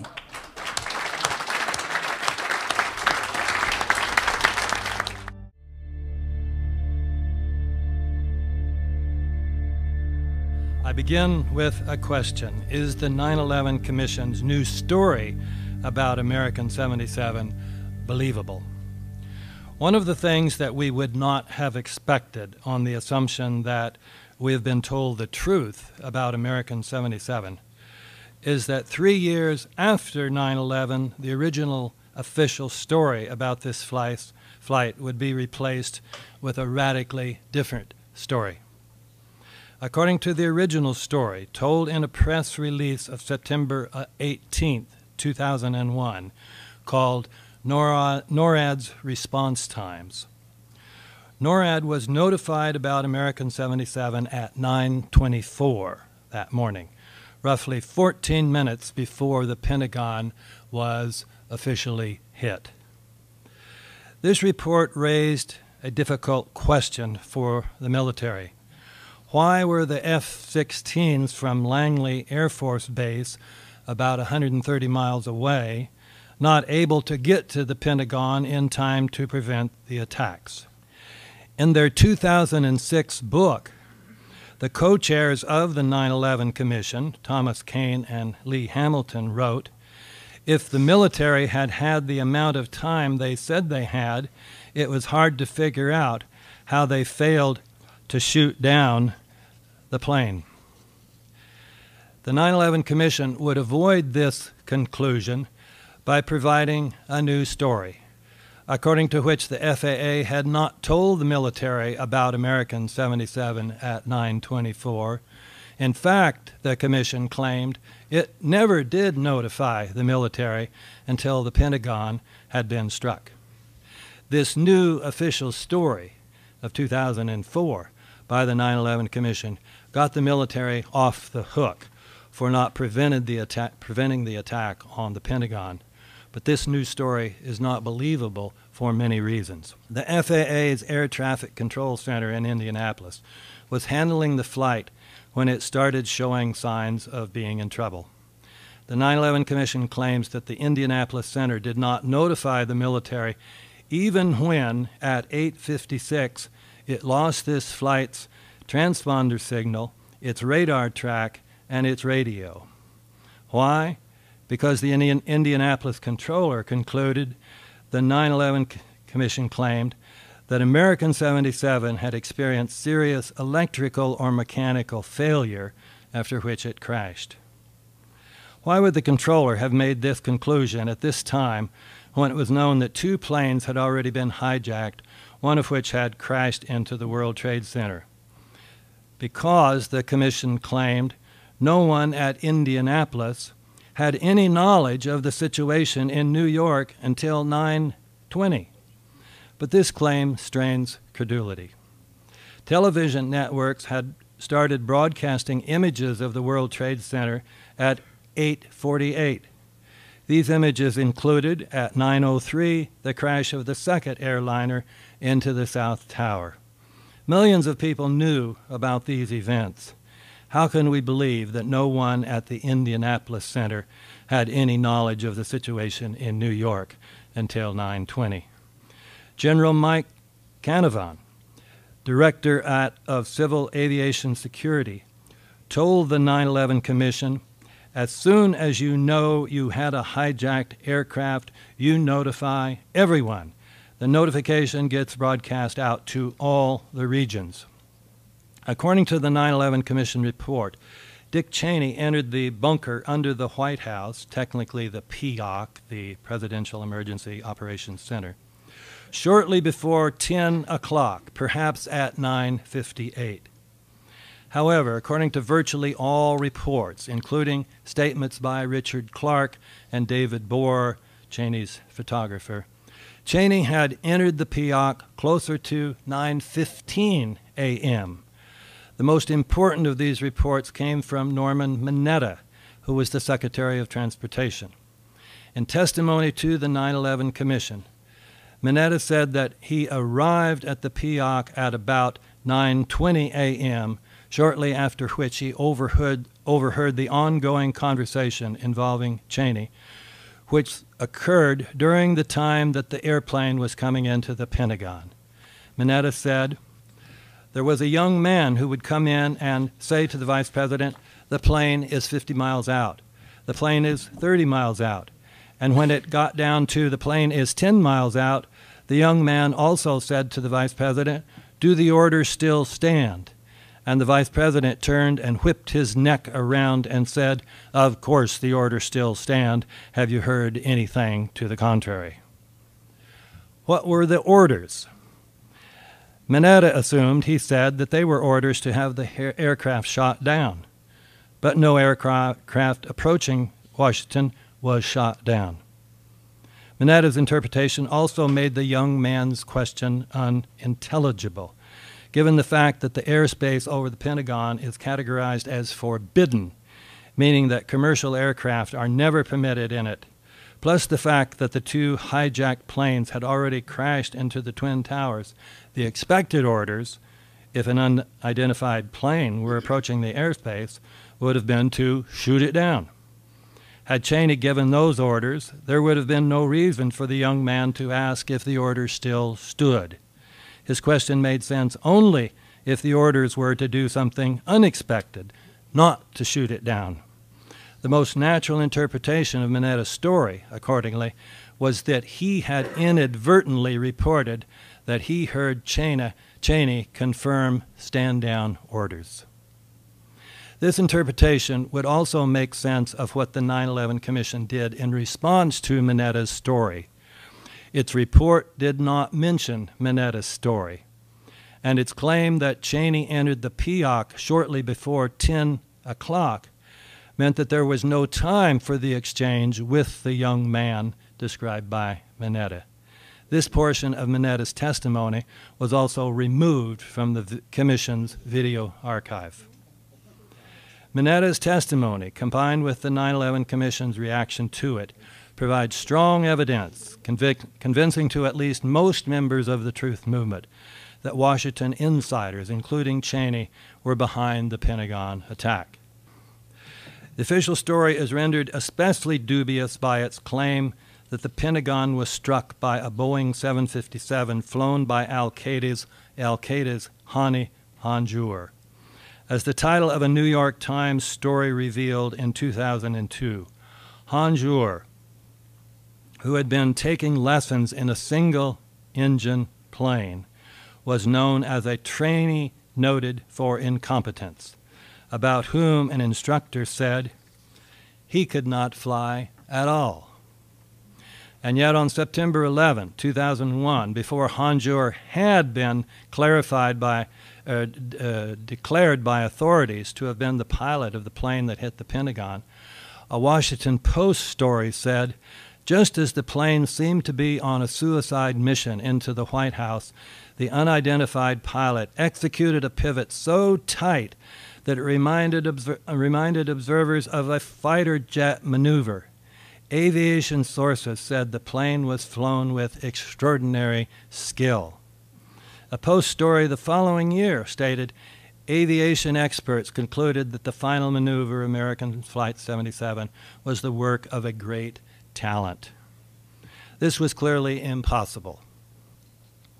Moreover, the extraordinary maneuver would have been so difficult in a 757 that the official story could not be saved by simply choosing a less incompetent Al-Qaeda trainee. Ralph Kolstad, who was a top U.S. Navy pilot before becoming a commercial airline pilot, has said, I have 6,000 miles of flight time in Boeing 757s and 767s, and I could not have flown it the way the path was described. If the maneuver could not have been executed by a 757, by one of America's top pilots, it could not have been executed by one of the alleged hijackers. Turning now to United Flight 93. There were contradictory reports.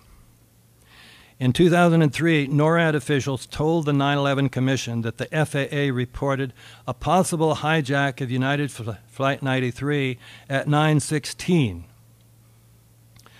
But the 9/11 Commission in 2004 called this incorrect, saying instead, by 10:03, when United 93 crashed in Pennsylvania, there had been no mention to the military of its hijacking.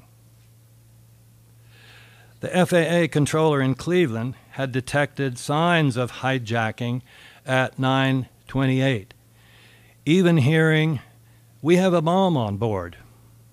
And yet Cleveland reportedly did not connect the military. The 9/11 Commission, trying to explain why not, gave an account of incompetence and even stupidity in the FAA, which is unbelievable. Besides being unbelievable, the 9/11 Commission's claim was contradicted by many prior reports.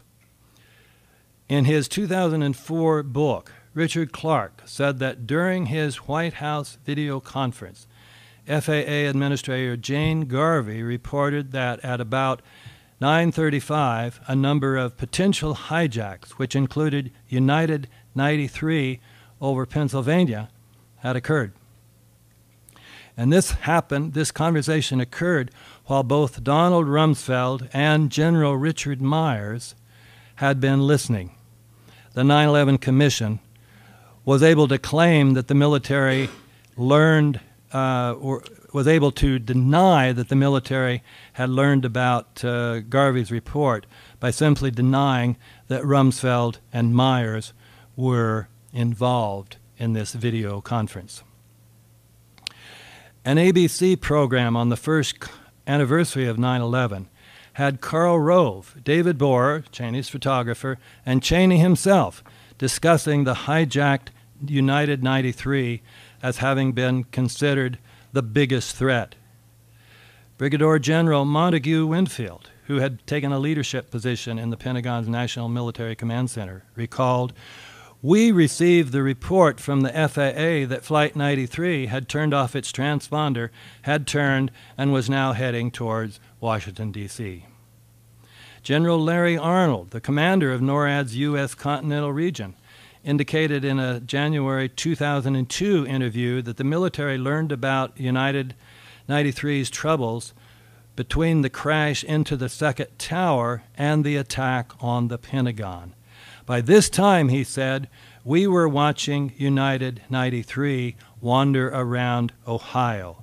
He also said that at 9:24, our focus was on United 93, which was being pointed out to us very aggressively, I might add, by the FAA.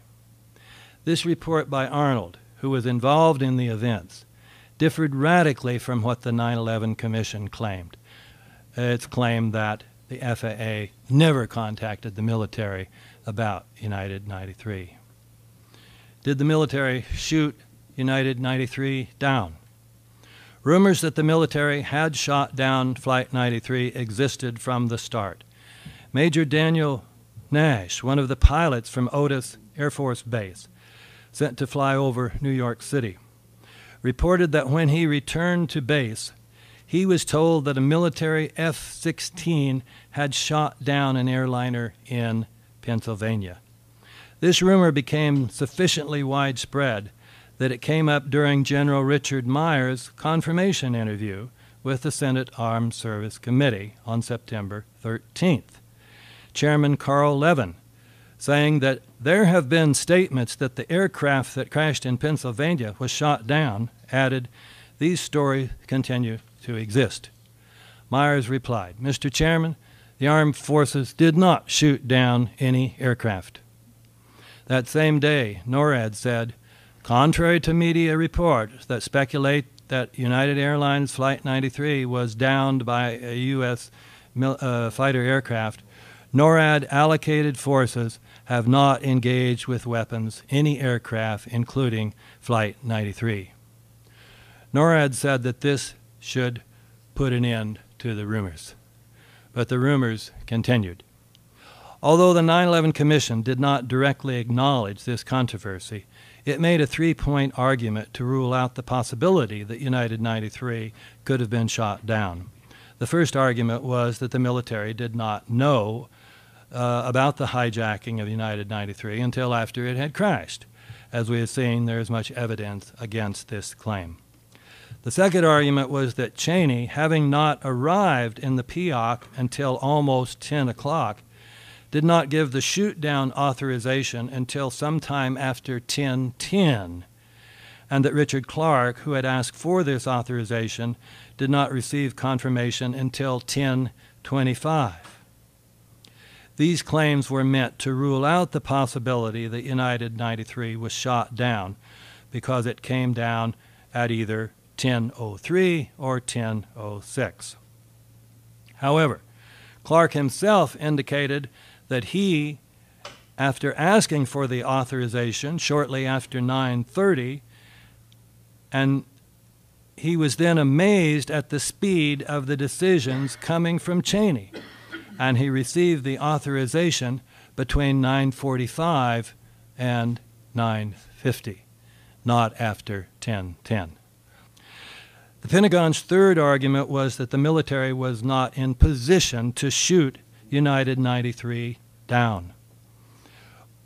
But a reporter in Nashua, which is where the Boston Aircraft Control Center actually is, wrote, FAA air traffic controllers in Nashua have learned through discussions with other controllers that the F-16 fighter stayed in hot pursuit of another hijacked commercial airliner until it crashed in Pennsylvania. Deputy Secretary of Defense Paul Wolfowitz said, "We responded awfully quickly, and in fact we were already tracking in on that plane that crashed in Pennsylvania." A CBS story then said U.S. officials were considering shooting down the hijacked airliner that crashed in western Pennsylvania, but it crashed first. Administration officials say that had the jetliner continued towards Washington, the fighter jets would have shot it down.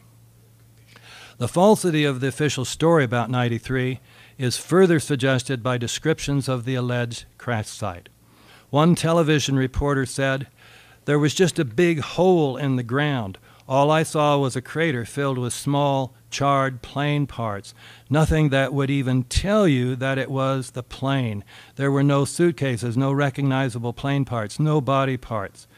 A newspaper photographer said, "I didn't think I was in the right place. I was looking for something that said tail, wing, plane, metal. There was nothing." Debris instead was found many miles away, and much of it was debris that could not have blown there.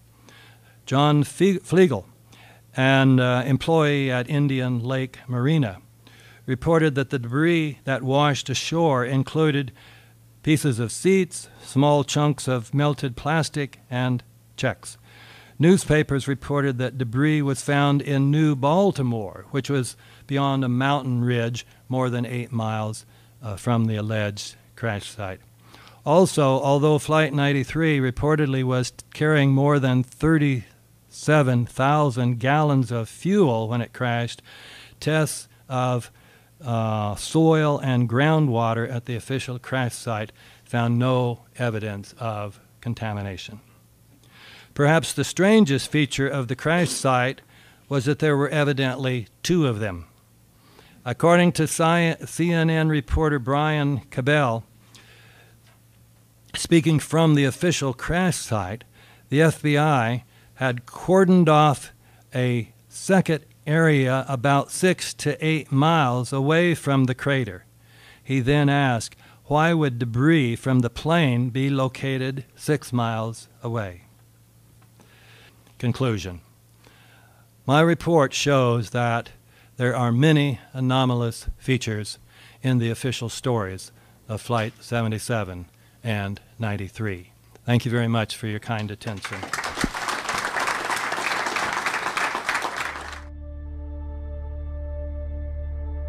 There's now a consensus, even from the staff of the 9/11 Commission, that there's something very wrong with the government story. 9/11 Commission team leader John Farmer has said there was either unprecedented administrative incompetence or organized mendacity on the part of key figures in Washington. Now, the mendacity has come from figures including President Bush, Vice President Cheney, NORAD General Richard Myers, and CIA Director Tenet. They include also President Clinton's National Security Advisor, Samuel Berger, who prior to testifying on these matters went to the National Archives and removed and presumably destroyed key relevant documents. Finally, in his book, John Farmer comes down to endorsing both of his alternatives. Farmer's first alternative of unprecedented administrative incompetence is in effect the explanation offered by the 9/11 report to deal with A, striking anomalies on 9/11 itself, and B, the preceding 20 months during which important information was withheld from the FBI by key personnel in the CIA's Bin Laden unit, the so-called Alex Station. But thanks to the groundbreaking new book by Kevin Fenton, Disconnecting the Dots, we can no longer attribute the anomalous CIA behavior before 9/11 to, quote, systemic problems, or what Anthony Summers rashly calls bureaucratic confusion. Fenton demonstrates beyond a shadow of a doubt that there was a systematic CIA pattern of withholding important information from the FBI, even when the FBI would normally be entitled to it. The pattern begins with intelligence obtained from surveillance of an important Al-Qaeda summit meeting of January 2000 in Malaysia, perhaps the only such Al-Qaeda summit before 9/11. The meeting drew instant and high-level U.S. attention because of indirect links to a support element, a key telephone in Yemen used by Al-Qaeda, suspected of a role in the 1998 bombings of U.S. embassies. As Fenton notes, the CIA realized that the summit was so important that information about it was briefed to CIA and FBI leaders, Louis Freeh and Dale Watson, National Security Advisor Sandy Berger, and other top officials. This is probably what Berger was trying to cover up when he went to the archives. Yet inside Alex Station, Tom Wilshire and his CIA subordinate, known only as Michel, blocked the effort of an FBI agent detailed there, Doug Miller, to notify the FBI that one of the participants, Khalid al-Mihdhar, had a U.S. visa in his passport. Alex Station also failed to watch list the participants in the meeting, as was called for by the CIA's guidelines. This was just the beginning of a systematic, sometimes lying pattern where NSA and CIA information about al-Mihdhar and his traveling companion, Nawaf al-Hazmi, was systematically withheld from the FBI, lied about, or manipulated or distorted in such a way as to inhibit an FBI investigation of the two Saudis and their associates. This pattern is a major component of the 9/11 story because the behavior of these two eventual hijackers was so unprofessional that, without this CIA protection from the Alex Station group, they would almost certainly have been detected and detained or deported long before they boarded Flight 77 in Washington. And so, I may add, would have been the other hijackers with whom they had been in contact. Initially, I believe al-Mihdhar and al-Hazmi were protected because they had been sent to America by Saudi GID intelligence service, admitted under the terms of the liaison agreement between the GID and the CIA. Prince Turki al-Faisal, former head of the GID, has said that he shared his al-Qaeda information with the CIA and that in 1997 the Saudis, quote, established a joint intelligence committee with the United States to share information on terrorism in general and on al-Qaeda in particular. Even in the very best of circumstances, decisions have to be made whether to allow an informant's crime to go forward or to thwart it and risk terminating the usefulness of the informant.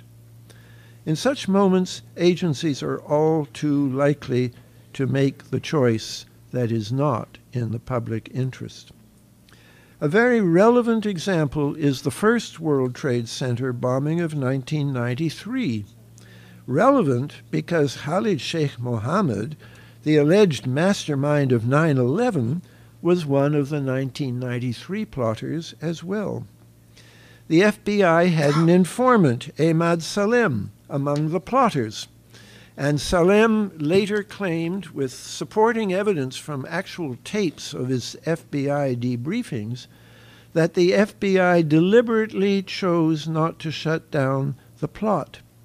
Here is Ralph Blumenthal's careful account in the New York Times of this precursor to the mystery of 9/11. Law enforcement officials, the FBI, were told that terrorists were building a bomb that was eventually used to blow up the World Trade Center, and they planned to thwart the plotters by secretly substituting harmless powder for the explosives, comma, an informer said after the blast, that is, Ahmad Salem. The informer was to have helped the plotters build the bomb and supply the fake powder, but the plan was called off by an FBI supervisor who had other ideas about how the informer Ahmad Salem should be used.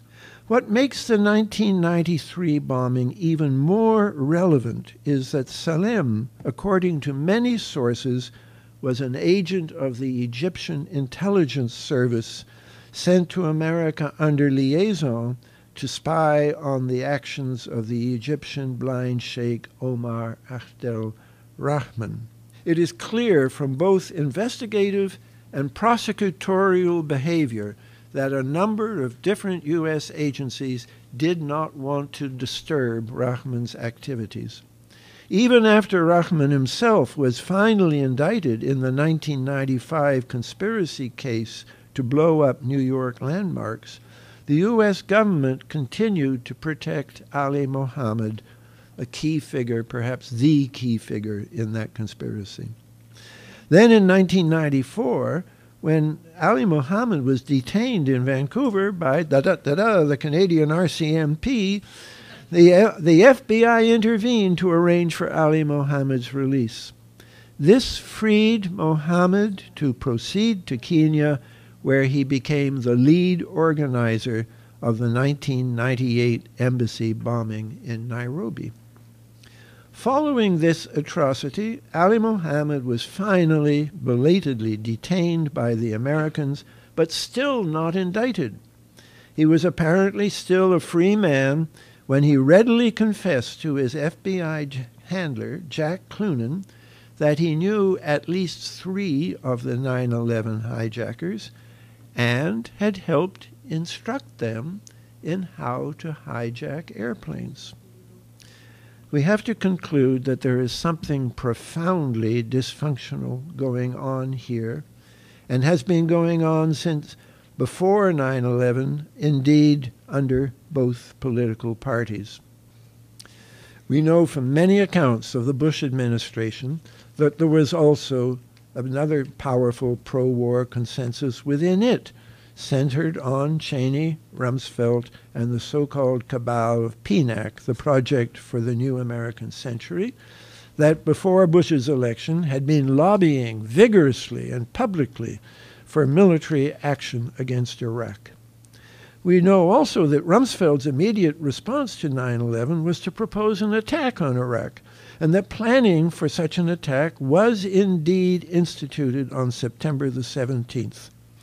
In the Bush administration, Stephen Cambone, who earlier had collaborated with Rumsfeld and Cheney in signing the PNAC statement rebuilding America's defenses, became one of the most active promoters of using SOCOM special forces to operate covertly against al-Qaeda, not just in Afghanistan, but, quote, anywhere in the world, which is in effect what we have now under our current president. In a sense, 9/11 was unprecedented, the greatest mass murder ever committed in one day on U.S. soil. In another sense, it represented a kind of event with which we have become only too familiar since the Kennedy assassination.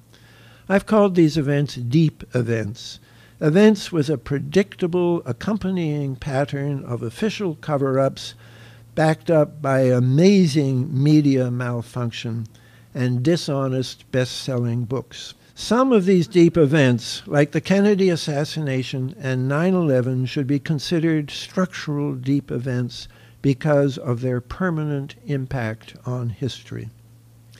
It is striking that these two structural events, the Kennedy assassination and 9/11, should both have been swiftly followed by America's engagement in ill-considered wars. The reverse is also true. All of America's significant wars since Korea, Vietnam, Afghanistan twice, once covertly and now overtly, and Iraq, have all been preceded by structural deep events. America, I argue in my latest book, has become dominated by a war machine in Washington, a war machine that has been building incrementally since Eisenhower warned us about it in 1961. I thank you very much.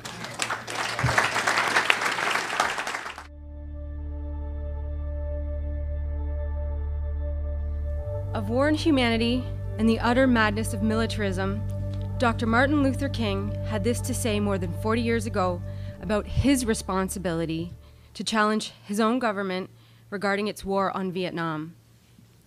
A time comes when silence is betrayal. That time has come for us. Even when pressed by the demands of inner truth, men do not easily assume the task of opposing their government's policy, especially in a time of war. And I knew that I could never again raise my voice against the violence of the oppressed in the ghettos without having first spoken clearly to the greatest purveyor of violence in the world today, my own government. I'm here to speak to you about the betrayal of truth that still continues today and to break the silence about events that present a profound challenge to our most closely guarded beliefs about government and democracy. The public's attention must be brought to bear upon the state crimes against democracy related to the events of September 11th, 2001. These events collectively are referred to as state crimes against democracy, or SCADs.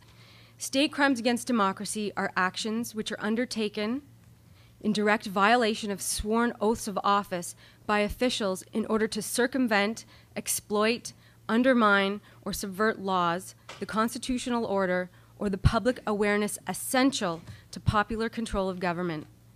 SCADs are dangerous to democracy because they are not isolated events, but a pattern of actions, or in some cases, inactions, which facilitate a progression towards closing down an open and free society into a police state run by a select few. Although there are many theories as to why some people refuse to look at evidence that the official account is false, they're not all equally valid theories. It is neither valid nor accurate to claim that just because a person will not examine evidence that the official account is false, that they are simply in denial. The human brain is the most complex organism in the body, and thus the mechanisms by which the mind processes, interprets, and responds to information is equally complex. For example, the human brain is composed of hundreds of billions of neurons, each with thousands of synapses, creating a vastly complex and intricate neural network consisting of up to 100 trillion to up to a quadrillion synaptic connections. At any one time, this organ is processing an infinite amount of information, both from its internal and external environment, most of which we are unconscious of. However, it is often that information, of which we are largely unaware, that has the most significant influence over our thoughts, feelings, and behaviors. Even those thoughts, feelings, and behaviors that we adamantly believe to be consciously determined.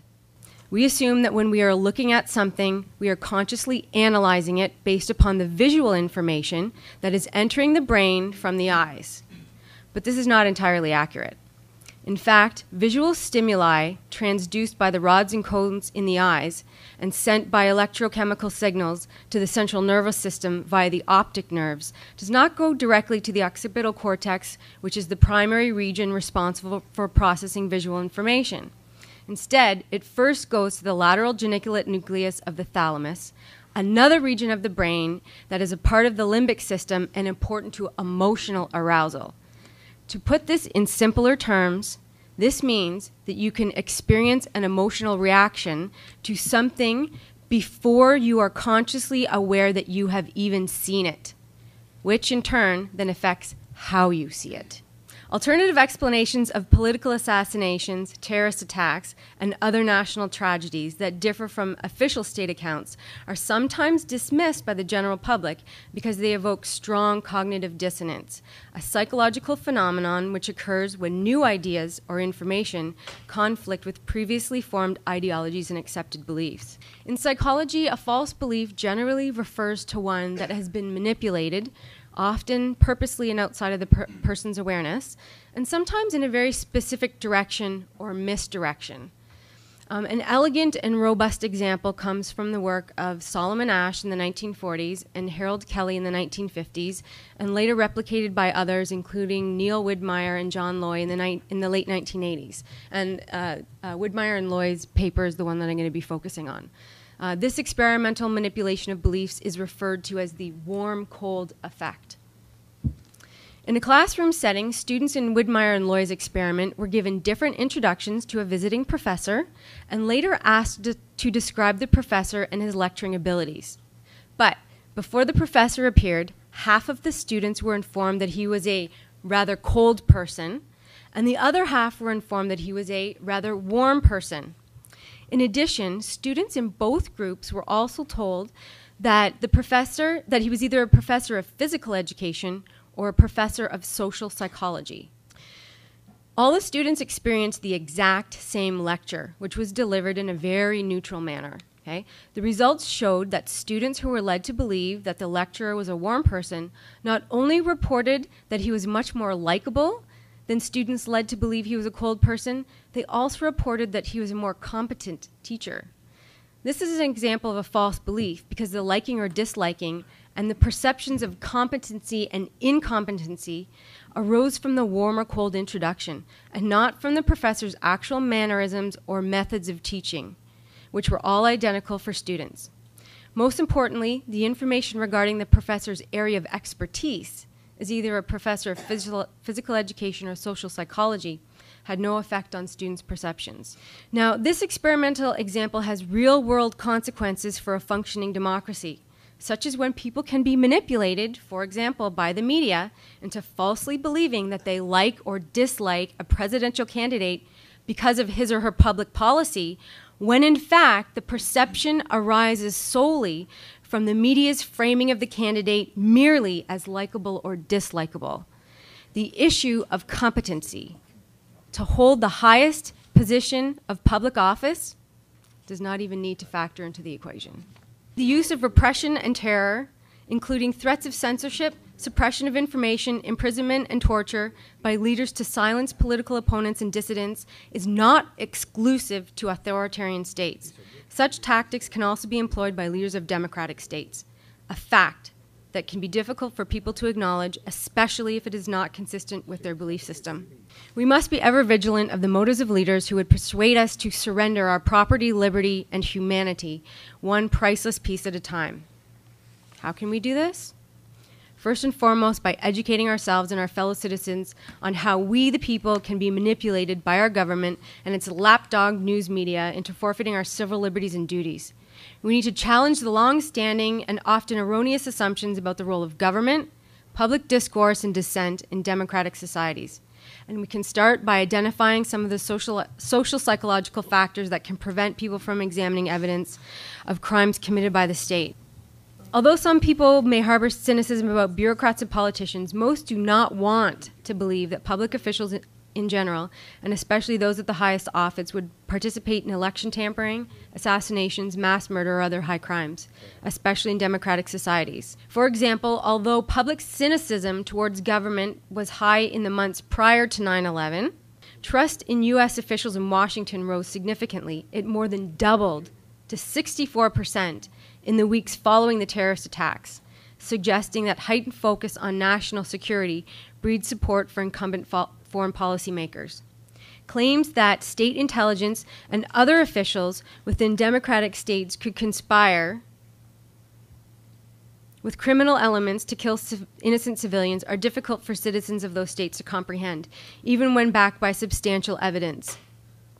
Evidence that U.S. officials have used the attacks of 9/11 as a means to manipulate the mass public into accepting 2 major wars of aggression has been dangerously ignored by mainstream media and academia until recently. Protecting democracy demands that citizens must be made aware of how they can be manipulated by government and media into forfeiting their civic liberties and duties. Information vital to protecting citizens from crimes against democracy orchestrated by the state, as history has repeatedly demonstrated, can happen particularly in times of disaster, collective shock, and national threat. I want to end with one important quote from Dr. Martin Luther King, who I opened up with, that is just imperative today and perhaps even more so than when he said it. We must move past indecision to action. We must find new ways to speak for peace in Vietnam and justice throughout the developing world, a world that borders on our doors. If we do not act, we shall surely be dragged down the long, dark, and shameful corridors of time reserved for those who possess power without compassion, might without morality, and strength without sight. Now let us begin. Now let us rededicate ourselves to the long and bitter, but beautiful, struggle for a new world. This is the calling of the sons of God, and our brothers wait eagerly for our response. Shall we say the odds are too great? Shall we tell them the struggle is too hard? Will our message be that the forces of American life militate against their arrival as full men, and we send our deepest regrets? Or will there be another message of longing, of hope, of solidarity with their yearnings, of commitment to their cause, whatever the cost? The choice is ours, and though we might prefer it otherwise, we must choose in this crucial moment of human history. Thank you.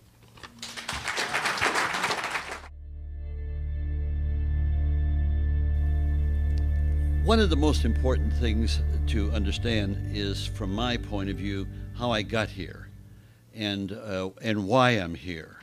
Because I don't take the same position of the scientific community that I behold.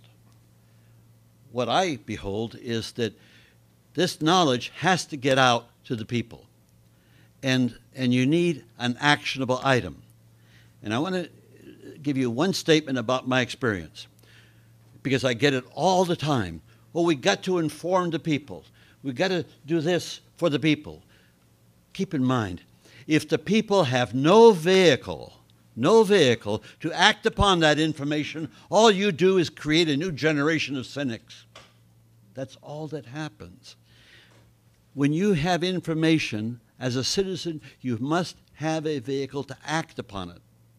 The people, without the ability to make law, are disenfranchised. And I tell you that as a politician, because I got elected, several elections in fact, and I'll tell you very candidly how it works. I get money from special interest. I turn around and manipulate you, my constituency, and after you elect me, I look down at you and say, hell, I'm smarter than all of you. I just fooled you. I got elected. That is the way it works. That is the way it works. And so when people say, I can't believe that our leadership would be so criminal to cause 3,000 deaths, my God, realize that that's what they're always doing. Ever since I've been in public office, the leadership of my country that I love, your country and the world, we've just been killing people wantonly. I came to the conclusion that the answer, and I came to this conclusion totally, I was grappling with it for more than a decade, and that is that the answer lies with the people. Very simple. There's only two venues for change: the government, wherein lies the problem, or the people. The problem is the people don't have the power to act upon the knowledge that they receive and what they continue. So I wrote legislation. It's called the National Initiative. This initiative is a device, meta-legislation. I don't care about the issue. Meta-legislation to empower you to make laws in every government jurisdiction of the United States, and I hope someday in every jurisdiction, government jurisdiction of the world. The people then would come in as partners, full partners with their representatives, who will then be in a position to do a better job in their representation, because we need good leaders. But the people will be the policymakers. And the minute they come into that scene, they are the senior partners. I was there on 9/11 with a 3-day funk depression glued to the TV. Now, why did I know right then and there that the fix was in? Well, I knew it. I've been following the military-industrial complex and fighting them for the last 40 years. 9/11 generated 3 wars: Iraq, Afghanistan, and the most diabolical one of all, which will finance into infinity the military-industrial complex. That's the war on terror. Because terror was with us at the beginning of civilization, and it will be with us at the end of civilization. Let me re-emphasize Cicero's great statement. Keep in mind, when he was around, Cicero said, "But freedom is participation in power. If you do not make laws, none of you have ever participated in power unless you've been elected to office." I've participated in power, and what I saw was terrible, was terrible. I've got the backing and the acceptance of this law, which has never been done before, by California, by Oregon, and now by Massachusetts. It's locked in. It's locked in.